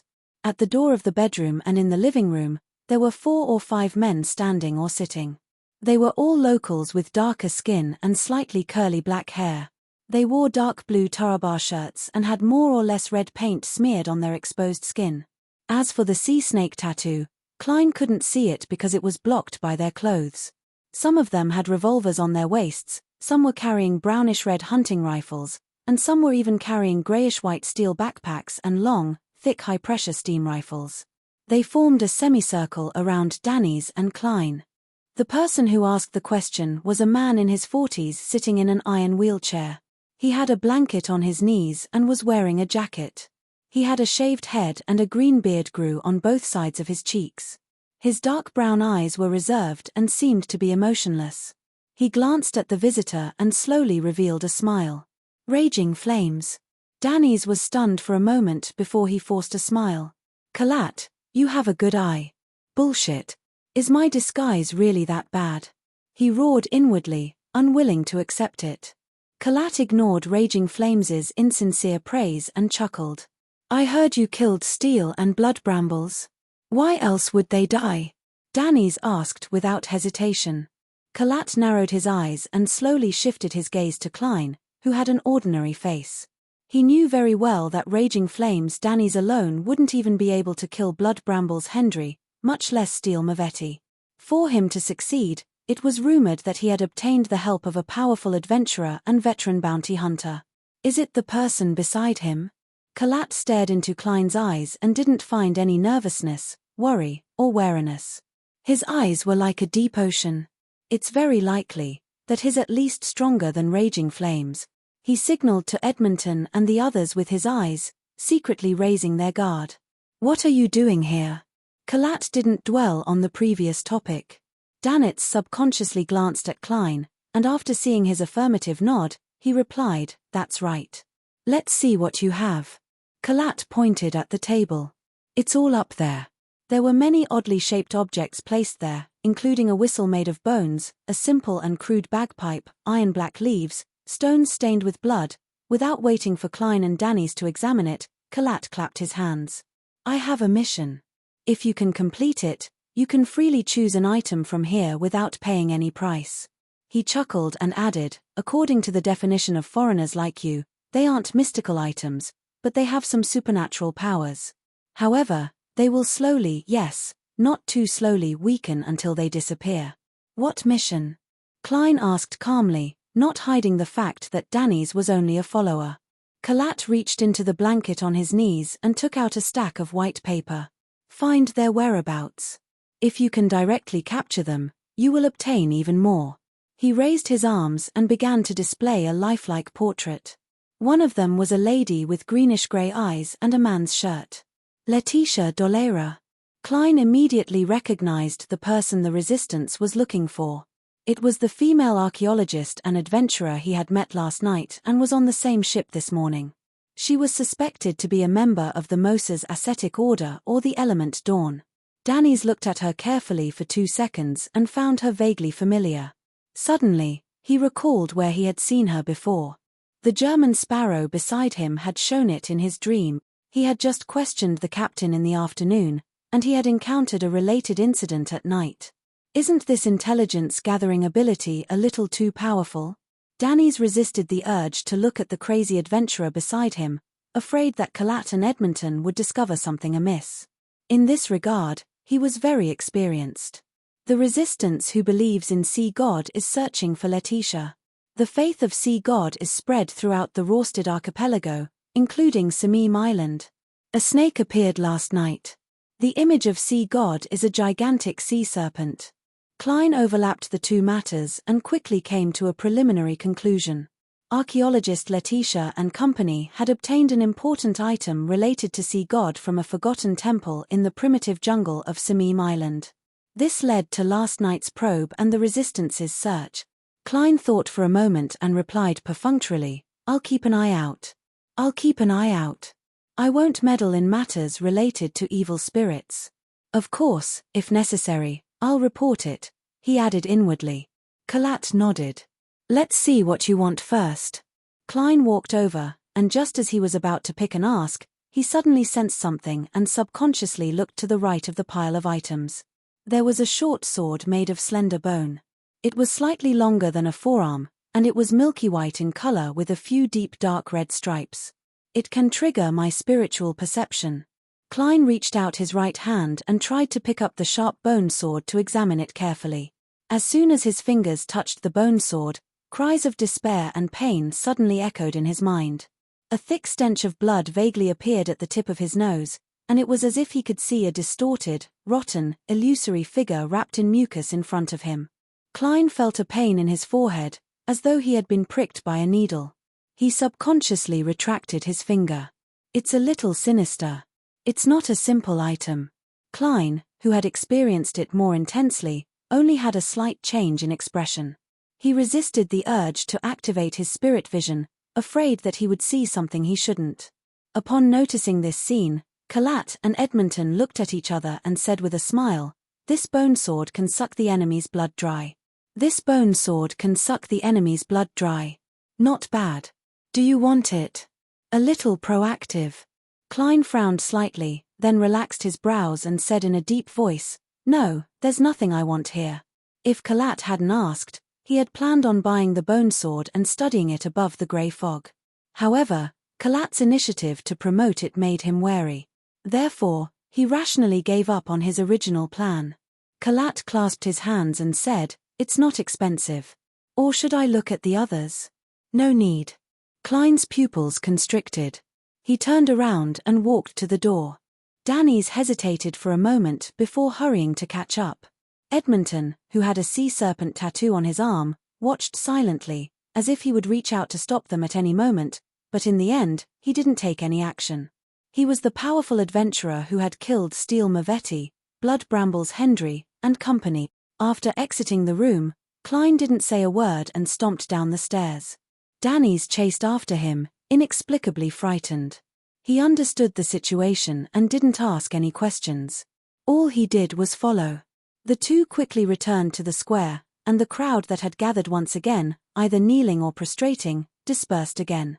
But unlike before, there was a man who remained kneeling on the ground, motionless. Klein didn't look sideways as he walked past him without stopping. Danny's subconsciously took a glance and discovered that the man's face was as dry as a rock that had been weathered for a long time. Pa! A piece of flesh on the man's cheek suddenly peeled off, bringing with it a piece of bearded skin. It fell to the ground, its color gray. He seemed to have lost all his moisture. Danny's jumped in fright and didn't dare look around again. He felt that things had become strange and dangerous at some point in time. The two passed through the streets, left the city, and boarded a rental carriage. The carriage driver was clearly a local native. He was in his 40s, and his smile was very likable. But along the way, he didn't say a word. He was so quiet that it made Danny's heart beat like a drum. Klein pursed his lips and remained silent as well. The rental carriage soon arrived at the dock. As he wanted to change his attire, Danny's made it stop far away from Sour Lemon Street. After getting off the carriage, Klein didn't pay the fare or stop. He strode away, leaving Danny's stunned. He threw two solely to the carriage driver and hurriedly chased after the German Sparrow. After a few steps, he subconsciously looked back and saw the carriage driver kneeling down with a face full of fanaticism and devotion. He prostrated himself on the ground and kissed the spot Klein had just stepped on as tears flowed down his face. Chapter 543. What's going on? Danny's couldn't believe what he was seeing. It didn't shock him. Instead, it terrified him. It was as if he had jumped into a bucket of ice cubes after getting drunk. He felt a bone-chilling coldness from his feet to his head. What's going on? How did it become so strange? Danny's took a deep breath and forced himself to turn his head back. He chased after German Sparrow. He realized that the crazy adventurer was walking faster and faster, to the point that he had to jog to keep up. Passing through the streets and alleys, Danny's suddenly saw a green shadow fall from a tree. It was covered in scales and twisted its slippery body. It had a triangular head and a long, scarlet tongue. It was a rather long venomous snake. *T. Why would there be snakes in this season and in this weather? Danny's wasn't afraid of such creatures. He had even roasted snake meat before. What shocked him was this abnormal situation. Bypassing the venomous snake, Danny's subconsciously looked to his left and right. He discovered that in the gutters on both sides, in the broken walls of the houses, and inside the rusted water pipes, there were pairs of cold, vertical, and different-colored eyes looking outside. Danny's instinctively shuddered. He felt as if his scalp had been pricked with needles. He didn't dare stay or leave. He sped up again and followed closely behind German Sparrow. After entering the Wind of Azure Hotel and going up the wooden stairs, he couldn't help but raise his head to ask something. Suddenly, he felt his chest tighten, and his breathing stagnated for a moment. At that moment, he felt as if he had dived into the bottom of the sea. He was being squeezed by a heavy current from all directions. Splash! Vaguely, Danny's heard the sound of the surging tide. He saw illusory waves rippling around German Sparrow, as if they were forming a boundless, bottomless blue ocean. In that ocean, there was a huge, blue figure that was like a tower supporting everything. Danny's right foot stopped in mid-air, unable to step down. He wasn't unfamiliar with such a feeling. During the previous pirate meet, King of the Five Seas Nast was even more imposing and terrifying than this. Nearly all the pirates couldn't lift their heads, and only captain-level powerhouses could barely resist him. Danny's knew very well that this was not the performance of the German Sparrow. If the other party was at the level of a demigod, there was no need for him to use the mandated punishers when hunting steel Mavetti. Ocean. Tide. These two terms quickly flashed across Danny's mind before he thought of how the resistance basically believed in sea god Cavituus. Could it be that when the German Sparrow touched the bone sword earlier, he was cursed by the sea god due to some unknown reason? Was the corpse of the worshipper, which had lost all its water, one of the conditions for the curse to be activated? Was the carriage driver prostrating and kissing the ground because he sensed the aura of the sea god? Man! German Sparrow will probably die here today. Should I flee further away to prevent myself from being implicated? At most, I'll come back later to collect his corpse, perhaps there's still hope. I'll use the soulful ritual to consult Captain. She knows so many strange mystic techniques, so she should be able to resolve this problem. No, Lord, the condition for the soulful ritual is to be within 500 nautical miles. They still have to sail for at least a day and a half to enter that range. As he racked his brains for a solution, Danny's no longer panicked. With steady footsteps, he followed the German Sparrow into the luxurious suite. Klein remained silent as his dark brown eyes seemed to be dyed with a blue so rich that it was almost black. He went straight to the bedroom and locked the door with a click. Danny stood outside. He wanted to run, but he also felt that he could still save the other party. Inside the bedroom, Klein closed his eyes and waited for an opportunity.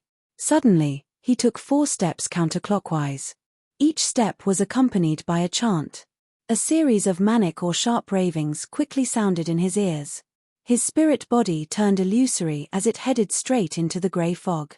Soundlessly, he heard a shrill, painful, and indescribable howl. Klein appeared in the ancient palace and appeared at the end of the long mottled table. In the silent and motionless grey fog below, an illusory, gigantic azure blue sea snake appeared. It was in an ancient and dark ruin, coiled around a half-collapsed pillar. Its hideous head was raised as it opened its bloody mouth, revealing curved fangs that were longer than a human's forearm. The milky white fangs were stacked with layers of blood as mucus flowed. The sea snake swung its tail crazily, stirring up terrifying waves and exaggerated ripples. It caused the entire ruin to shake as though it was about to collapse. This scene quickly shattered and dimmed. No matter how the unimaginably large sea snake struggled, it was unable to turn the situation around. All it could do was hiss in pain as it transformed into specks of light before vanishing into the grey fog. Klein sat on the high-back chair belonging to the fool and silently watched all of this. He didn't do anything for a long time. The grey fog silently spread out, and the scene seemed to remain the same since time immemorial. After nearly a minute, Klein leaned back in his chair, sighed, and said the other party's name. Sea god Cavituus. After touching the bone sword, he had already sensed the abnormality. Furthermore, in his conversation with Baldy Kalat, he acutely discovered that a tiny, weak, but intrinsically cold and sinister energy had invaded his body at some point in time. It was slowly corrupting his soul. Klein made a prompt decision and turned to leave. Then, he sensed that the sinister energy was forming a connection with his surroundings. It gradually became stronger and connected to an unknown location. Therefore, while diverting his attention to resist the corruption, he controlled himself to not interact with his surroundings. Klein believed that as long as he reacted to the abnormalities along the way, the corrosion would become even more intense and even irreversible. He originally wanted to find a nearby bathroom and use the grey fog's shielding and isolation to melt away the sinister and cold powers. However, after careful consideration, he decided to stay far away from the area. This was because there were many sea god believers around, so it was very likely that an accident would happen. During this process, Klein grasped another point. If he were to exorcise ahead of time, a portion of sea god Cavituus's power would remain in his flesh and blood. The consequences and effects were unknown.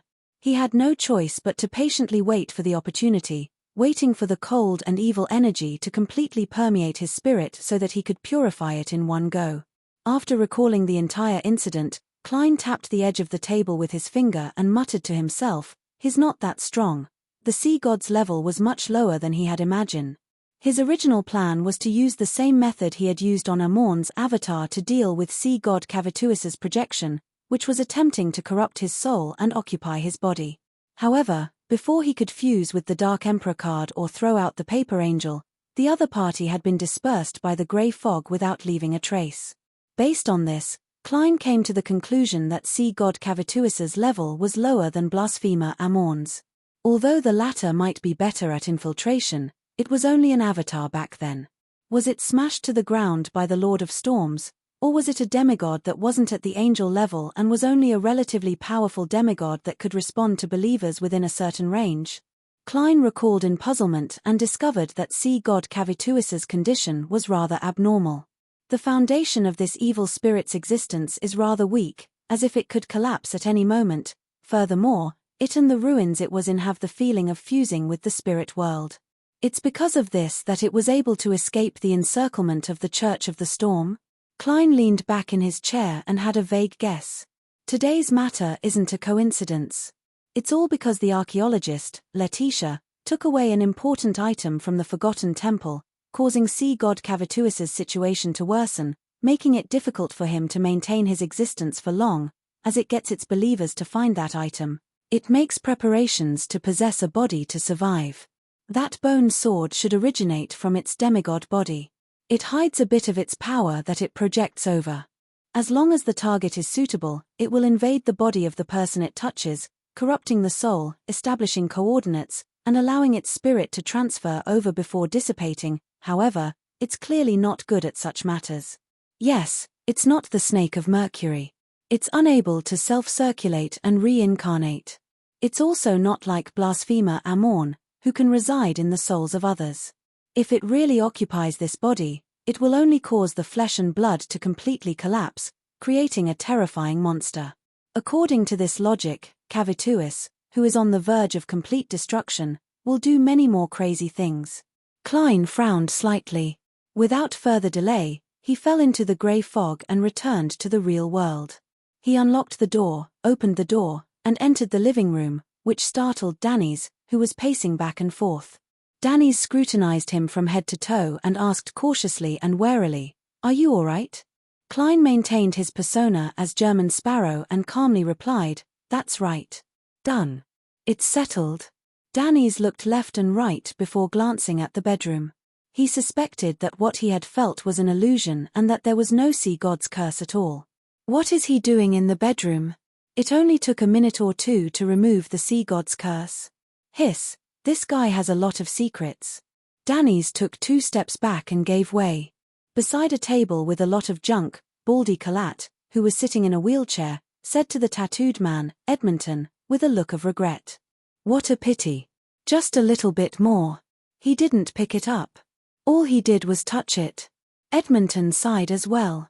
Kalat looked at the slightly curved bone sword and fervently muttered to himself, "When an outsider picks up this holy sword, God will reappear on the earth." Edmonton knelt down as though he was confessing to the gods. As time passed, Kalat and Edmonton suddenly heard 2 screams. They looked up and saw that two of their companions had fallen straight to the ground. Their skin was like weathered rock, losing all its moisture. Colette and Edmonton looked at each other and sensed a strange atmosphere. The two of them straightened their bodies at the same time and looked at the table. The milky white holy sword cracked and shattered into countless small pieces. Please remember the domain name of this book, 9 Heavens Divine Emperor Mobile Version. Chapter 544. When an outsider picks up this holy sword, God will reappear on the land. But what if the holy sword shatters? These two sentences echoed in Colette and Edmonton's minds, completely touching on the blind spots of their knowledge. For dozens of seconds, they looked at the shattered holy sword with blank expressions, unable to say a word. They couldn't believe that the holy sword, which had only been touched by an outsider in the evening, would suddenly shatter. What did this mean? What did this mean? The two of them didn't dare to think too deeply about it. It was as if they had returned to the past. Back then, a secret stronghold of the resistance had been discovered by the Ruan military, and it had been wiped out without any warning. Their fathers had all died in that massacre, and their female relatives had been abducted and sold to different places. Before receiving the bad news, Colette and Edmonton's emotions were the same as they were now. They were heavy, flustered, expectant, and uneasy, mixing into a strong sense of repression. Return to the jungle and find the high priest to figure out the reason. Perhaps this is God's latest revelation to us. Colette said in a deep voice as he turned his wheelchair. Edmonton immediately stood up and said to his remaining subordinates, "Continue searching for those blasphemers, but don't stay here. Also, instruct the believers outside not to hold any rituals or even pray for the time being.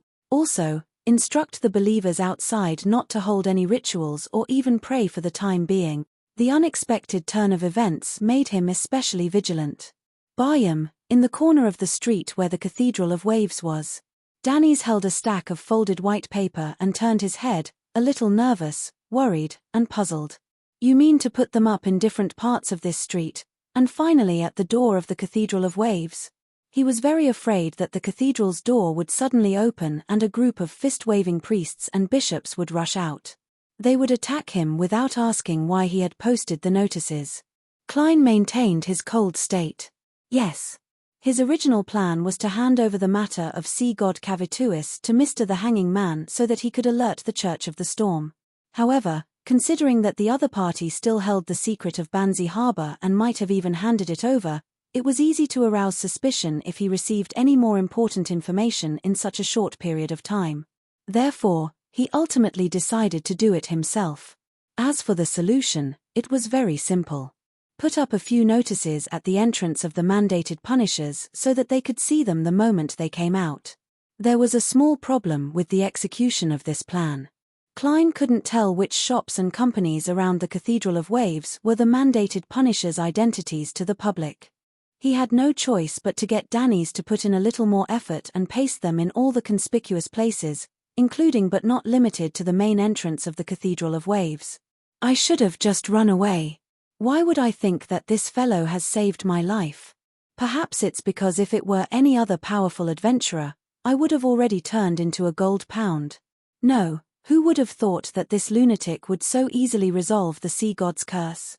Escaping might have been worse." Danny's lamented inwardly as he unfolded the stack of paper and casually scanned the contents. After Letitia Dolera and the others entered the sea god ruins on Samim Island, they were pursued by the resistance. At the same time, Colette and the other resistance members were selling a strange, slightly curved bone sword. Sea god Cavituis's body is on the verge of collapse, and his mental state is extremely crazy. Danny's was stunned for 2 seconds as he subconsciously glanced at German Sparrow. "I can understand the first part, but why would there be descriptions of sea god Cavituis's body on the verge of collapse and his mental state being extremely crazy? How did German Sparrow know of this? Did he discover a problem in the process of resolving the sea god's curse? And how did he resolve the sea god's curse? The organization behind him is much more powerful and terrifying than I imagined. Could it be similar to the Aurora Order, serving a true deity?" The more Danny's thought about it, the more alarmed he became. The first time he heard of the Aurora Order came from a raid at sea. At that time, he saw the captain's solemn expression for the first time. After that, he was taught some of the so-called mysterious world's general knowledge. Klein responded to Danny's gaze with an emotionless gaze. In the notice, he excluded his own subjective guesses and only described the things that were certain, so as not to interfere with the judgment of the upper echelons of the Church of the Storm. Among them, the content of Letitia and the others taking an important item was deleted. The lost temple was changed to the more inclusive sea god's ruins. The stronghold that Kalat and the others would obviously give up after realizing that something had happened to the sea god was also omitted. Danny's quickly retracted his gaze, not daring to look again. The captain said that the more secrets you know, the more dangerous it is. He thought for a while and said worriedly, pasting it on the front door of the church will definitely attract a lot of attention from the Church of the Storm. Will they find out that I did it? Klein gave a concise answer. Yes. Danny's forced a smile. Then wouldn't I be in danger? Klein used his clown powers to control his expression and calmly replied, "You're a pirate with a bounty on your head to begin with. Do you think you can swagger down the main streets of Bayam now?" Klein lampooned inwardly. "That's right. No matter what, they'll capture me and put a bounty on me." "No, there's something wrong with that." Danny's blurted out, "But my bounty will increase." Klein looked at him without saying a word, but the corners of his mouth curled up bit by bit. At that instant, Danny's seemed to hear a rhetorical question. Isn't this a good thing? A good thing that a donkey kicks? Danitz chuckled dryly, took the stack of notices, and posted them in a conspicuous spot on the street near the Cathedral of Waves in the middle of the night. "It really looks like a small advertisement." Klein, with one hand in his pocket, looked from afar and commented inwardly. He then sighed. "It's great to have an assistant. At least I don't have to do something so degrading myself. If I were in Tingen or Beekland, if something similar were to happen, the scene would be too beautiful to imagine." Danny's finally arrived outside the Church of Waves and pasted the notice on the front door. Then, he clenched his fist and knocked on the door. After doing all of this, he turned around and ran, as if there were 10 mandated punishers running behind him. Klein didn't dare to delay. He took out the paper doll and flung it away, letting it burn to ashes. He quickly moved to another street. After his recent encounters, he had a deep understanding of the mandated punisher's style and didn't dare to be careless. It was not until they were far away from the Church of Waves that they slowed down and resumed their normal walking speed. Danny's physique was not bad. At this moment, his face was not red and he was not out of breath. Puzzled, he asked, "Why don't you just write a letter to the police station, or throw it into the governor's office?" Without waiting for Klein to answer, he already understood. That's right. The lower-ranking police officers and the staff of the governor's office are all locals. It's very likely that they sympathize with the resistance, and they might even be hidden believers of the sea god. As they spoke, the two turned a corner and saw a red building that occupied an extremely large area in front of them. It was brightly lit inside, and music could be heard faintly. There were people coming and going at the entrance, and carriages alternated. It didn't feel like it was late at night at all. We actually came here." After a second of surprise, Danny's revealed a smile that all men understood. "Red Theatre?" Klein, who had a wealth of theoretical knowledge, was instantly enlightened. Danny's chuckled and said, "This is one of the most famous places in the entire Sonya Sea. This is one of the most famous places in the Sonya Sea. There are mysterious and charming Balam girls, passionate and hot Fainapota girls, open and seductive Intis girls, tall and beautiful Fasak girls, conservative and quiet Lun ladies, gentle and docile locals. This fellow knows quite a lot. He comes here often." Klein swept a glance at Blazing without saying a word. For some baffling reason, Danny's felt like he had been seen through as he immediately smiled awkwardly. "That's what pirates say when they brag. I've only been here a few times. In the past, I didn't have much money, so I could only find ordinary ones. Furthermore, they were mainly from the Fog Sea. Later, I joined the Golden Dream. No wonder. Although Vice Admiral Iceberg's subordinates are treated well and often receive a share of the treasure, it's rather difficult to save up a few houses in Bayam. Compared to the typical pirate, this fellow at least knows how to control himself and save money. Klein thought in enlightenment. Danny's didn't wish to continue the topic as he changed the topic. In Byam, there are many street girls, especially there. He pointed into the distance. In the end, 3 to 4 out of 10 families agreed. TSK, if it's someone with your standard Loney's looks, almost no one would reject it. They would only secretly hide their daughters from you. Heh, every year, Lund's Navy commits many murders and rapes here. They aren't much better than the pirates, but they will only be chased back to their countries. At most, they will have to pay a small fine. Klein listened in silence as he suddenly recalled the group of sea god believers who were praying by the pool in the evening. He recalled their fanatical and numb faces. Beekland, inside the villa of the Odora family. Having exposed a certain problem, Emlyn White nervously followed Cosme into the underground area and once again arrived in the grey stone hall with the black iron-coloured coffin. "Honourable Lord Nibbs, why have you summoned me?" Although Emlyn had rehearsed such a scene dozens of times in his mind, he still couldn't completely eliminate the tension and anxiety in his heart. In such a state, he suddenly understood a problem. From a drama point of view, the character he was playing should be secretly worried and afraid. There's no need for any special disguise. I did well. Emlyn suddenly calmed down. A deep and aged voice sounded from the coffin that was covered in symbols and magic labels. To commend you. For the ancestor, you risked praying to the fool. Although you didn't receive a response, you still took on a huge risk. This is an act that needs to be rewarded. Here's a bill of acceptance for £7,000. It's a reward for you. I didn't give it to you in time due to the great smog of Beekland, but it's not too late now. At the same time, you have to pay attention to yourself at all times. Don't relax. Immediately inform Cosme if anything abnormal happens. He really gave me money. Emlyn nearly forgot to close his mouth. Chapter 545. Even when he left the Odora family's underground area, Emlyn White was still in a daze. He couldn't believe that he had received the £7,000 so easily.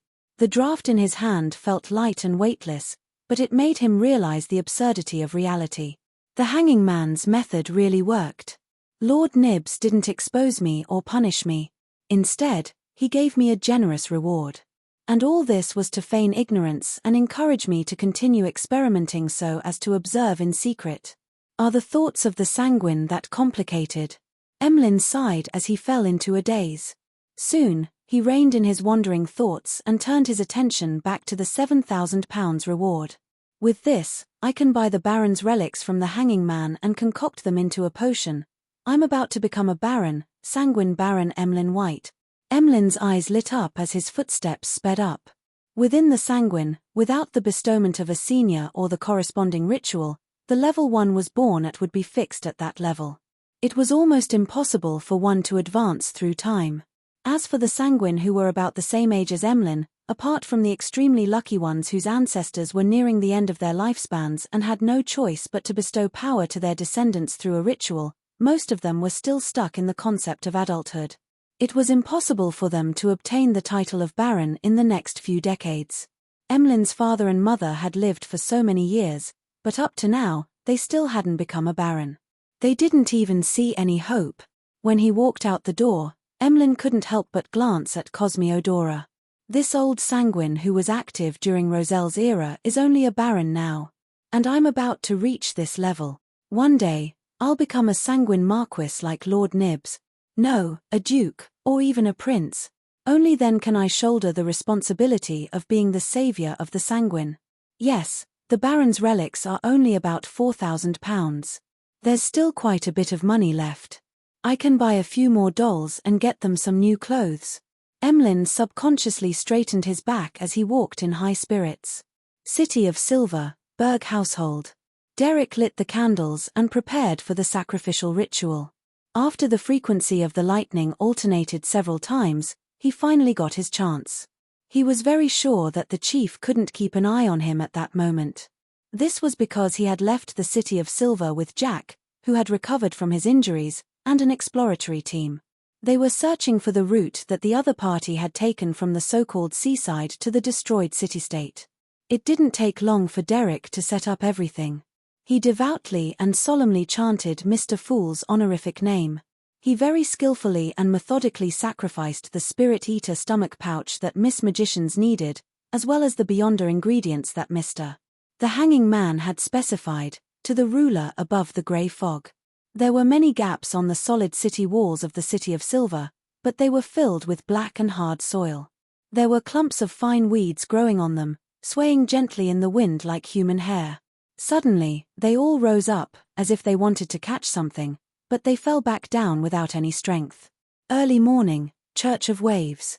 Alger Wilson, who had come to collect the bounty, heard a rather important piece of news from the diocesan bishop, Chogo. Letitia Dolera of the Moses Ascetic Order had used her identity as an archaeologist to enter the depths of Simim Island's jungle. It was unknown what she had done, but it had caused sea god Cavituis, who had been in hiding for many years, to be on the verge of collapsing. It was frantically searching for an opportunity to continue its existence.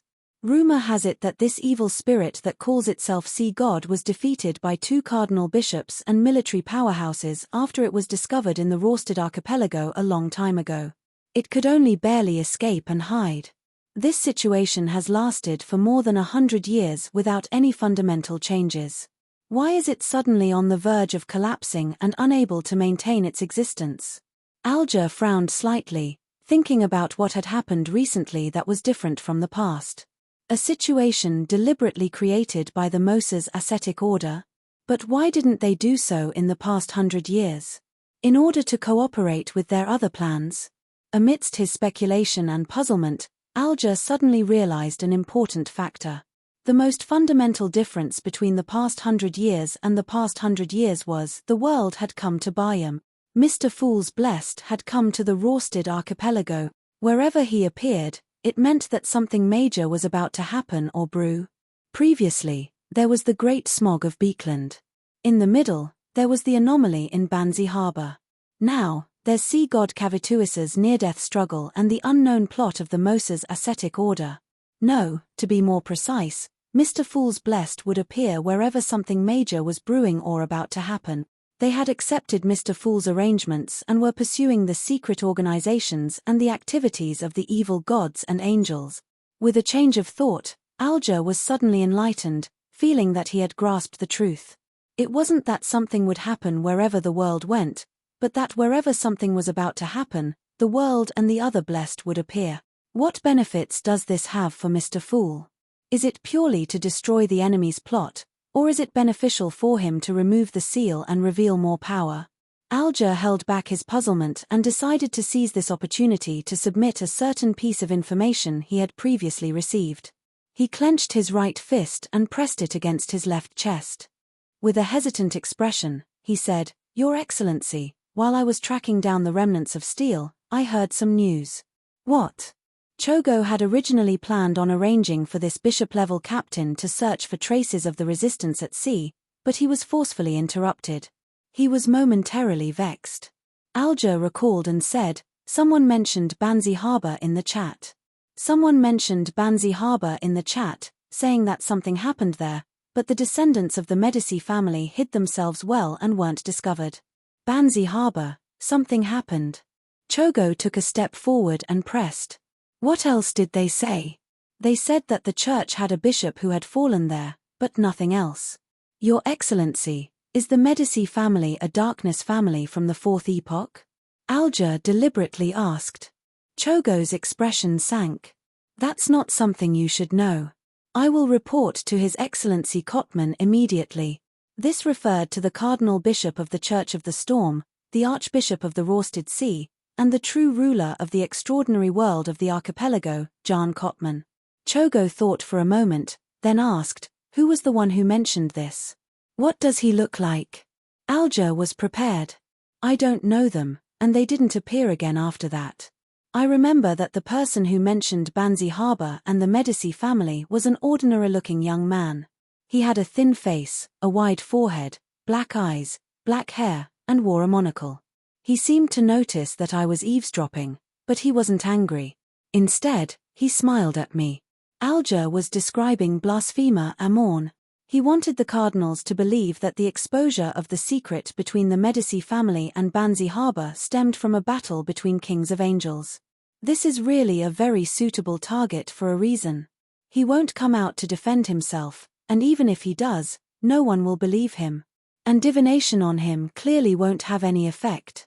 If I use beyond a means to confirm the source of my information, there will be strong signs of interference because it involves Mr. Fool, preventing me from obtaining an accurate answer.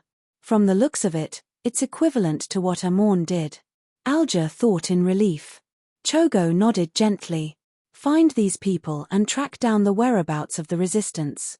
Yes, Your Excellency, Alger replied with a pious look as he punched his left chest with his right fist. Dark clouds gathered high in the sky, and the sky was extremely dark. Heavy rain poured down, splashing white mist as it dripped to the ground.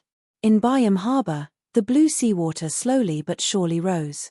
Cargo ships and passenger ships swayed like leaves floating in midair. The rain didn't stop, and the sea level gradually approached the embankment. There were many spots in the city, and the environment was abnormally oppressive. Zealous and numb locals, dressed in Tarabar shirts and tattered jackets, came to the edge of the cliff or the embankment one after another and jumped into the sea. Their flesh and skin rapidly lost their moisture, and when they fell into the sea, they had already turned into long-weathered corpses. A group of people cried as they hugged a Navy soldier who had walked out of the base. They angrily and sadly bit him to death with their teeth, leaving a mangled mess of flesh and blood. The streets were in chaos. Splash! Boom! The embankment collapsed, and the rising seawater surged into Bayam City. Klein woke up, and his mind was filled with the scene from his dream. To a seer, this was a very obvious revelation. The sea god, Cavituis, couldn't find a way to survive. It completely gave up and went completely crazy. It wants to create a storm, set off a tsunami, and drown the entire Rorsted archipelago, dragging countless people to die with it. And at the same time, its believers are also doing all kinds of extreme things. I've already informed the Church of the Storm. They should be able to stop it in time. No, even if I didn't inform them, they would still be able to sense the problem and deal with it. Klein got out of bed, put on his clothes, and walked out of the bedroom. He saw blazing Danny's standing by the window, looking out.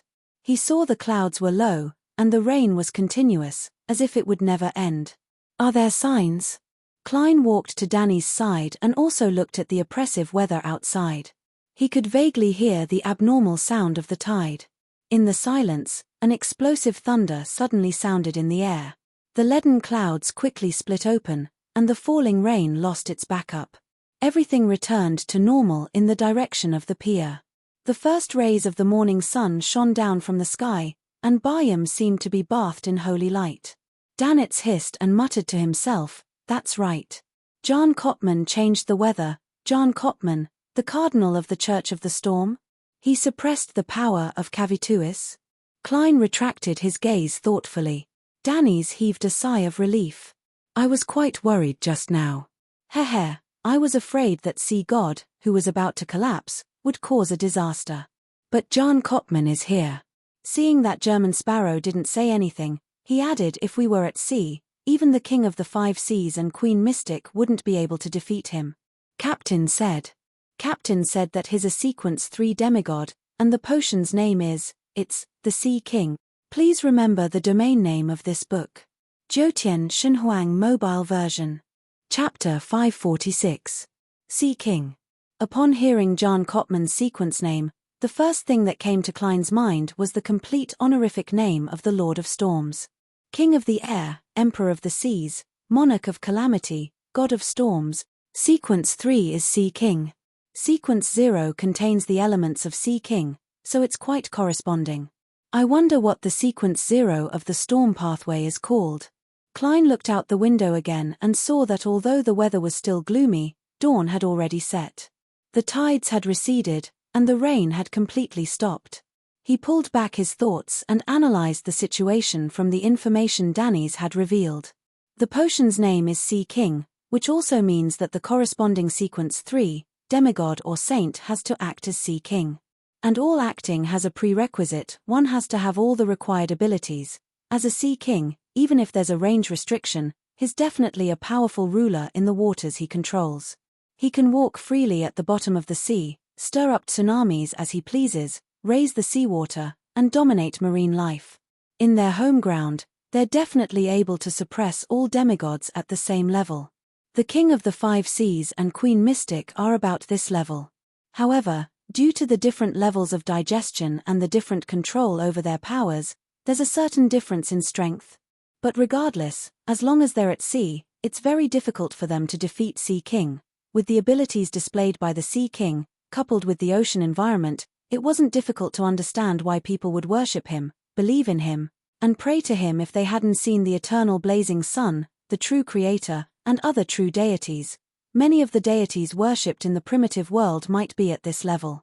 There's a high chance that they aren't even angels.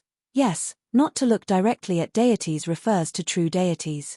Previously, sea god Cavituis didn't give me such a feeling. Neither did Amorn's avatar. Of course, I can't be sure if a king of angels' true body also has the attribute of not to look directly at deities. One was a sea god who was on the verge of collapse and was at most a sequence 3. The other was a sea king who was in good condition and could use a sealed artifact at any time. The outcome was obvious.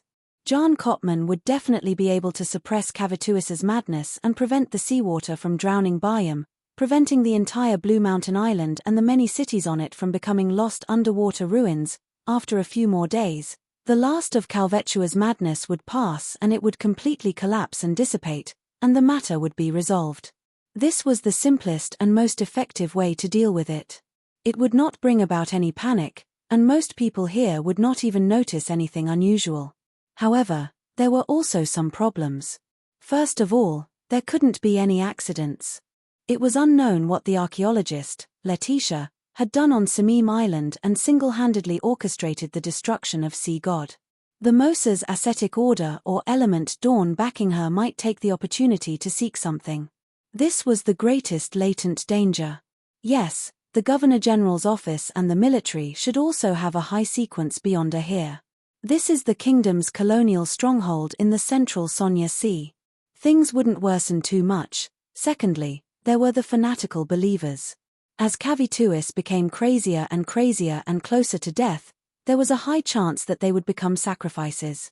They would be like stalks during a harvest, falling one after another. However, this wasn't too bad of a development for the Church of the Storm. The most devout believers would die along with their deity, saving them the trouble of subsequent screening and processing. Those who weren't so devout wouldn't be too affected, and they would have the possibility of reformation in the future. The only drawback was that the Rorsted archipelago would have a labor shortage for a long period of time. Although such a problem was troublesome, it could be resolved by clenching one's teeth. Therefore, the Church of the Storm and Sea King Jan Kottman would most likely sit back and watch. Phew, I wonder how many people will die in the slums where the locals gather. Klein's thoughts were suddenly interrupted by the uniform sound of footsteps and the roar from high up in the sky. He instinctively raised his head and saw several airships painted in dark blue with their muzzles exposed and machine guns protruding out, flying past him in different areas. On the street, ruined soldiers in red coats, white pants, and black leather boots carried rifles and dragged cannons as they passed by in neat rows. The tense and somber atmosphere suddenly expanded. This is a colony. Klein sighed and muttered to himself with inexplicable emotions. I wonder how long it will take for the church to kill that sea serpent and find its previous hiding place. It's definitely a treasure trove with countless valuable items. Danny's, who was a treasure hunter, suddenly said with some anticipation and some regret. His attitude changed very quickly. He had already degraded sea god to sea serpent and referred to it as it. The church isn't doing anything. All it does is suppress it and wait a few days to see Cavituis perish. Of course, the people of the Church of the Storm might not have the patience, especially when I heard that Jan Kottman was originally a high-ranking deacon of the mandated Punishers. It's just that the archipelago is isolated overseas. In order to unify the authority, he took on the role of a cardinal. His style of doing things might be closer to that of the mandated Punishers. The place where Cavituis is hiding? That ruin has almost fused with the spirit world. It won't be easy to find it, Otherwise, it wouldn't have survived to this day. With this in mind, Klein suddenly had an idea. It was very difficult to find the ruin where Cavituis was hiding in the real world. Even if he had already perished, it wasn't something that could be discovered in a year or so, unless they obtained more accurate information. But if I were to start from the spirit world, it's even more impossible to locate the spirit world, but it's not completely impossible. Snake of Mercury Will or Septin had used his folded paper crane to perform once. I still don't have any ideas on how to do it, but that's not important. I can ask Mr. Aztec. Death's domain controls a portion of the spirit world's authority. The underworld, or should I say hell, was created in the spirit world by Phoenix ancestor Gregrace, the ancient death. A thought flashed through Klein's mind as he took out the ancient and exquisite copper whistle, brought it to his mouth, and blew into it. He believed that even if he returned to his bedroom or entered the bathroom, the messenger's massive body would definitely be discovered by Danny's, who had considerable spiritual perception. Therefore, he didn't avoid him. Danny's was imagining sea god Cavituis's treasures when he suddenly felt a chill on his neck. He sensed something and hurriedly activated his spirit vision to look behind him. He saw white bones spewing out from the floor and flying upwards, forming a gigantic skeleton with an illusory head that pierced through the ceiling. The skeleton lowered its head slightly. Two pitch-black flames could be vaguely seen even through the ceiling. The oppressive feeling from its massive body made Danny's leap to the side, bend his body, and gather a scarlet flame in his right palm. What kind of monster is this? Danny's looked at German Sparrow in surprise, only to see him holding a copper whistle as he raised his head and looked at the skeleton monster in silence. Klein looked up at the gigantic messenger, and the gigantic messenger looked down at him. Both of them seemed to be frozen in place. Man, I'm in too much of a hurry. I didn't even write the letter before summoning the messenger. Should I get it to wait here, or should I return first and come back later? I'm now German Sparrow. Right, German Sparrow. Klein didn't say a word as he indifferently retracted his gaze. He unhurriedly found a pen and paper and began writing the letter. He roughly described the matter regarding Sea King Cavituis, but he hid the fact that he was nearly possessed and had to use the grey fog to disperse it.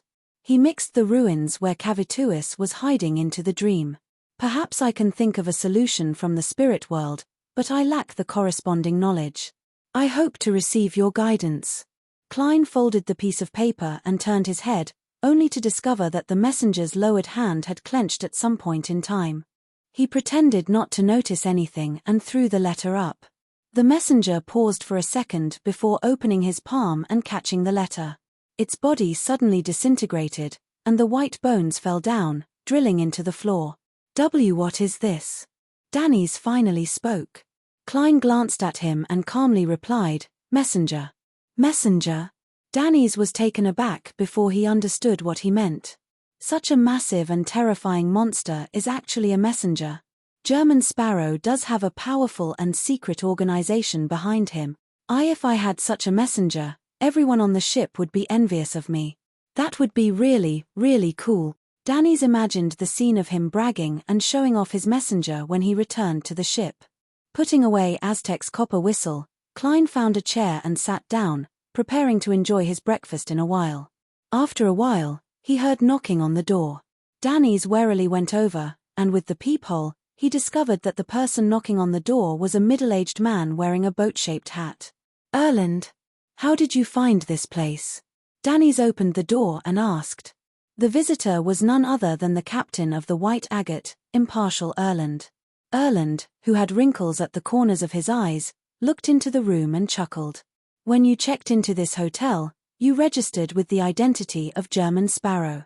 It's easy to find out.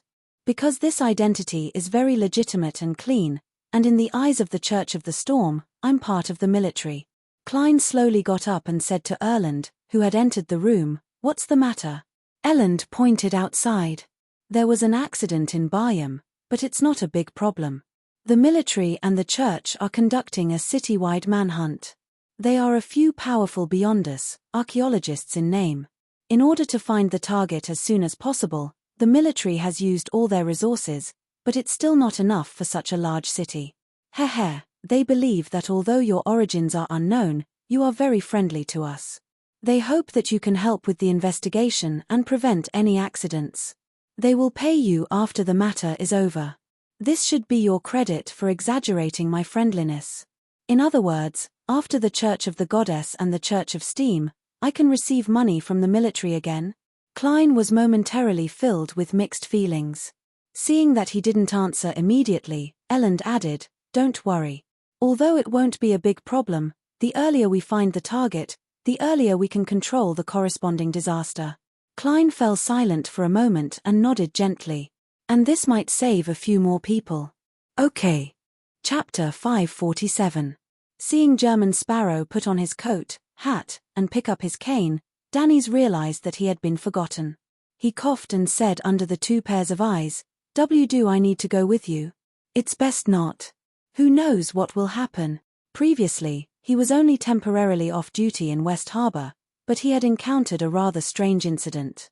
Last night, he had brought German Sparrow to visit the Resistance's liaison, but he ended up incurring the curse of Sea God.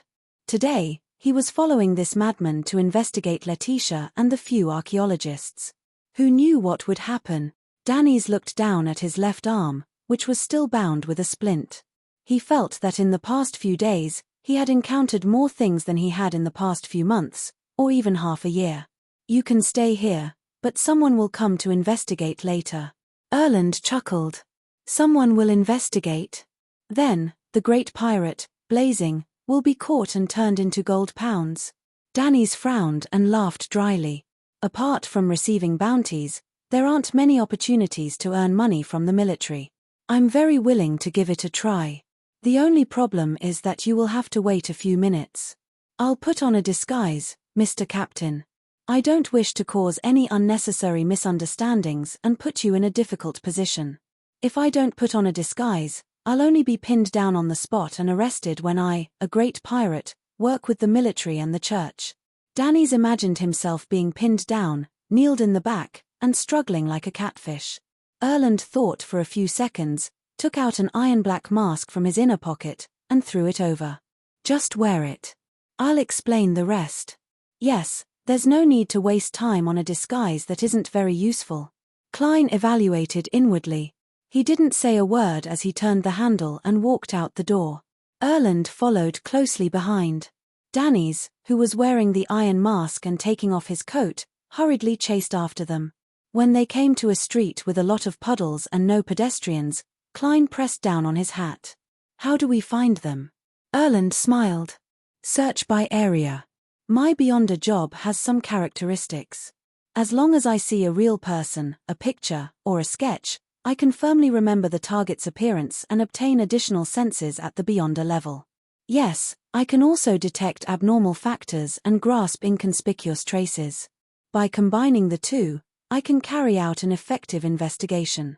Sequence 8 Sheriff of the Arbiter Pathway." Klein nodded in thought. As he walked, he asked, "What about you? Do you have their belongings?"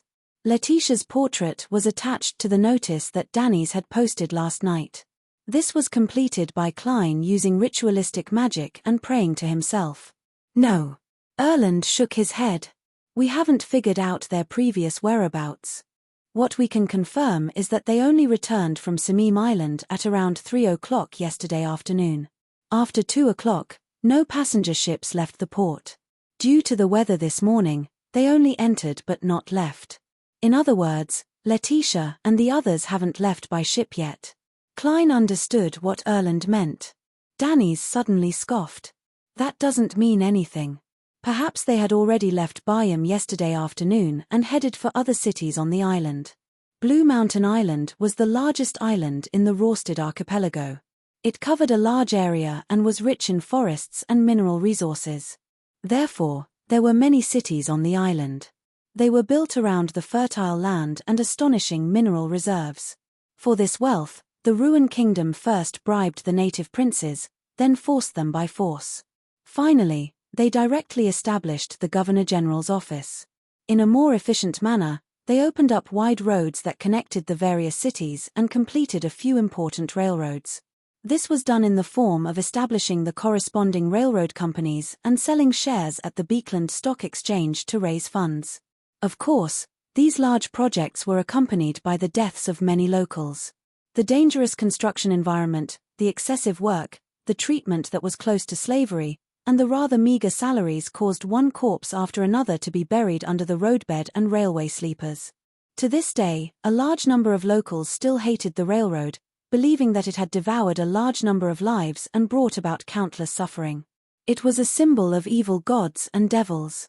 Erland turned his head to glance at Danny's. If they leave by land, then there's nothing to worry about. Why? Danny's asked in puzzlement. Very simple. Those roads pass through the jungle and are directly threatened by the resistance. And most of the resistance are believers of Sea God. Therefore, how would Letitia and company, who were the cause of Cavituis's collapse, dare to pass through these areas at night? If they dare to, it can only mean one thing. They don't realize how serious the consequences of what they did in the Sea God ruins on Samim Island would be.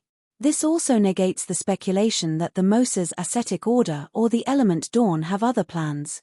Klein controlled the urge to shake his head and followed Erland into another street. Erland didn't explain anything. He took out a notice and handed it to German Sparrow. The main target is this woman on it. This woman was drawn by me. Klein glanced at it and threw it to Danny's. At this moment, they heard the sounds of an intense battle coming from a house to the side. Found it? Danny's asked the question Klein wanted to ask. Probably not. Erland shook his head. According to the arrangements, after discovering the main target, the first reaction is to release red fireworks. As long as this happens, everyone has to approach that place. If they encounter other wanted criminals that they can't deal with, orange fireworks will be released. The surrounding teams will rush over to provide reinforcements. If it's just ordinary pirates or criminals, they can handle it themselves. Let's wait and see. Perhaps there's no time to release the fireworks. As he spoke, the glass on the third floor of the house facing the street shattered with a crack. A bear-like man jumped down and ran into the distance at an extremely fast speed like a cheetah. At this moment, a huge shadow enveloped him, and the sound of gunfire came from high up in the sky. The burly man's body was nearly torn apart by the machine gun bullets as he collapsed on the street without any resistance. Blood flowed out and dyed the ground red. If it weren't for the fact that residents were forbidden from leaving their homes, there would definitely be screams. At some point in time, the airship that had floated over didn't stop moving away as it turned elsewhere. Gultat. Danny's recognized the deceased. Seeing German Sparrow turn his head to look at him, he forced a smile and said, "This is the leader of a pirate crew. He's from Faysac, and his bounty is £950. People from Faysac. Are they really all barbarians? To think that they're running on the streets under martial law, completely unaware of the attacks from above. That's right, these pirates have just led a befuddled life for a night. They have no idea that even an airship has been dispatched. If he had planned his escape route, he might have been able to dodge the machine gun fire in the air." Klein retracted his gaze and watched the dark blue monster fly across the roof. When Danny's saw the pirate's outcome, he was glad that he had followed him. Seeing that the alarm had been lifted, Erland didn't stay any longer. He led Klein and Danny's in the direction of the area he was in charge of. After walking briskly for 5 minutes, they saw a barricade at the intersection in front of them. Guns and cannons had been set up, and red-clothed ruined soldiers were silently standing guard. On the other side of the barricade, 20 to 30 corpses were strewn across the ground, forming a charging formation. Their clothes were tattered, and their faces were thin. They were all locals. Further away, a few young native children were hiding in a corner, quietly cowering as they looked over. They looked at the deep, steel-like muzzles, their eyes black and their faces dirty. Klein and company fell silent for a few seconds before circling around the area. Beekland, Sherwood Borough. Force picked up the ceramic cup on the table and felt a little hot. She focused her mind and quietly waited for any changes. The temperature of the hot water quickly dropped, and a thin layer of ice formed on the surface of the liquid. White frost appeared on the edges of the cup. "I'm a trick master." Force closed her eyes in joy. After receiving the Spirit Eater's stomach pouch, she didn't delay. She immediately concocted the potion and completed her advancement, obtaining many weaker spell-like powers. Among them, Force favorites were Fog Creation, Wind Blast, Flash, Freeze, Electric Shock, and the Fall spell that made people slip. Only at this moment did she feel that she was a complete beyonder. She no longer only knew how to pass through walls and open doors, nor did she have to rely on ritualistic magic. Near noon, Erland, with the help of Klein and Danny's, had completed most of the investigation. "Eat a loaf of bread and drink some water before continuing," he said with dry lips as he took off his boat-shaped hat. Klein was about to nod when he suddenly saw an orange firework soar into the sky and bloom not far away. Without any hesitation, Erland immediately put on his hat and ran in that direction. "I'll head over first to provide support. Orange means that there are other wanted criminals that I can't deal with." "Who could it be?" Danny's muttered to himself with interest. He walked forward with his legs raised high, hoping to arrive only after the battle was over. Then, he saw German Sparrow abandon him and follow just Erland. Glancing at the dark blue monster flying towards him, Danny's laughed dryly and quickened his pace. 2 minutes later, they arrived at their destination. They saw a house with a lawn facing the street. There were 3 or 4 military personnel lying on the ground. Their faces were green, and their bodies were trembling, as though they had been thrown into a frozen lake. The more Klein walked in that direction, the more he felt like he had encountered a cold disaster, as though he had arrived at the polar region. Soon, he discovered that the ditch outside the house was filled with a thick layer of snow. At that moment, a woman's laughter suddenly came from inside the house. It was sometimes high and sometimes low, sometimes crazy and sometimes strange. "Ha ha ha, hey, ha ha ha, hey." Danny's couldn't help but stop and use his right hand to touch his neck, which was covered in goosebumps. With a clang, the window opened, and a charred body flew out. He landed heavily on the ground as though he had encountered a fire. With just a glance, Klein relied on his spiritual intuition to recognize that this was one of the 3 male adventurers who followed Letitia. Please remember this book's original domain name. 9 Heavens Divine Emperor Mobile Version website. Chapter 548. From the looks of it, I've found the target.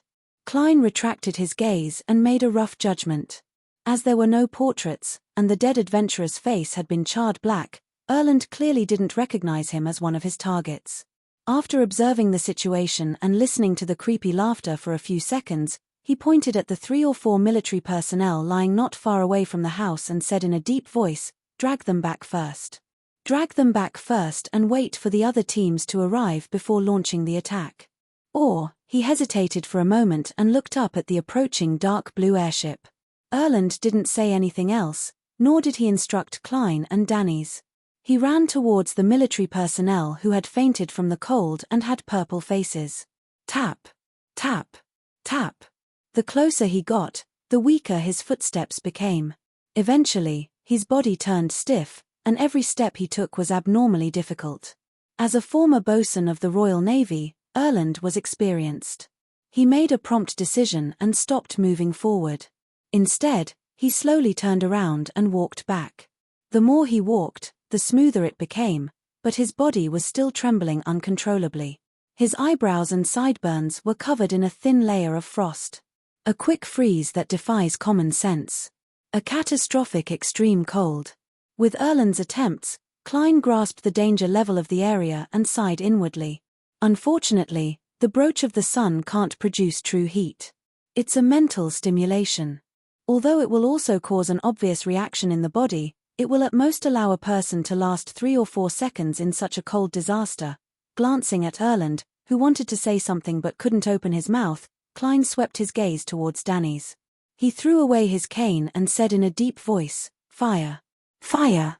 Danny's was taken aback at first, but he quickly understood what German Sparrow meant.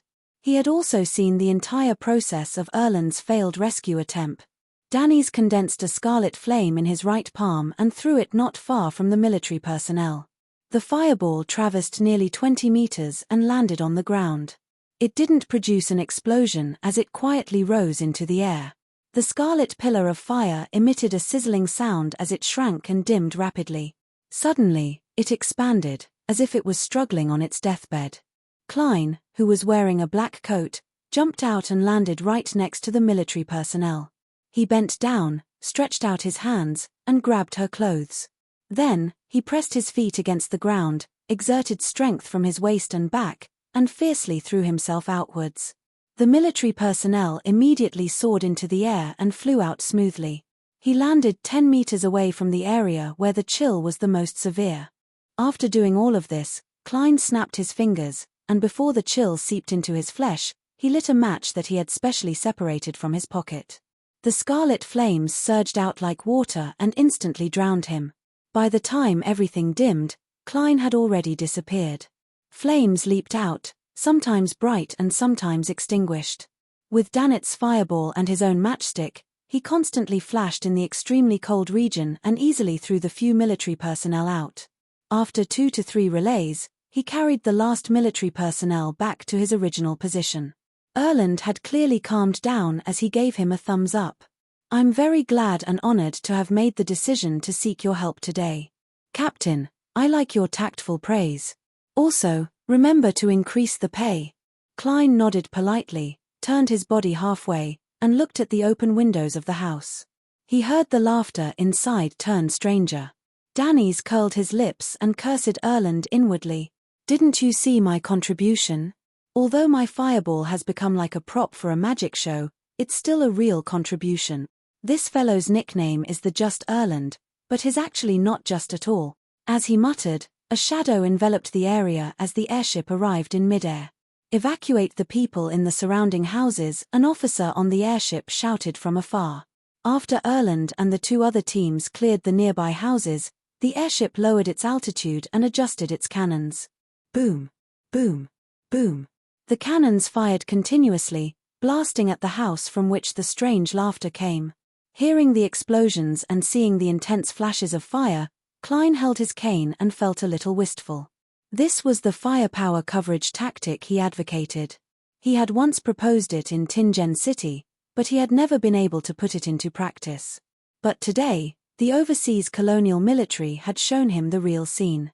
Amidst the deafening cannons, Erland and the others stood guard in different positions, preventing the people inside, or rather, the monster from breaking out. The house quickly collapsed, and smoke emanated from the piles of bricks and wood.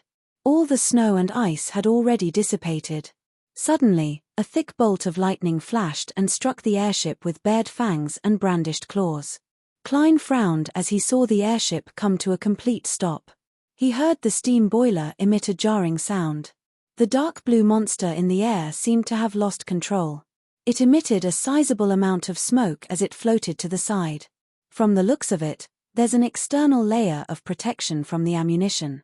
I thought it would explode and blow the airship into pieces. Klein turned his attention back to the collapsed house.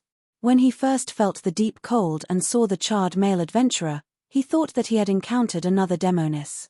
He had the witch potion formula, and having dealt with the demonesses a few times, he knew that Beyondus of this pathway could control frost and black flames from sequence 7 onwards.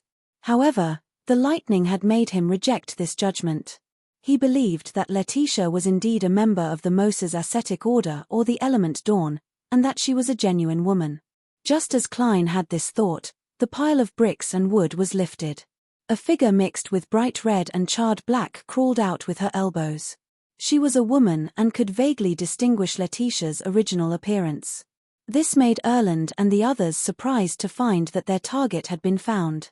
But compared to before, Letitia's current state was both terrifying and miserable. Her body was covered in black spots. Bright red wounds had been torn open by the cannonballs, and inside were white fascias that seemed to have a life of their own squirming. The top of her head had split open, and brain juice gushed out, sticking to the surface like a child's palm. Her greenish-grey eyes had lost focus. One pupil hid flames, and the other flashed with lightning. On her abdomen, below her chest, were 2 heads that were screaming in pain. They were the other 2 male adventurers. Not only is she out of control, but she also feels like she's being corrupted.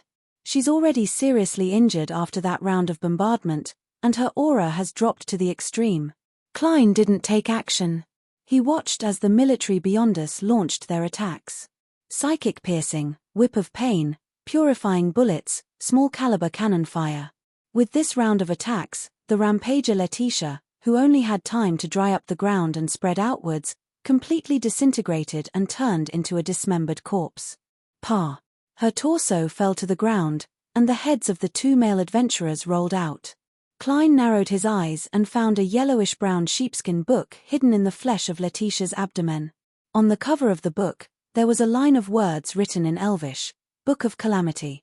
Why do these books and notes always end up in other people's stomachs? It was the same with the Antigonus family's notebook last time. Klein lampooned before suspecting that this Book of Calamity was an item that the pseudo-archaeologist, Letitia, had taken away from the sea god ruins. At this moment, a military personnel grabbed the heads of the two male adventurers, as though they could still speak. What did you do in the sea god's ruins? The ruins of the sea god. One of the male adventurers answered in pain and confusion. We've never been there. He tried to move his eyes to check the condition of his neck and below. Sea god's ruins on Samim Island, the military personnel reminded him. No.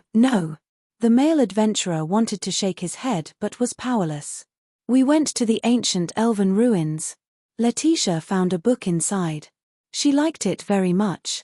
She quickly began to study it. She went crazy. She's crazy. The male adventurer screamed, and the remnants of his mind completely dissipated. It's not the lost temple of the sea god, but the ruins of the ancient elves. This is different from what I imagined. Klein was about to listen carefully when Erland walked over and politely asked him and Danny's to leave the interrogation scene. Turning into another street, Klein slowed down and thought about the entire matter. Why did Letitia's taking of the Book of Calamity from the ancient elven ruins cause sea god Cavituus to no longer be able to maintain his existence and gradually collapse? What's the connection between the two? Elves. Sea god.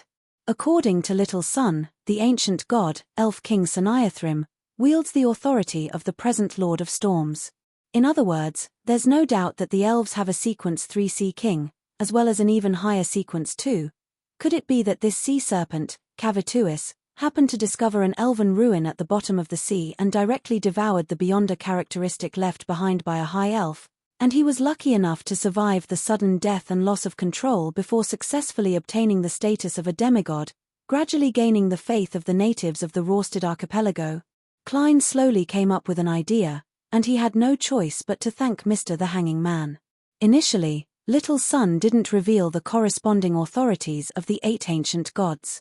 Later, under the guidance of the Hanging Man, he explained some of them, including the general situation of Elf King Saniathrim. As for directly devouring Beyonder characteristics or the corresponding ingredients to advance, it wasn't something that had never happened before.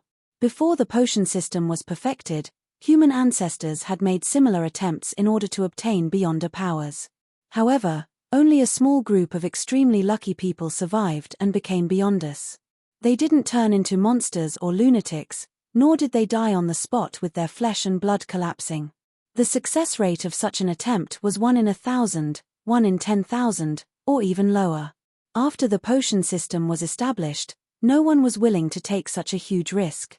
If that's really the case, then Cavituus was indeed very lucky back then. Of course, there's also the factor of his sturdy body. However, his intelligence doesn't seem to have increased much. He can only deceive people's faith, and he actually didn't discover that there was an elven ruin on Samim Island. Furthermore, it's closely related to the ruin he was hiding in. After Letitia and the others took away the Book of Calamity, the ruin collapsed, causing Cavituus's hiding place to undergo an anomaly, causing it to be unable to maintain its feeble existence. This can explain why Letitia and the others were able to succeed so easily. There weren't any resistance or sea god believers guarding the place. It wasn't until something happened that Cavituus discovered the problem and realized that the two ruins were related. Based on his previous train of thought, Klein tried to explain the part of the entire matter that puzzled him. And this included why sea god Cavituus, who was struggling on his deathbed, didn't let his believers become carriers. This could reduce many accidents and make things simpler. With the brutality that Cavituis had shown, it was only natural for him to make such a choice. The answer that Klein thought of was that the body that Cavituis wanted to corrupt and occupy had to have a certain amount of elven bloodline. Only then could it withstand the transfer of Beyonder characteristics to a certain extent. And when he touched it, due to the grey fog and its uniqueness, Cavituis found a better target. Chapter 549. Actually, I didn't want to apply for leave. I've been stuck for the past few days, and I almost didn't have any drafts left. I was stuck until 1 p.m. every day before I went to bed. Other people who wanted to write short stories had to decline, and I only had enough energy to finish this one book. Damn, I don't even know how long it's been since I last updated my WeChat account. It's not that I don't know what to write about or what to lead to. This is already planned. I'm stuck on how to unfold, how to lead, and how to make the plot smooth and not abrupt. Just like last night's chapter, many friends asked why there was a plot about Force becoming a trickmaster inserted in the middle. They asked if there was any connection, but the answer is that there isn't much of a connection.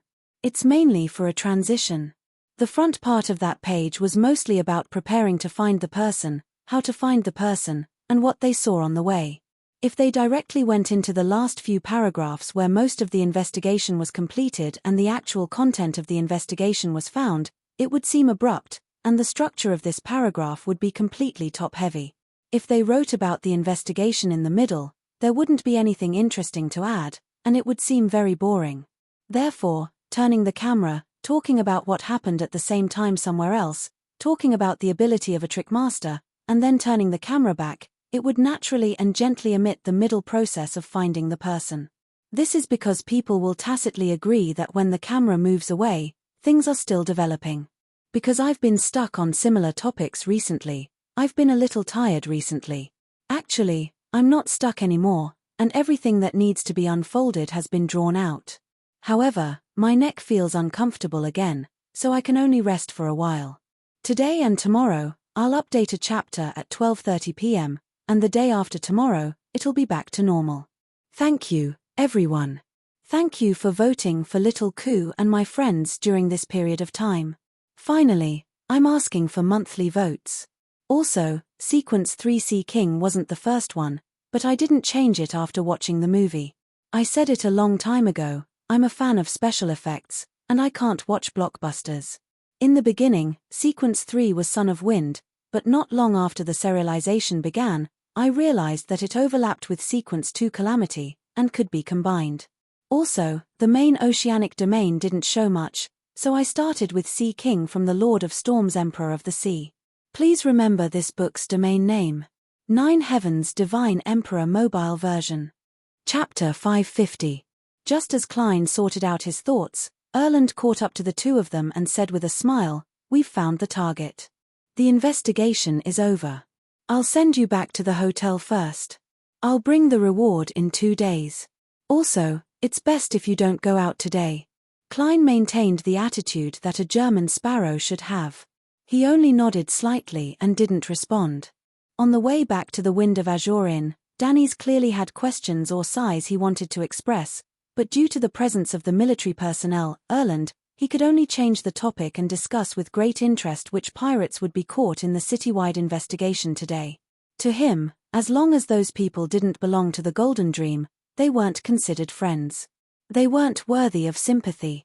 After entering the hotel room and watching Erland leave, he closed the door and clicked his tongue. Book of Calamity. Ancient Elven Ruins. This is really interesting. However, why are elves like devils? Just by taking their book and casually flipping through it, that woman went crazy and lost control. What kind of image do you have of elves? Creatures that are active in the mountains and seas, good at cooking, and like nature. According to Little Sun, the 8 ancient gods before the cataclysm were very tyrannical, cruel, and evil. Among them was Elf King Sanayathrim. And the elves who believed in him and treated him as their king probably weren't any better. You can refer to the members of the Aurora Order. The Beyonder races left behind from the Dark Epoch basically don't associate them with the concept of good in the minds of ordinary people. Klein replied inwardly. Of course, he didn't rule out the possibility that after the ancient gods perished, dragons, giants, elves, sanguine, and other creatures would gradually get rid of the negative effects and eventually become more normal. However, this would only be limited to the middle and lower levels. It didn't include those demigod-level powerhouses, and the high elf who left behind the Book of Calamity was clearly the latter. With a thought, Klein suddenly realized something. Danny's knew Elvish. He recognized the name of the ancient sheepskin book as the Book of Natural Calamity. Vice Admiral Iceberg's education of her crew has reached such a level. Not only does she popularize ancient Faesac, she even teaches them Elvish, which can stir the powers of nature. Perhaps Jotun and ancient Hermes are also part of the Golden Dreams curriculum. They really are a bunch of pirates with knowledge and dreams. However, Madam Captain, aren't you being too biased? Danny's performance in many aspects doesn't meet the mark. That's right, for a pirate whose main job is to hunt for treasure, the most important thing is to grasp the ancient language. Klein ignored Danny's sigh and cast his gaze out the window. At this time, the sky was still somewhat gloomy, as if a storm would fall at any time, causing people to involuntarily feel depressed.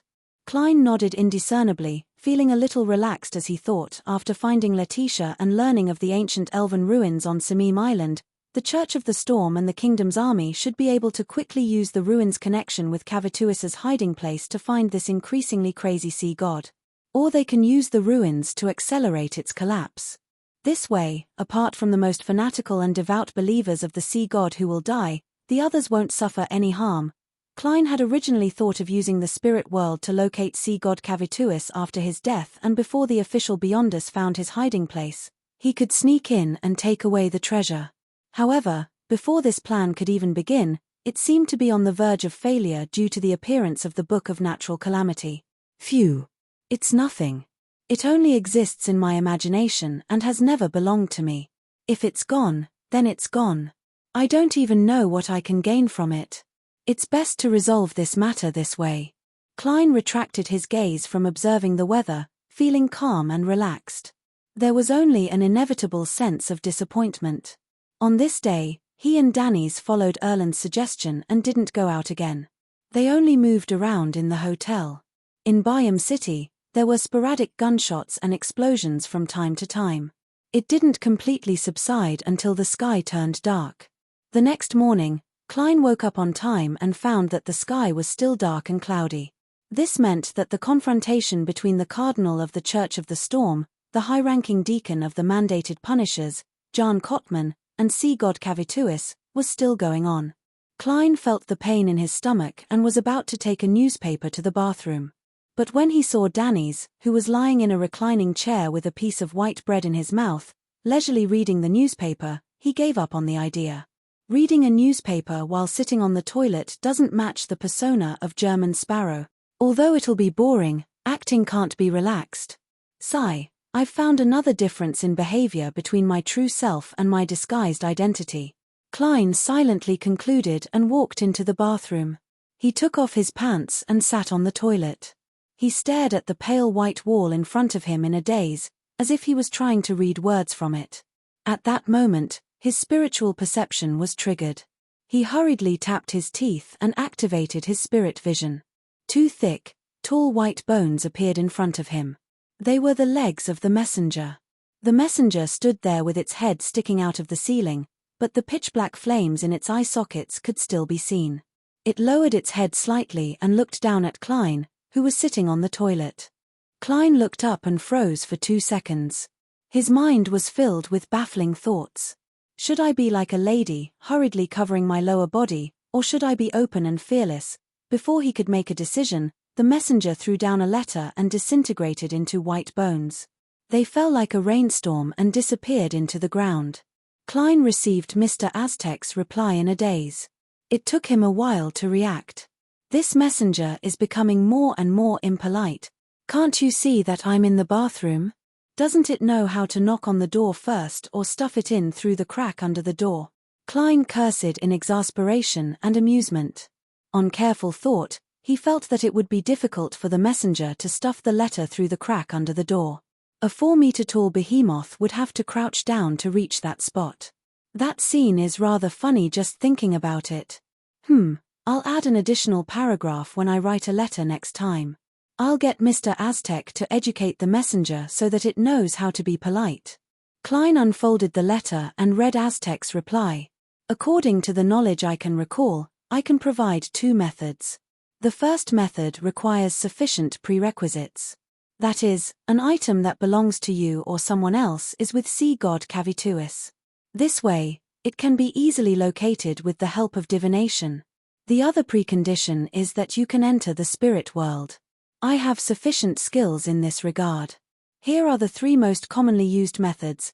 The second method is to use a secret deed ritual to pray to Red Light Aomoria. He represents power and will.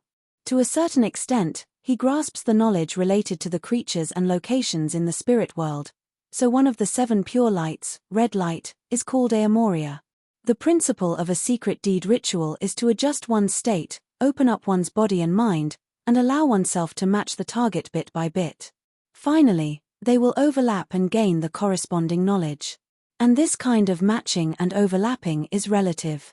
At the same time that I gain knowledge, my own secrets will also be revealed to the target. I can't trust red light. I have too many secrets. Klein's first reaction was to eliminate the second method. As for the first method, it lacked the possibility of success. Klein didn't have an item that belonged to him at sea god Cavituis's hideout. Unless I can use the resistance to send something to Cavituis, or find the original owner of the item that the believers of sea god had once sacrificed. Furthermore, it has to be an exclusive item. Send something to Cavituis. As he thought about it, Klein suddenly had an idea. He focused his mind and deliberated over it a few times, believing that there was a certain chance of success. After squatting in the toilet, Klein washed his hands and immediately took 4 steps counterclockwise. He arrived above the grey fog and attempted to divine what he wanted to do. He received a revelation that there was a certain amount of danger, but it could be endured as long as it was handled properly. After doing all of this, he returned to the living room and walked to the reclining chair. Danny's sat up and laughed dryly. "What's the matter? Do you know the corresponding prayer for sea god?" Klein asked in a monotonous tone. Danny's spread out his hands and suddenly hissed. "Dogsh *T." He cursed his injured arm softly before smiling. "I know. I've seen the resistance hold a few rituals. To be exact, it's blessed of the sea and spirit world, protector of the Rorsted archipelago, ruler of the undersea creatures, master of tsunamis and storms, the great Cavituis." Oh right, the 2 that were effective were chanted in Elvish. Blessed of the sea and spirit world. That's quite a humble attitude. It's fundamentally different from my honorific name. That's right, I made it up by imitating the 7 true deities. Klein nodded gently. "Do you know where there are empty warehouses and abandoned houses?" "Of course. Every great pirate has some," Danny's replied without hesitation. Klein immediately turned around and walked to the coat rack. "Take me there." "What for?" Although Danny's was puzzled, he didn't dare ask. "In a dirty and dilapidated warehouse in the dock area." When Danitz saw German Sparrow take out 3 candles and many metal bottles, he finally couldn't hold back his curiosity. And asked, "What do you want to do?" Klein didn't turn his head as he calmly replied, What do you want to do?" "Sacrifice." "To whom?" Danny's pressed with interest. After Klein set up the altar, he took out an iron cigar case and said calmly, "That's right." He calmly said, "Cavituis." The method he thought of was to directly send something to sea god Cavituis. As long as Cavituis accepted it, he could use divination and other means to find the other party's hiding place. As for whether Cavituis would accept it, he had obviously considered it. He believed that there was a certain possibility. This was because Cavituis was now in a state of near death. It was extremely crazy and basically didn't have any rationality. It only acted on instinct, and it might have a strong desire for the grey fog's aura. Therefore, Klein planned on sacrificing an iron cigar case that was often placed above the grey fog to see if Cavituis would accept it. If it didn't, he wouldn't suffer any losses. He could just pretend that nothing had happened. Sacrifice it to see God Cavituous? At that moment, Danny's felt that his brain wasn't enough. He was completely unable to understand German Sparrow's thoughts. Are you crazy? How can it accept your sacrifice? Even if it accepts it, what's the point? It's about to die. And it's very dangerous. Danny's blurted out. Immediately after, he added in his heart, that's right. No, German Sparrow isn't crazy, because he has always been crazy. Klein glanced at him and simply said, I'm an expert in this aspect. I'm an expert in the field of sacrificial rituals. I'm an expert in the field of sacrificial rituals. Klein wasn't modest about it. Chapter 551. Danny's was rendered speechless. He retreated to the side and watched as German Sparrow lit the candles, burned the powder, and dripped the pure dew. As he took a whiff of the fragrance, he couldn't help but raise his voice. Did you use the wrong ingredients? He remembered that the resistance didn't use full moon essence oil, slumber flower, or chamomile when they sacrificed the sea god. It's not like they're praying to the Evernight goddess. Klein turned his head to glance at him before casting his gaze back to the altar. No problem. As a professional who often sacrificed and was sacrificed, he knew very well that there were two main functions of burning pure dew, essential oils, and herbal powders. One was to help the host of the ritual better adjust his spirituality and enter the state. The other was to please the corresponding deity, to please the target of the sacrifice, and to increase the probability of the other party's response. In this regard, every deity had their own preferences. And the sacrifice this time mainly relied on Cavituous's abnormal mental state and his complete insanity, as well as his desire for the grey fog's aura. Neither of the two was missing, and the rest wasn't important. As long as the two conditions were met, it wouldn't affect the ritual's progress. It wouldn't increase the success rate, nor would it increase the chances of failure. It could be handled perfunctorily. If Cavituous was still rational, do you think he would respond even if I strictly followed the ritual's requirements? Klein lampooned as he took half a step back and prepared to begin the most critical segment. He thought for a moment and didn't turn his head. He directly said, "Stay away." Me. Danny's wasn't angry. Instead, he was delighted as he hurriedly nodded. Okay. He scurried to the warehouse's entrance, planning to escape the moment something went wrong. Klein half closed his eyes and cogitated the countless spheres of light that were stacked together. He quickly entered a meditative state. He chanted in Elvish, blessed of the sea and spirit world, protector of the Rorsted archipelago, ruler of the undersea creatures, master of tsunamis and storms, great Cavituous. Your loyal servant prays for your attention. I pray for you to accept his offerings. I pray for you to open the door to the kingdom. As the incomprehensible words were spat out one after another, the sound of the wind within the wall of spirituality grew stronger and stronger, as though it was about to be overturned. Klein's clothes fluttered in the wind.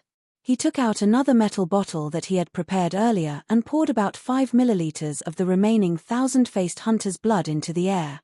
This was an extremely spiritual material. The strong wind sucked away the drops of blood and drilled into the candle flame that symbolized sea god Cavituous. Silently, the candle flame expanded into an illusory door. Its surface was covered with symbols and magic labels, and the sound of seawater could be vaguely heard from the inside. Suddenly, all movement disappeared. Only a panting sound echoed through the illusory door. It was as if there was a huge creature that was suppressing its hunger behind it. Who, the loud panting became more and more obvious. Even Danny's, who was standing at the entrance of the warehouse, felt his scalp tingle. Bang! The illusory door suddenly opened, and a hurricane that was almost visible surged out. Amidst the sharp whooshing sound, Danny's felt the invisible wall of spirituality shatter. He realized that he had been thrown into the air like a small boat in a storm. He slammed into the door with a muffled bang. He fell outside the warehouse, and there were many wounds on his back caused by wooden spikes. The scarlet fireball that he instinctively condensed in his hand instantly dimmed in the storm and quickly extinguished, like a candle that was about to be burned to the end. And while he was flying in the air, he saw a huge, ferocious mouth that looked like a blood-stained basin appear behind the illusory door. It revealed milky white fangs that were longer than a human's arm and were slightly curved. It slammed into the illusory door in a frenzy, trying to enter the real world. A beast-like howl reverberated inside the warehouse, causing Danny's ears and nose to bleed at the same time.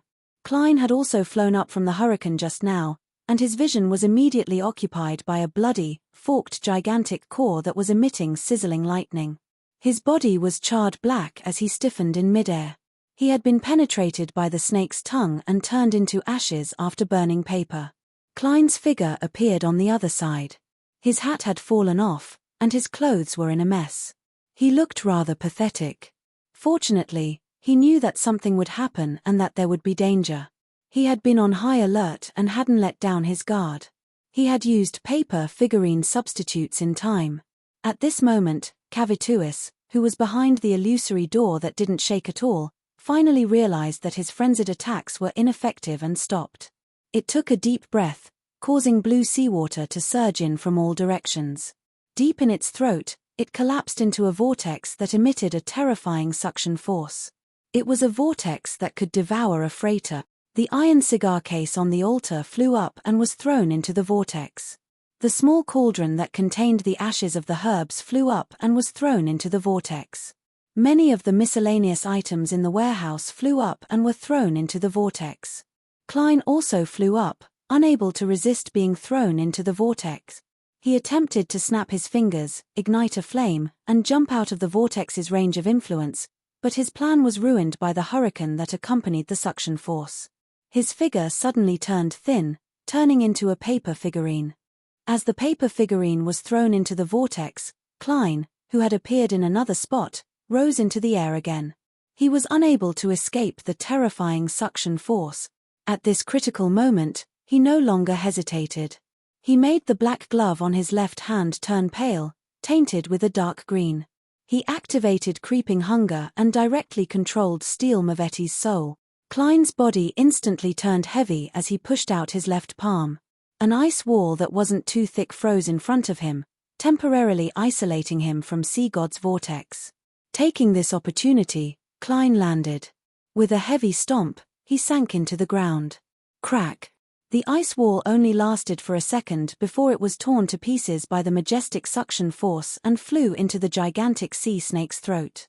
With the strength of a zombie, Klein used his legs to stabilize his body and didn't fly up again.